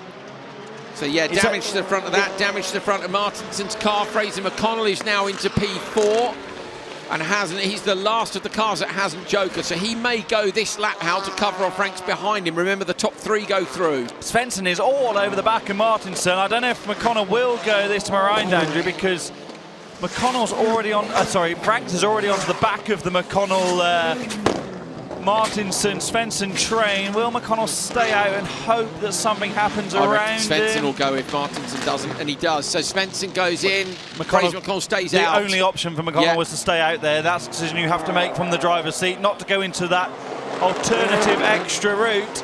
So can now Fraser McConnell close down the gap to Martinsson in front. Svensson comes out behind Victor Vranckx. That's our train of cars that have jokered. Vranckx and Svensson. McConnell, Martinsson and Tam still to go, and look at Vranckx all over. Vranckx will get compromised here a bit by Vraz, but Vraz doesn't care how. He wants to shut the gap down on Martinsson. Vranckx is absolutely flying here, Andrew. 48.9 last time around compared to a 49.4 for race leader Maiko Tam. But Vranckx is right onto the rear of Fraser McConnell now, and that is not going to help the Belgian star in any way. So does Vraz go now or not? He doesn't have to. He'll want to close down on Martinsson. Gets a nudge from the rear. Fraser McConnell, is he going to go? He doesn't. Fraser stays out because he's chasing Martinsson. He knows he can get the overlap on Martinsson. How far back is Seppa? We'll try and figure out between McConnell and Seppa. Seppa's got a problem in the background, so that's not going to be an issue. So top 3, Maiko Tam is well up the road. Philip Martinsson here is your P2 man. So McConnell and Vranckx at the minute are P3 and P4. McConnell's car's looking very loose, isn't it? I wonder if the tyres have just had enough for whatever he's using at the moment. Has he got a left rear puncture? Oh, Vranckx nearly pushes him round. He has left rear puncture for Fraser McConnell. Yes, I am sure. So Fraz's car moving around. Hal thinks the rear left is going down, but he's still closing down on Martinsson in front. I could be wrong. Well, we're often wrong, but we don't mind having a go. Now he's on the back of Martinsson. So Martinsson, Vranckx gives McConnell another nudge. He doesn't need that right now. If Martinsson goes, Fraser needs not to. Vranckx will be annoyed by this, but Fraz is right to stay out, and he's got to try and get the overlap and go in. They've also got to watch for Svensson behind now to see if Svensson gets the overlap. Where's it? How far off the back of Vranckx is Svensson? There's only a couple of seconds. Svensson might get McConnell here. There's no obligation to Joker and let Vranckx through. Oh, they've gone under. Oh, Vranckx has dropped it. Vranckx has spun in turn 1. So Vranckx has gone round, piling the pressure on. He might miss out here. If Fraser McConnell can get in and out in front of him, Vranckx is going to miss the final. And that would be tactical genius from Fraser McConnell, who definitely doesn't have a puncture, to correct myself from earlier. There's Look the contact. At the damage. Vranckx has got into the rear and then had to spin. Several times. Right, Maiko Tam leads and he's miles out in front. This is the battle that we want to see on the last lap. So Victor Vranckx is right up behind Elias Svensson, but the Jamaican driver Fraser McConnell is absolutely key to all of this. McConnell will peel off to the left and goes in the Joker. If he gets out in front of Victor Vranckx, he's going to hold on to Maiko Tam coming around the left-hander. Watch in the background for the merge. Here comes McConnell over the Joker lap. Victor Vranckx is there. Svensson, is he going to hold him up enough? On the inside line, Fraser McConnell. Vranckx comes around the outside in the Peugeot and just denies the Jamaican. Fraser McConnell did everything he could there. Very respectful from Fraser. He could have opened the steering and forced Vranckx really wide, but instead went tight. actually compromised himself a little bit. He could have run the nose deeper, but I what think, a race! What a semi-final! Yeah, and Franks would have made it a lot easier, wouldn't he, if he hadn't. If he had, our cross-car man's come to pick up his camera. Brilliant. Well done, dude. Come on round, come on round.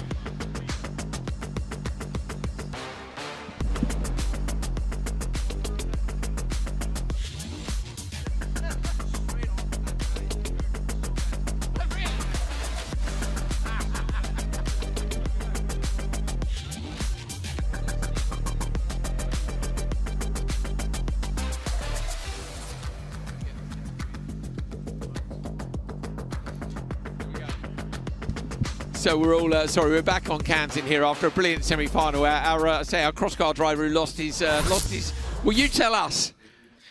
Well, I was going over the Joker, the jump in the Joker, and I just put this on, and it's just fell straight down right on my balls. Oh no way! It hurt so bad. Really? Yes, What you were driving? yeah. Where did you finish? I don't remember. 16th. Okay. Oh right. Okay. So it wasn't too bad. This was the reason though. Yes, Yeah. So very absolutely. much. But you didn't throw it out the window, did you? You tried to keep I it. put it under my seat, but it just fell out. Oh no! We weren't sure if you'd thrown it out, like if it was sitting on your lap and distracting you, because we could see it was in your lap and not on the floor. Yeah. And then we saw your hand come down for it on the footage, and then we saw it go tick, tick, tick, tick down the road, and that was it. Yeah, but I came out in the pits and I tried filling around. I couldn't find it. So I thought, it's gone. My it was camera's lost. gone. Amazing. We're going to see the footage, mate. All right, have a look at this. Have a look broadcast. at this. You'll like this. So here you are. Look. Oh, you found it. Yeah. Here we go. Look. Watch. Yeah, straight on my balls. Boom. Yeah. In the department. The vegetables. And now he's going. It hurts so bad. I tried putting it under and it just fell out. Bye. There you go. But it's still alive. Mate, It's amazing. no, it's not even smashed up that badly. We thought that. The cameras just be broken. Well, mate, you've got an insanely good social media clip there. Make sure you include the bit about the balls. That's fantastic. Yeah. We need that. Well done, man. Nice so one. much. See you later. That's brilliant. Right, there we go. That's amazing. Managing to return a camera live on TV with a bit of detective work and the footage. That is absolutely fantastic, isn't it? Right, what's going on? Where are we? Got another semi or are we done? Semi-final 2. We have semi-final 2. Are we recovering anyone? Oh, Victor Vranks, we're hearing the car's broken. So Vranks' team then are going to have a job on their hands to get that ready. So Vranks' car, Vranks has made it and Fraser McConnell has not. But if Vranks' car can't be repaired, look at the damage on the front of that, where they've been into the back of Fraz. I imagine Fraz will be a little bit annoyed about that. I understand Vranks wanting to lean on him too, though. Of course, Vranks had to Joker early. There's all sorts of things which contribute to him being further down the order. And then I totally understand why Fraser stayed out to chase after Martinson and people jokering out of his way. What are you going to do? So Fraser had to stay out. There are the Forks of Doom. The Manitou, that'll lift up the 208 and we'll plonk that on the back of the flatbed and get it back to the paddock. So a repair job to do for the Vranks squad ahead of the finals. The finals were supposed to start at 7:15, but that's in 10 minutes' time. So we'll bring an update on the start time for the finals just as soon as we have it.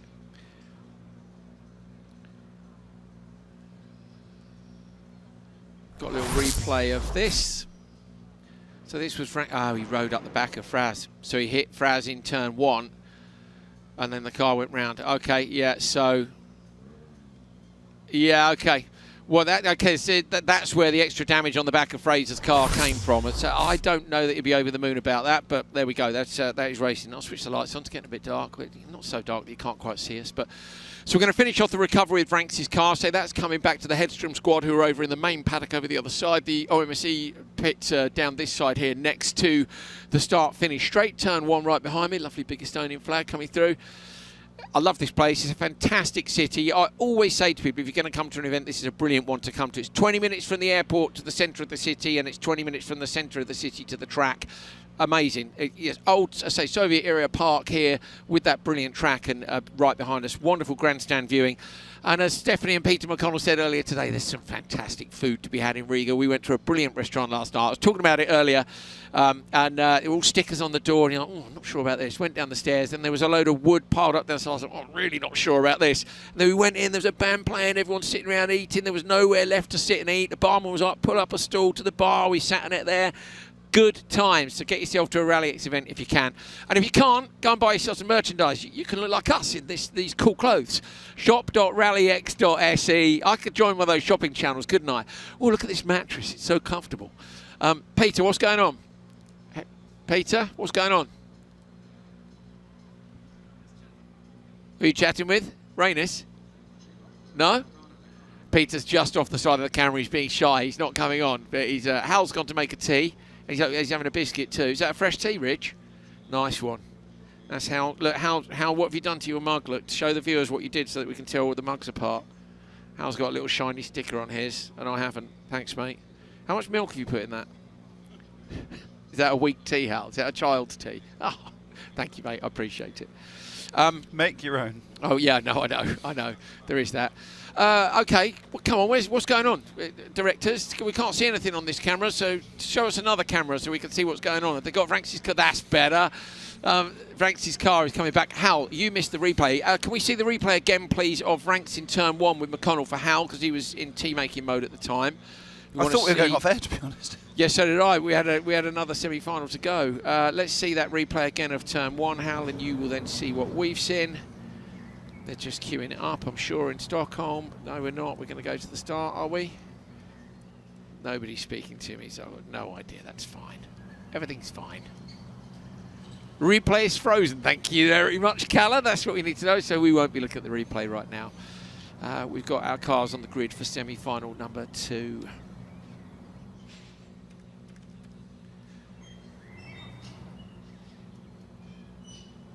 I don't know if you guys can hear the birds in the background on the... Can you hear the birds, Al, on the audio? Yeah, it's lovely. It's really cool. It reminds me of a rally. If you've ever been at a rally, stood in the forest, it's all just bird song, and then you just hear like a couple of miles away, and then slowly you hear more anti-lag. For those that don't know, rallying is just rallycross with single cars. Yeah, in a forest, yeah. Oh yeah, but it's not as good as rallycross, definitely. But there is something about being somewhere as beautiful as a forest and just listening to birds singing, and then suddenly someone comes through in a livid rally car.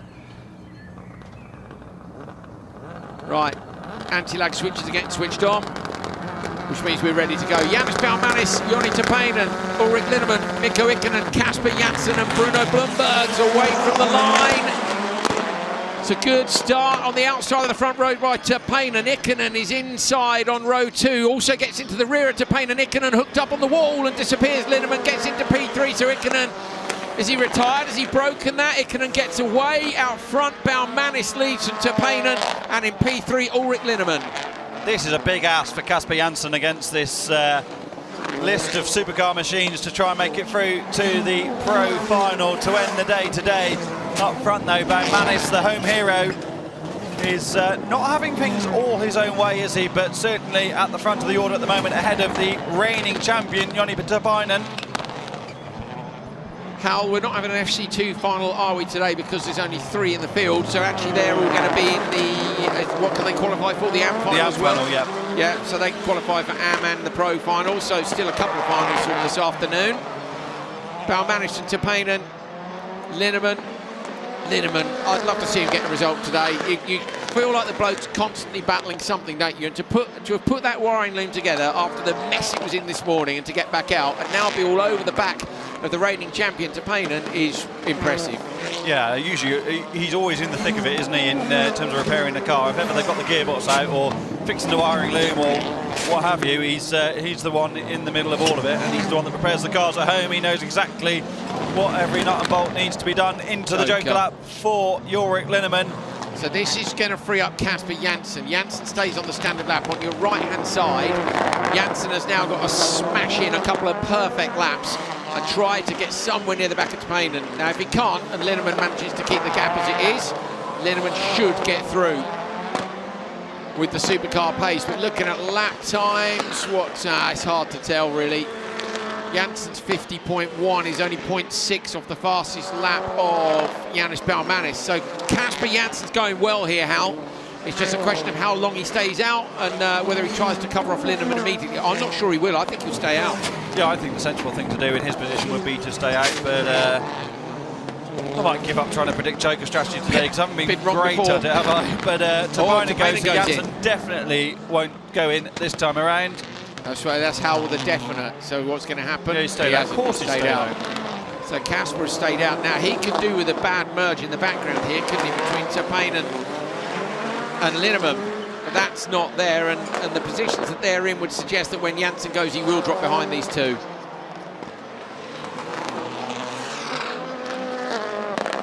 Lindemann in P4 is trying to get the overlap here on Casper Janssen in P2. Yannis Baumanis is clearly out front with a gap of 3.1 over the previous car and 5.3 over Ulrich Lindemann. Topina's car spitting flames out the back. Great camera up on the Armco barrier there too. Is Janssen going to go this time with 2 laps to go? The game's up really, Hal, isn't it? Look at the following train, he's going to stay out. They're too close.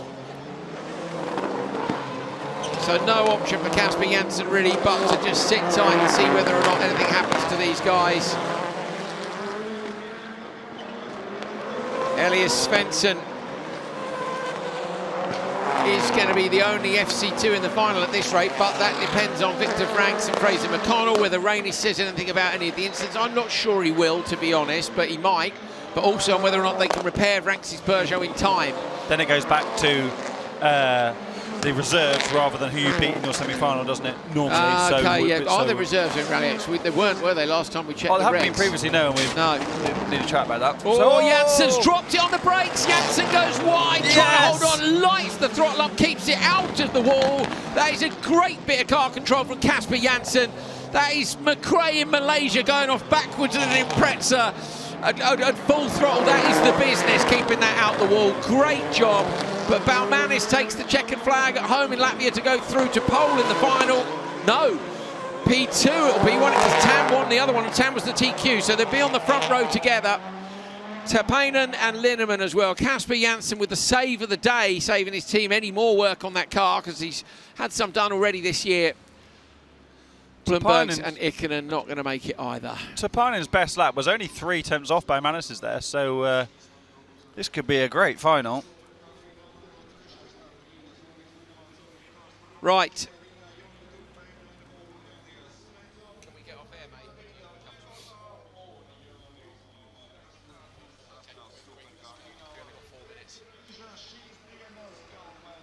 Yannis Baumanis wins semi-final 2 from Topinen and Lindemann. Janssen, Blumbergs and Ikonen are out for today. Double header though, so they'll be back tomorrow.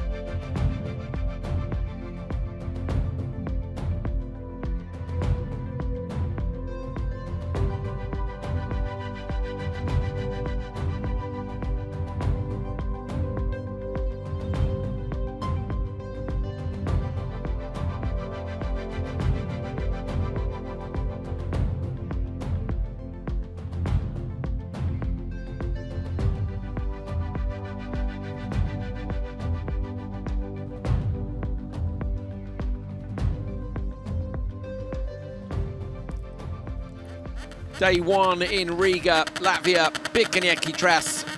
That's Latvian for track, if you didn't know. Svedland, Manisto, Pira, Isak Setra, Stubruk Fredriksson and Antila are your lineup. The semi-final one of junior cross car. There's your green light.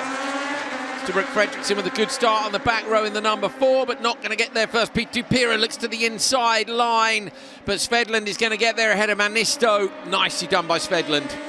Poor Peter Pira rotated in the first corner and out of the fight for the podium. What a shame, with such a strong run so far today. Isak Setra runs wide on the exit of turn 3, and Fredriksson is also all over the back of Antila is in the background. Svedland, though, under big pressure from Manisto up front. Yeah, Manisto had a look, didn't he, on the way into turn 4. Long jump down, and Manisto taking slightly wide line. Svedland is just being a little defensive on the way in, and he can afford to do that for a couple of laps to try and get himself a bit of breathing space. As the field pans out behind, then the strategy will open up. Remember, the juniors don't have spotters. They've got to figure that out for themselves. Poor light is dropping, isn't it? Lovely evening light here on the outskirts of the Latvian capital city, Riga. And Manisto, I think, Andrew, is right up there. I know everyone's championing Robert Svitals at his home round, but Manisto showing amazingly on a debut weekend. Yeah. To be challenging Carl Svedland, who's been the class of the field in junior cross car so far this year in RallyX. Manisto also managing to take a look and then not lose time. So many times you see someone have a look and it's not really a serious look and compromise their exit. Manisto is having a look at the inside, making Svedland look in the mirrors all the time, and he isn't losing time on the exits. It's a good drive. And this is where the experience of the driver ahead really counts, is that you force yourself not to look in the mirrors. Don't panic. Because if you know you're on the limit, you know they're not going to be there. Also, if they are there, then they've made the mistake. You're not going to jump out of their way if they make a big lunge, and that was the old Senna thing, wasn't it? Or that was a bit like racing Liam Durant in a stock edge car. I can speak from personal experience. Was you go for the optimistic lunge, assuming people are going to jump out your way. If you just sort of terrify people into moving out the way, don't you? Yeah. So the best thing to do is to not look at what's going on behind. Yeah, don't check. Don't check, just get late on the brakes and get the door shut. Svedland now starting to stick to his own racing lines, driving out wide after a couple of attempts by Manisto. Everybody has jokered behind them, so Stubruk Fredriksson, Antila, Pira, Isak Setra have all jokered. So it really is a race between these two. And I guess it's a case of whether or not they feel they've got enough of a gap. I think they've got enough gap to go now. Manisto could go now and does. So Manisto goes with a gap of 7.3 to Stubruk Fredriksson.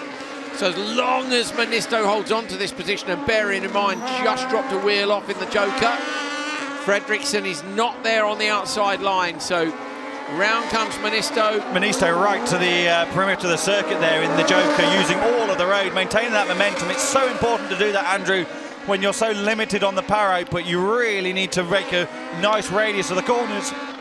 So does Svedland go now, Hal, with 2 laps to go to cover Manisto? 100%. Because I think Manisto's quick enough to go. 100%. You can't risk potential issue there, so yeah, 100% I would go now. Right, so here comes Manisto. Watch out for where Svedland is, and does Svedland go into the Joker lap or not? We really want to see the leader when he goes in. There is Manisto on a big push. Where's Svedland? Over on the right hand side, there he is. He's going to go Joker this time, surely, yes. So Svedland fears enough the pace of Manisto to try and cover Manisto off on this one. Manisto's had a big charge lap that you've just been watching.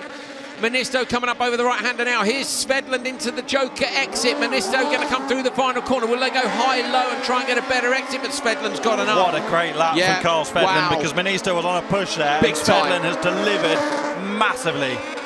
Lovely stuff watching Manisto really trying hard to close down that gap, but actually Svedland has come out the Joker, Hal, with some breathing space.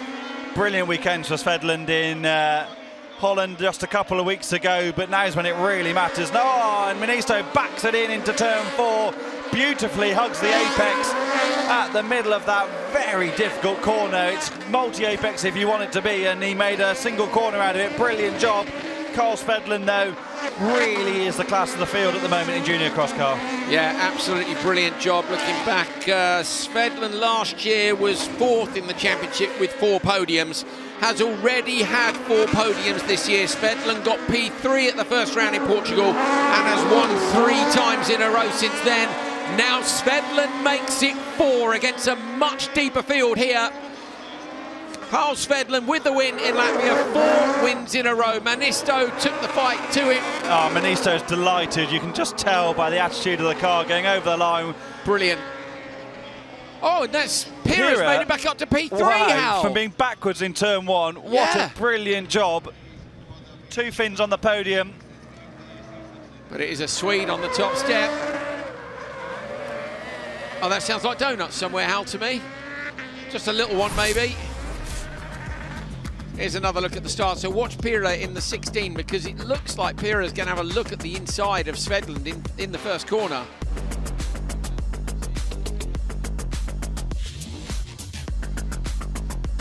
Okay, so we'll ditch the replays. Apologies, might have another look at that later. But yeah, Pira had that problem in turn 1 and did well to fight back to P3. Manisto with a great fight against Svedlund. Svedlund will know he's up against it, but 4 wins in a row is an outstanding performance from Carl Svedlund. 5 podiums, 4 wins. That is your cross-car junior favourite for 2025.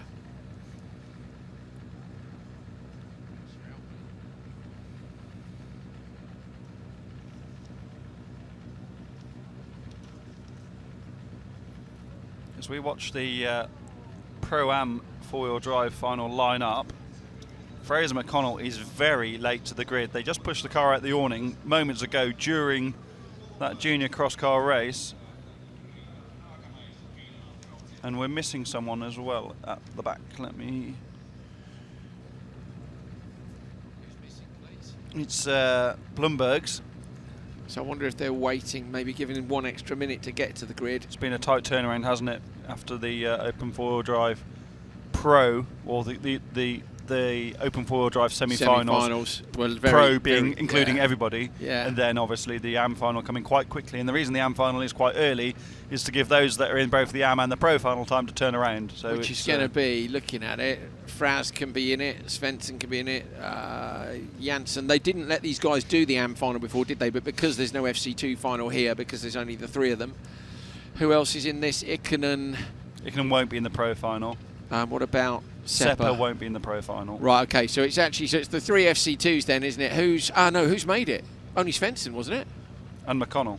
No, McConnell didn't make it. But depending on what happens with Franks. But that also. But then there's no you don't get up, so McConnell's not in it either. Or unless there's a penalty for Franks for the contact. We haven't heard anything from race control. Yeah.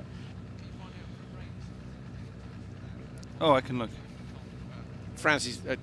Sorry, Hal. I just called Hal Fraz. You know, we're near Jamaica enough. Hal is looking at penalties to see if there's any further action. Why are you punching my pig? Yeah. That's my favourite story Fraz has ever told. We'll have to get him to tell it on air at some point. Brilliant. Brilliant. That was a restaurant near Brussels Eurostar station on the way back from Holland. Why punch my pig?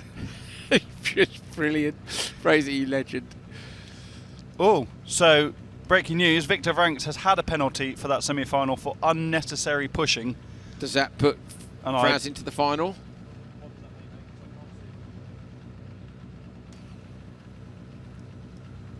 It's about to come on the notice board. Okay, apparently. so Hal's looking at the notice board. Now we're hearing from race control via our talkback, but we're going to get this final underway first of all. So Fraser McConnell is there. in the Bloomberg's has pulled up to the back. Here we go then, 4-wheel drive AM final. Seppa and Ikonen on the front row, Svensson and Janssen on row 2, McConnell and Bloomberg's on row 3. The FC2s can go in both finals at the minute. Only Svensson has qualified, but Fraser McConnell might do, depending on the penalties from earlier on today. And as I say that McConnell goes backwards off the grid, Svensson's got a good start, but Seppa's into turn 1 first. Svensson inside Ikonen, now to the outside. Svensson's done that all day long and pulls it off again.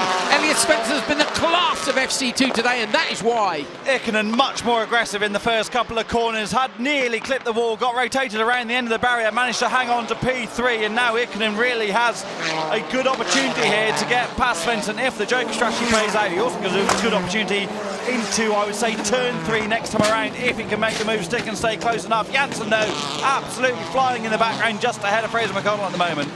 So Fraser McConnell, we're waiting on finding out if there's a penalty. We know there's a penalty for Franks from the semi-final earlier. If it's enough of a penalty, then he may be in both the FC2 and the Pro and the AM final. And Svensson is so sideways trying to hold off Ikonen with the extra horsepower of the supercar behind. Kasper Janssen has gone joker on the first lap, and that's released Fraser McConnell up one more position. So after a bad start, the Jamaicans into P4, but Seppa leads. It's a commanding lead at the moment over Elias Svensson. Ikonen, you get the impression, could go maybe a bit quicker, but Svensson's doing a brilliant job here in the FC2. Development work all day long today from Kevin Eriksson, who is running the car after each of the races, the FC2, the development car, to try and get a bit of extra pace. How, what you found? Franks 1 second penalty in the semi-final, which puts him behind Fraser McConnell. Franks won't be in the Pro-Am final, and McConnell will be indeed. Right, so McConnell and Svensson then? McConnell and Svensson, so yeah. McConnell and Svensson will be the only drivers that will do both finals then. So they've got to think of that a bit, but I think right now all they're thinking of is what step on the podium can they get onto? Absolutely, you want to win every race you're in, don't you? That's the mentality of a racing driver, and Svensson is doing a brilliant job here to hold off one of the best rallycross cars built in the history of the sport. So Anton Seppa, though, what a great job he's doing. Another young driver coming out of Finland, did a brilliant job in Kouvola last season. I'm sure he was in the Dynamo Hyundai last year from memory when we were up in Kouvola, but he's absolutely running away with this. Look at the accuracy there, Hal, from both Svensson and Ikonen on that right-hand barrier. McConnell in the back, and you hear the sun guards crashing down. Ikonen now starts to get a bit more pressing with Svensson. He dives off to the joker. I think Svensson should have jokered then, Andrew. He was on the way in. You would have covered Ikonen beautifully there if Svensson had jokered. Yeah, Fraser McConnell's closed the gap down on Svensson here too. Now is Ikonen get into a fight with Kasper Janssen. No, he's too far ahead, too far back. So Janssen, looking at the timing screens, it looked like Janssen might have dropped behind Blumberg, I reckon, when he jokered and then had to pass him on track, but he has done that. So Fraser McConnell up into third now from behind Svensson, but they're in a train.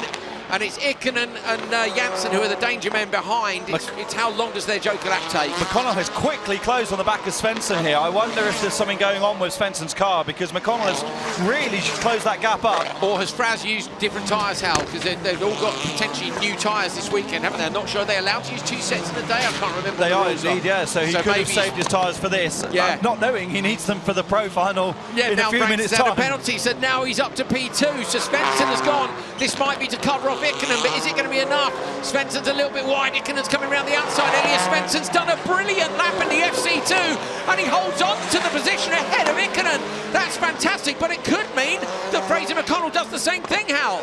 It could indeed, especially if these two get caught together. Ikonen will have a look down on the inside into turn 3. Isn't quite close enough. Opens up the corner on the way in. He's going to go to the left-hand side on the way down into turn 4, but he's not close enough. Brilliant defensive driving from Elias Svensson. Fraser McConnell closed the gap down to Svensson on the last lap. We don't know if the Jamaicans using new tyres or not. He's not going to get Seppa because they're going to joker together on this one.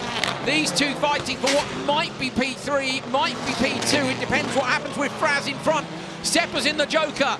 Let's get up to the emergency. Here comes Seppa now on the outside of the joker lap. Fraser McConnell's with him too. McConnell through the dust in the background, watching on the outside line. Elias Svensson's coming through, but McConnell's done it shortly. Round the left-hander, McConnell with a brilliant drive. Seppa takes the win. Fraser McConnell up to P2. Elias Svensson P3, and that is fantastic for those two drivers in the FC2s. What a brilliant joker strategy from Fraser McConnell's spotter to keep him out and let Ikonen and Svensson fight. Elias Svensson drove so well there to hold Mikko Ikonen back.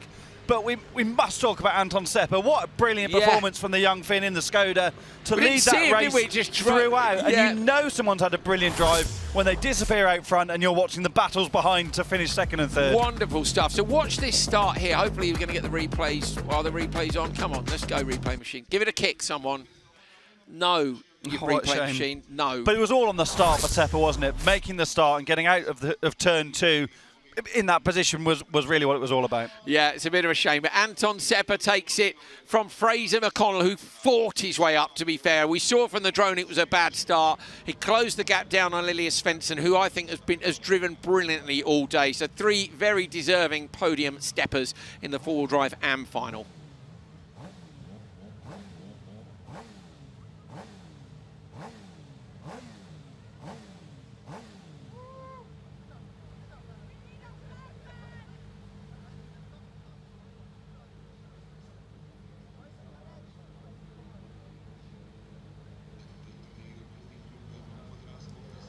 shop.rallyx.se if you'd like to get yourselves some merch from this brilliant series. Merch, buy. Gotta catch them all. That's what my little boy says when I leave. Bye. Still sounds weird. That's a different buy, Hal. But I get it. As a journalist, I know you understood there was a difference between the two meanings. Bye. Perhaps we can get him on here doing the sales. Bye. He'd be better than me. Well, maybe.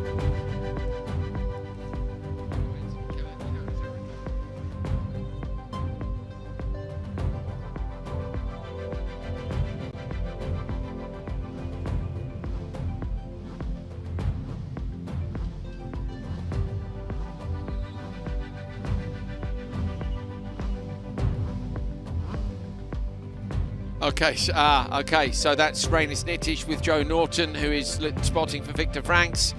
Rainis up there explaining the penalties. They're saying, look, we're not happy about it. And that's live pictures from race control. This is what they deal with.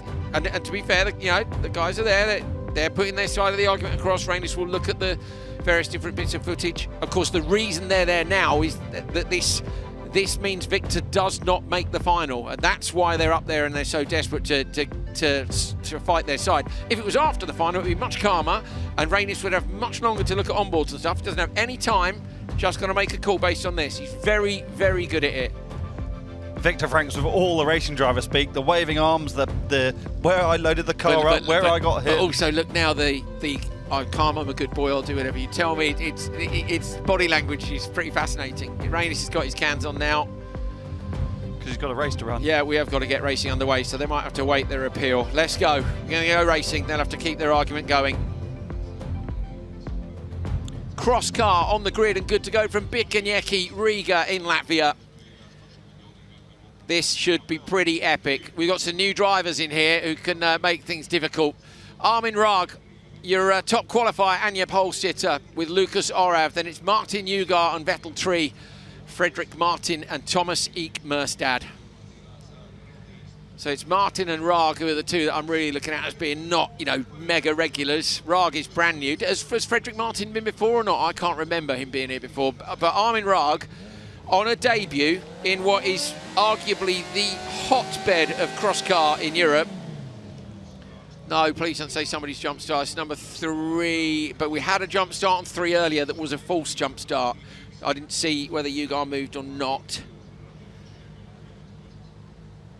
And they are actually even after, yes, of course, they all won their semis, so they're in the same order they were in quali. So Rag, Orav, Ugar qualified, Vettel Tree qualified 4th, Frederick Martin.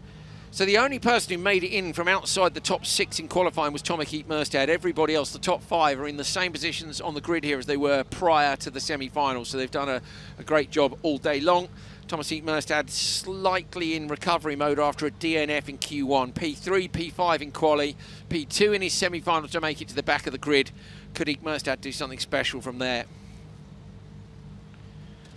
Eek Merstad with 2 P2s and a win so far this year.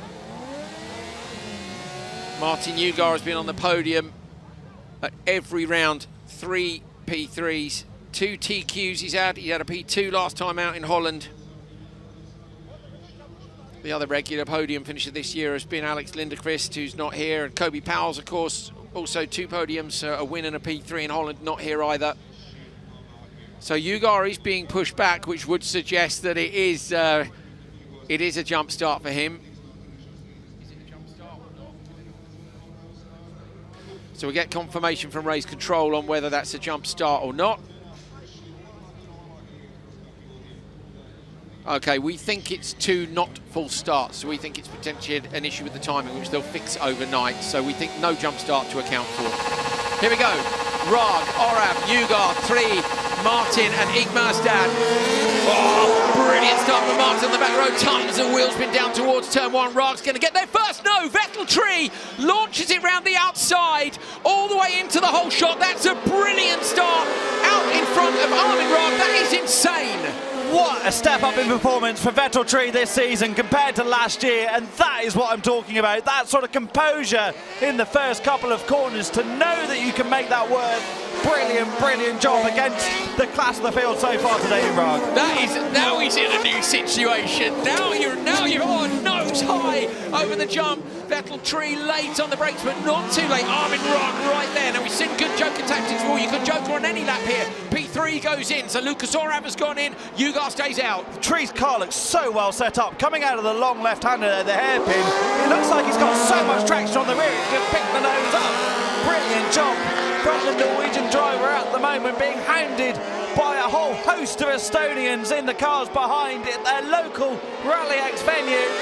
Ing Merstad went Joker on lap 1 with Orav, but I think Ing Merstad must have been a couple of seconds off the back. Didn't see what happened because I was so blown away by it. Look at that, the attitude on the brakes. Flames to the back of the exhaust, one of the cars in the background too, which is one of my favourite things about racing at this time of day, is you get to see things like low in brake discs and exhaust spitting flames. And tiny little lift there, how before the jump crest. Look at the car now, look, he's jumped on the throttle. It looks like it really loads up the outside tyre. It looks like it's got loads of traction. Rag's gone, Joker, Rag goes Joker. Ugar closing the gap down on 3 in front now that Rag's gone. So this is, now it's about, do you respond or do you stay out? Really hard work, isn't it, now for the spotters? This is hundreds between them. They've got a great set of spotters in the JC Race Technique squad. No more so than Per Bjornsson, he will be in the spotters tower and they will be working together. Rag's out in front of Orav, Hal, but only by 0.5 of a second. So was that a response to Orav in the background? Ugar's taken 0.3 of a second out of Tree that time around. Fastest lap, look, fastest lap but of it the doesn't race. really matter if you can't get through. It's all about the drivers behind and what pace they're doing. So for me, now, does Ugar go now? If Vettel 3 doesn't go to try and cover off in the background the fact that Rag has gone. So here we go. 3 goes in, Ugar stays out, so Ugar's going to make a bid for victory here by staying out in the background. Watch for the merge. This is absolutely critical. It's Vettel 3 versus Armin Rag. Armin Rag coming around the outside with the big wing on the top of the car. Rag's going to maybe get this done on the exit. Looks to the inside line. Vettel 3 tries to park it. Rag knows. Inside. Job done. That is outrageous bit of racing between these two young drivers. Mega. So close between them on the exit. Tree's going to have a look to the inside. No, he doesn't. Thinks better of it. The brake lights flick on. The left foot just dancing on the middle pedal in the cross car as they come down to turn 4. The nose dives on the car in second position in this battle. Flames from the exhaust of Rag. This is absolute fire, this final, and that's just adding to it. Vettel Tree is under enormous pressure from Orav as well. This is the 3-car train. What is Ugar doing out front? Best lap 57. Stays out. His last lap stays out. They both stay out. They have. So Frederick Martin, where is Martin's game over for Martin, isn't it? Surely. No, not yet. Anybody can be on the podium at the moment because this fight for 3rd is so close on track. Tree runs wide. Oh no, he's been turned around. What a shame for the Norwegian who's been so good in this final. That's absolutely gutting. Orav and Tree with a problem. Oh no, denies us of a great finish, but not yet. Ugar still leads. Here is Ugar in the background. That is Frederick Martin, who hasn't jokered either. The gap this time round was 3.4. So it's Ugar now versus Armin Rag. 3 Estonians in the podium positions at the minute. Thomas Ingmersen up to P4, 7.3 off. I reckon it's going to be an Estonian lockout. And Ugar's on an absolute flyer, just on another best lap of the race so far. He will joker this time around, followed by Frederick Martin into the final lap. Watch for Rag in the background. Rag is on the inside line. Ugar on the outside. This is going to be incredibly close at the merge. Oh, he sends it over the curves on the inside. Oh, Rag around the outside. Ugar up the inside, but it is your top qualifier, Armin Rag, who takes the win here on his debut in RallyX. That's a brilliant performance by him. Ugar and Frederick Martin round out an all-Estonian podium. Ing Merstad in P4. Gutted for Vettel Tree and Lucas Orav, but my goodness me, they put on a show for us there. What incredible composure from Rag. Lost the start, didn't have the position he wanted early on. He's been so quick today. It was that man there who got the best track position that start away from the line. Oh, Vettel Tree is absolutely devastated. Start of the day. Look at this from row number 2. Oh no, I want to see the start. If we've got the look, I want to see that too. I want to see flames. And that's the kind of racing I want to see. Brilliant. I'm gutted for Tree because that was a stunning performance. Unnecessarily turned around there by Orav. Yeah, but then it was, did Orav go over the gap? Sure, but it's always unnecessary when you come together like that. But what a stunning performance from not only Armin Rag, but for the new P-Tech Extreme, and 3 different manufacturers of cross car on the podium here in Riga. Rog takes it from Ugar and Martin. P-Tech on top, Life-Lift 1011, and then a Speed Car Wonder. What a brilliant race. And the standout performer of RallyX so far this year, Thomas Merstad, comes home in 4th. Yeah, good recovery after a tricky day with the DNF in Q1, but that was absolutely brilliant.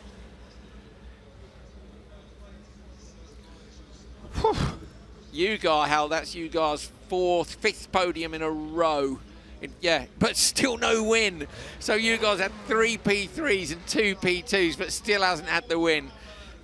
Looking back to last year, no, he didn't have a win either last year. So Ugar with 1 P3 last year has been knocking on the door. I'm guessing. Can he get it tomorrow?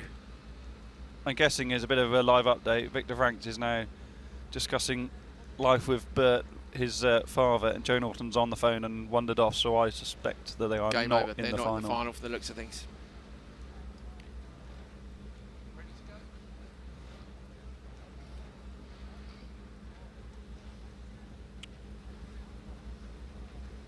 I've lost my list of finals. I have no idea where we are. It's far too exciting. Supercar lights. Far too exciting. Yeah, it's just how many we've got left now. Where are we at? There it is. Three finals to go. Supercar lights, Latvia, Riga. This should be interesting.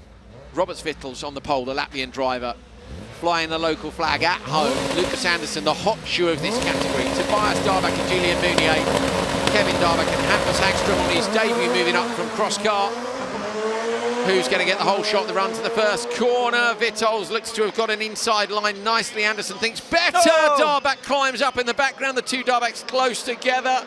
Mounier drops down to P5, but it is Vitols from Anderson up to turn 3. That could so easily have been a cluster in turn 2, and actually they all managed to give each other a bit of room. Mounier, who gave a lot of room to Darbach in turn 1, is now run a little bit wide on the exit of 3, and sometimes you just wonder if a race is going to turn into not a procession but a game of strategy rather than door-to-door racing. And the pace here, Andrew, I think is pretty representative in the race order, is representative as to where the pace has been so far today from the different drivers. We'll see what plays out.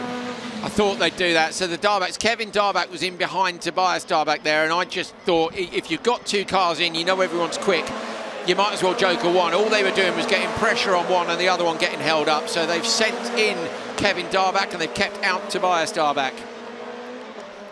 Meanwhile, Hampus Hagström on his Supercar Lates debut is all over the back of Julian Mounier. We're looking at the race leader, Robert Svitals, racing at home on his 2nd ever Supercar Light start.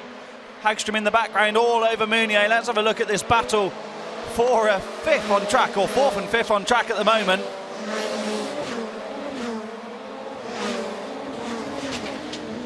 Train of cars coming through and over the jump. Listen to the guards crashing down out the back there.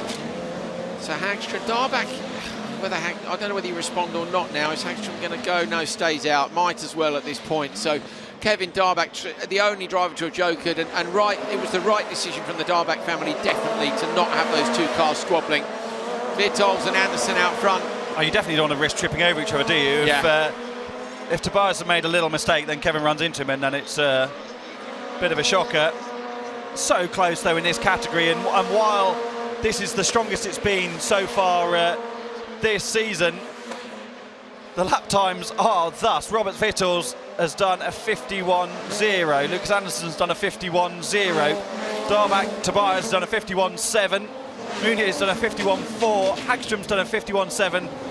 And Kevin Darbach's on a 51.7. So it's just in it. so close. It's incredible, isn't it? So Anderson is now starting to apply the pressure. How fast is that for the race on that last one? Yeah, only by 0.02 of a second, but still fastest lap. So he's trying to close down on Vitols. Look, he's using a bit more curb as well. You can see the attitude in the car, but we Look know at that there's lovely weight transition when you clip the curve, set the car up, and then you make one input, and the car rotates goes around. with you. But they're so knife edgy, aren't they? You know that they're right on the limit of what they can do here, and the slightest mistake will see you hemorrhage a second or 2, and then it's game over. They've gapped the rest of the field by... Oh, no, Anderson in the wall, just what I said. Up on two wheels, clips the steering on the inside, bounces off the wall on the outside, slams his hand, holds his helmet. He knows, just as we were talking about being on the absolute limit, he's gone. And Vitols is out clear. They must have been risking it because they've done 2.3 on the rest of the field. A costly error that for Lucas Anderson, because really the fight was going to be when one of them jokered. In the last 2 laps, one of them had to joker, and then it was going to be a push lap. And all he had to do was stay within the window there of Robert Vitols. It's so easy for me to say all he had to do, but he'll be so frustrated, Lucas, with that. This is a minor mistake. It's a matter of millimetres to make that mistake, but he'll be absolutely gutted. They've got double wave yellows. Meunier on the outside. Meunier as well, so 2 cars have gone. Broken front suspension. I think he might clip the wall on the inside there. Turn 2. That was so close, Hal, to going over. It was so close to going over. It was 2 wheels, bicycle job. Vitols, meanwhile, has done the fastest lap of the race at the same time. It's brilliant. The pressure goes, and he goes quicker. Absolutely brilliant for the young Latvian driver. Where did he finish, Hal, when he did BRX in the C4? You mentioned it earlier today. Was he had a few wins, yeah. He was. Where was he in the standings? He beat P2. me. Yeah, he was right up there. Last lap, last corner, Vitols racing at home, has done a brilliant job. It's only his 2nd weekend in Supercar Lights. Checkered flag and win as it's 3 cars wide in the background. One of the Darbacks almost gets turned around. It is Tobias Darbeck who takes P2. Kevin Darbeck takes P3. Hampus Hagström 4th on his debut, but Robert Vitols with a win at home in Latvia. That is a brilliant story. Anderson, so lucky for that not to be worse. I'm hoping we can get the replays up for you of that. Shakes his head. He knew he was trying hard to try and beat this man. He would have had to try very hard because Vitols, that's an insanely good drive there. Here you go. This is the start. So into turn 1, Anderson on the outside. Vitols is getting cheers from the crowd, which is fantastic to see. Meunier here, no problem on this lap. And it's later in the race. Here it is, it's not nice. So this, that's Hampus Hagström behind, and then there. Look at that, just clips the belt, breaks the steering, 2 wheels, and then into the outside barrier. He's done well not to have a bigger shunt there, but it's checkered flag at home for Vitols. What a great victory. Young Latvian winning in the capital.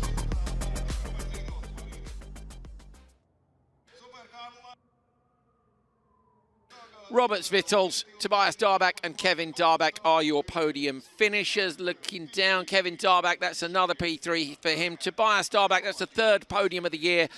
And for Robert Vitols, it's 3 podiums in a row. He had a 2nd and a 3rd in Holland, and he completes the set now with the win in Latvia.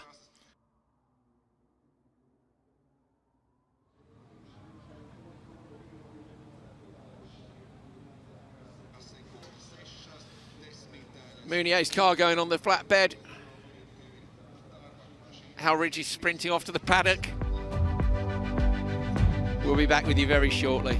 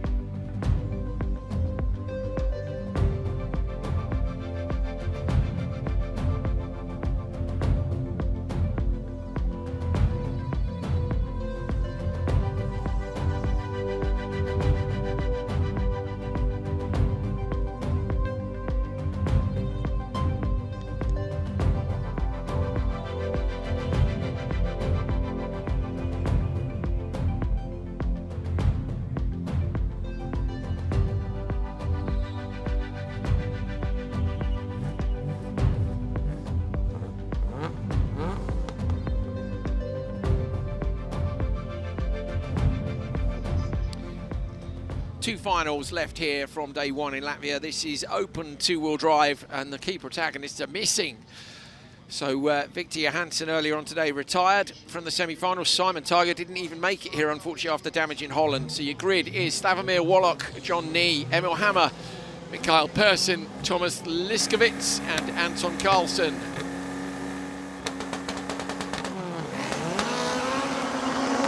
Loads and loads of horsepower through only 2 wheels away from the line, and Slavomir Wallach has got a brilliant start.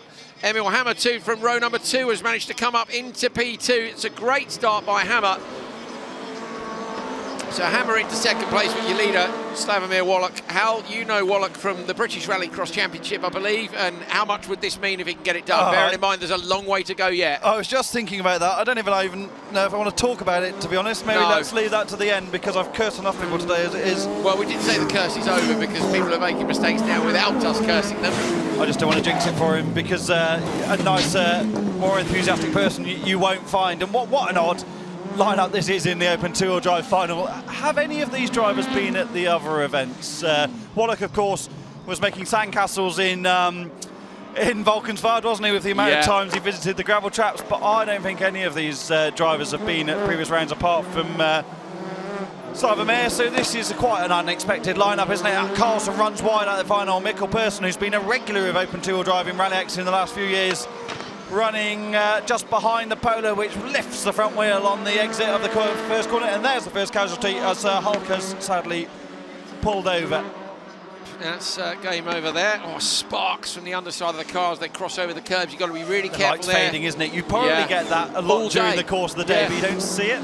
No, never see it in broad daylight. That thing is really lifting a wheel without much attitude in the chassis at all. This would be a great place to race under lights, because of the forest in the background. The forest would give you that lovely blackness in the background that you want when you're racing under lights. That means that the track is the real highlight. You know, we see a heli shot from the Singapore Grand Prix, and you just see this wonderful band of light travelling around through a city centre, and we can have that here, but through a forest on the outskirts of Riga. It's a great venue. I've mentioned it earlier, Hal, you weren't here at the time. I was just saying what a lovely city Riga is, what a fun night we had last night, and what a great place it is to come to a rallycross event. If you're ever like, I want to travel to one, but I want an easy one, this is probably the easiest, isn't it? Yeah, and I've had a few fun nights here in various different forms, and last night was great, with a nice meal and a couple of drinks. And a bit of reminiscing, to bed, but there's been some pretty heavy nights out as well in the past, and it's a brilliant city, and it's quite compact. You can get everywhere pretty easily. You can get to the circuit in 20 minutes or whatever we did this morning. It's a great place. You can do it all by taxi if you want. Taxis aren't expensive, 10 euros here or there. It's depends how many beers you want to have at the track, doesn't it? That's really not something we have to worry about. It's a great place to come to, and the people are so welcoming. The Latvians are so pleased to have rallycross here, and they're very, very welcoming indeed. So Wallach's lead is 2.2 seconds. He did the fastest lap on the last lap. Let's see what this one's like. It was a 53.1 last time round. This time round it is a 54.0. So 9/10 slower, but that's fine because he is driving away from everybody else at the minute. Emil Hammer has jokered, but remains in P2. So Emil Hammer is the danger man, but Hammer is under pressure from Carlsen, and actually that's going to help Wallach out, because 6.2 is enough. If I were Wallach's spotter, I might send him now just so that you can see where they are behind him. But what do you think? Or just stay out there until the end? No, I would always go now if you've got the gap and it's comfy, because you mitigate the puncture risk or something happening. If you get a puncture on a jump landing later in the race and you've already jokered, you can defend for your life. You've got to take the joker, you're dead and gone. So I would definitely be getting in and out as quickly as possible. And with this lot fighting, and Wallach does go joker. Slavomir Wallach has gone into the joker lap, your race leader. Oh, Carlsen peels off from P3, but Wallach's going to come out miles in front here with a lap to go at the end of this one. Slavomir Wallach is trying to get this done, and we don't want to say it because we don't want to jinx him, but he comes around that left-hander, Wallach. Like I said, I don't really want to talk about it, but... Oh, he's sideways on the X, making me nervous, Hal. I cannot tell you what this will mean to Slavomir Wallach to take a victory in RallyX if he gets this done over the next lap, and there's a few corners to go yet. Such an enthusiastic part of the British Rallycross scene for almost as long as I've been competing in the last 20 years now. He's been around a long, long time. He's done a huge amount for the sport outside of what people think. A great friend of Johan Kristoffersen, goes to so many events that Johan competes in, has contributed to Johan's racing as well when KMS has been struggling to find the budget. It's amazing, and he comes here because he loves racing in big events. This is a day of days for Slavomir Wallach. He's going to come round the last corner. Great to hear from Hal Ridge what this man's put into the sport, and it gives back now. Slavomir Wallach crosses the line to take the win in Latvia. Got to be the biggest win of his career. It's at the highest level of two-wheel drive in Europe at the minute. Fantastic. Fantastic. Wonderful stuff. Slavomir Wallach, your winner. Is he gonna? He's gonna do some donuts. What is he doing? Donuts? What's he doing? Or was that just sideways in the dirt? I think he is. Yes, he is. Yes, right in front of the grandstand where the people are sitting. Go on, Wallach, have it. All credit to Krzysztof Skorupski's team as well for delivering that car. It is. Slavomir's had some fairly dubious cars in the past. Some Stockhatch machines that were hanging together. He had an ex-Liam Duran Ford Fiesta Super National car for a while, but that is a proper car, that BMW M3. It's absolutely stunning. Eric Farren's just riding past us on a scooter with, I think it's a steering rack. Is it a steering rack? It is, It is a steering rack, yes. With a wry smile. It's in for a few hours' work, yeah. But Slavomir Wallach in the BMW E92 M3 RX has taken the win here. Deserves it, Hal, because he was super quick in qualifying, let's not forget. Went fastest in Q1. Yes, exactly. It's not all, the big boys aren't here, is it? But also, it's getting it done. When the big boys aren't in the final and you qualify on pole, there's an incredible amount of pressure to deliver. And you've driven away there, fastest lap of the race by almost a second. He beat Johansson this morning, beat him by 0.6 of a second, beat Victor Johansson. So this is a deserved win for Slavomir Wallach here in Latvia. We're ever so pleased for him. I hope you guys are at home as well. Emil Hammer gets P2, John Nee gets P3. Then it's Anton Carlson, Michael Persson and Thomas Liskovitz is a DNF.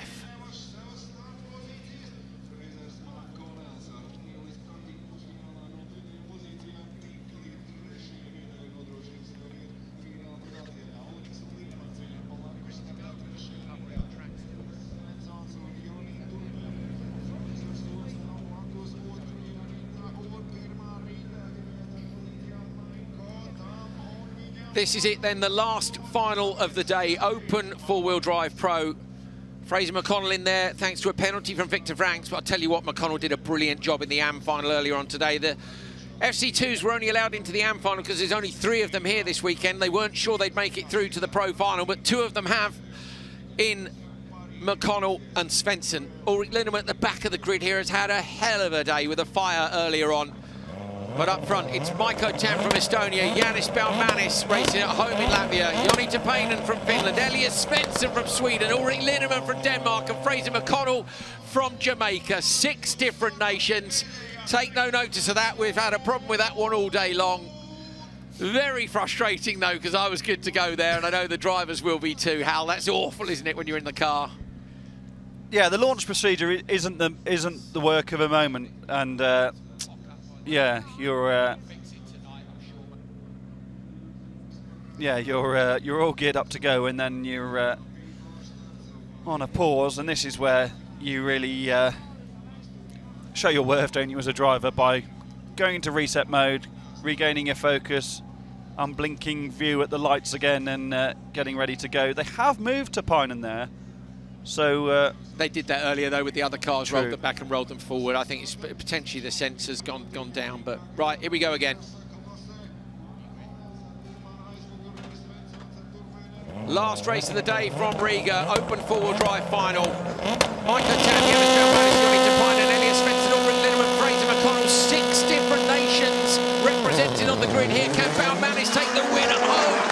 All-wheel drive starts on the run down to the first corner. Maiko Tam gets there before Baumanis. Baumanis goes around the outside in the Peugeot, slots in, sideways on the exit, 600 horsepower to pull it back straight. Tapainen around the outside, Tam, big spin. Svensson goes round in the background. He's been collected in the background by Linnemann. Fraser McConnell up to P4, and it is, I think, Baumanis who leads. It is from Tapainen and Maiko Tam. Wow. We need to see a replay of that, don't we? Baumanis got squeezed on the inside, Tam ran wide, and then Baumanis came absolutely firing out of turn 2. Baumanis, the home hero, leads from Tapainen, the reigning champion. Tam has been so good today in the other M Sport built Fiesta, and Fraser McConnell who only made it into the final after Victor Frank's got his penalty in the semi. He's knocking on the door of a podium here. Into the Joker lap goes McConnell with Maiko Tam in front. Now, they might have got these two because of the incident behind. I think they would have been hoping to get back out in front of Linneman, but Linneman hasn't joked, and Fraser McConnell's there just in front, nudges the rear left of the Polo.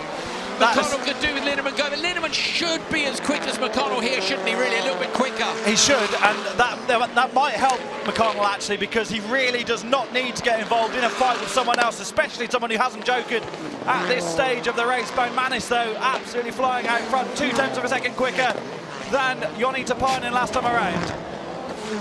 Fraz could do, couldn't he, with Tam and Linneman getting into him. I think Linneman will go Joker soon. Just if he catches up with Tam, he might as well.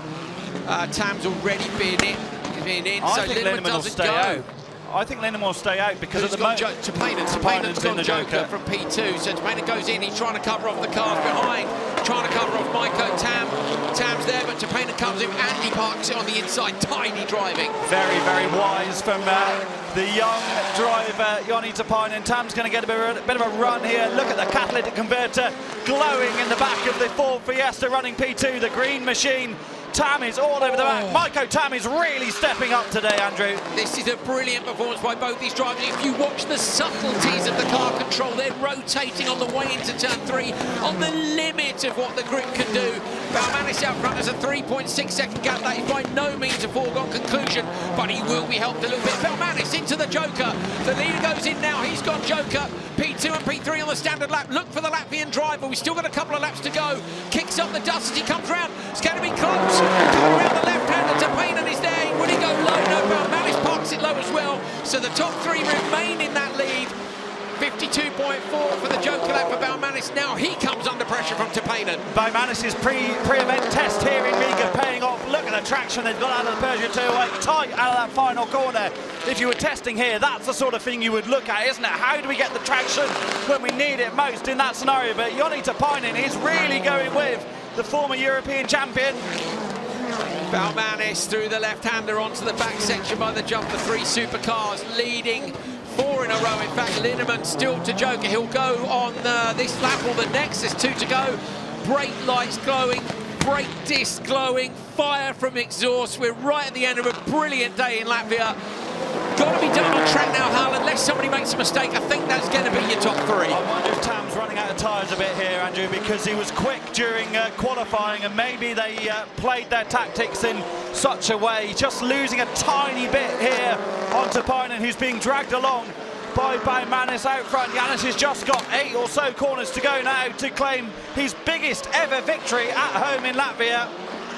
Supercar driving at its finest from these 3. Flames spitting from the back of these machines. Linneman still hasn't gone joking. You can see him in the background.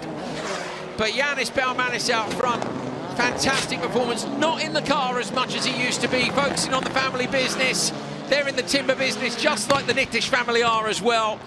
But this isn't about timber business today. The only timber business is driving through the trees, flat out over the jump at the back. Bowmanis slides the 208 through the final corner, lights up the tyres and takes a checker flag at home in Latvia. Joni Tapanen takes P2, Maiko Tam P3. Fraser McConnell gets up to 4th when he wasn't even in the final just a few minutes ago. Linneman 5th. And Elias Svensson a lap down. What a great way to round out a brilliant day's racing here in Riga. Yanis Bowmanis has achieved a lot in his rallycross career, but when you're a small boy dreaming of what you want to do, it's winning at home, isn't it? It's winning in front of your family and friends. And I am sure, even though he's quite good at keeping his emotions in check, this will mean a lot to Yanis Bowmanis, because it has not been a foregone conclusion today. Yes, well done, Yanis. Great to hear that. Look at the crowd. This is the headline category, open four-wheel drive, and it's been won by a Latvian at home. Straight over for a hug there with Maiko Tam. That was a great fight between them and Tapanen as well. It's Latvia, Finland, Estonia, Jamaica, Denmark and Sweden. What a lineup for a rallycross final. I don't think I've seen 6 different nations in a rallycross final. And I would put money on not seeing another top flight rallycross final with that sort of flag array again this year, because that is extraordinary. It is, isn't it? Yes to Flames on the overrun, lifting off the throttle. Yes to racing in the dark. Tam's been great today. Yeah, yes. Really stepped up, and the car looks much better than it did. Great stuff from Riga. Here's another look at the start. So look at Baumanis. Baumanis lit the throttle there and spun the rear left. And if Tam hadn't had the mistake, and of course that was Svensson, wasn't it? We didn't see Svensson later on in the lap. Who was in Svensson? Linneman, wasn't it? Linneman was into the side of Svensson, but so much going on. I'd like to see that first couple of corners again if we extra super slow-mo, because it was actually Tapainen that came over really hard on in that three-way sandwich that fired Tam off onto the left-hand side. Whew. I love the fact that Yanis sent it so hard over the line as well. The extra lock, the extra smoke from the tyres. And yeah, just brilliant. Yanis Baumanis, Joni Tapainen and Mikko Tam are your podium finishers here in Open 4-Wheel Drive Pro. Fraser McConnell, Ulrich Linneman and Elias Svensson playing their part in a brilliant finale to the day as well. What time are we on tomorrow, mate?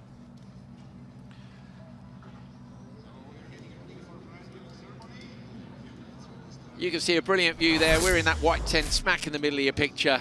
Here we are. What a great day. I've had a brilliant day today. It's been fun. Portugal and Holland have been fun, but to come back to the heartland, if you like, of RallyX and see big quality entries where one mistake costs you a lot has livened it up, hasn't it? Things have stepped up today, haven't they? All of the finals were great for different reasons. There wasn't really a bad race in qualifying. No. There hasn't been tons of overtaking, but the overtaking that has happened has been very, very good, and the level is really high. Yeah, really high. That cross-car final, that is wicked. We've seen some epic. We've done this is this the 5th year? Oh, 2020 we started, yeah. COVID year. 1, 2, 3, 4. Is it 5 or 6? I always get confused by that when it's a 0 to a 5. This is our 6th year doing this. And that's one of the best finals. That's in the top 5 cross-car finals, and that's a big shame. Yeah, because cross-car's been, last 2 years, cross-car's been wild. Anyway, Woosah. I've had a good day, have you? Yeah. Mega. We hope you've had a good day too. I'm cold too. I'm wearing about 19 layers. I do my best not to shiver and to have my nose run live on television. I think mine is running. So far we've done all right. Maybe we can get in that ambulance and get a foil blanket or something and get it to take us somewhere where we can revive. Well, we can nearly see Peter. I pointed the wrong way again. In the corner of the shot over there. Look, he's just where is he? He's over there. There he is. There he is. Hello, Here's Peter. Here's Peter. Come on, Peter. In you come. In you come. This is Peter, who films all the previews that you see at the start of the show. Hello, mate. And works so hard, along with everybody else in the background of this very small series with a very small production budget. And I hope you enjoy the content that comes out of it, because I actually think it's pretty fun for the amount of money that's getting spent here. So you can contribute by liking and subscribing to the feed, or, of course, you can go and get yourself a nice RallyX T-shirt or a cap. Look, I've got a cap under here. Look at that. You can buy those. Shop.rallyx.se. Look, Cal has fired the graphic in already. He's ready to go. You can't get one of those, though. That's a signed Mikko Tam cap. Thank you to the Mikko Tam team. Hal Ridge, thanks, mate. Well done. Yeah, wicked day today. I'm Andrew Coley. Thank you very much indeed for joining us. We'll be back tomorrow at, I believe, 12:40. That's 4-0, because tomorrow's a daytime race where today was through to the evening. So local it'll be time. More like, local 2 hours time difference from the UK. 2 hours ahead of the UK. 1 hour ahead of most of Europe. So, yeah. Figure it out. Deal with it. It's fine. See you tomorrow.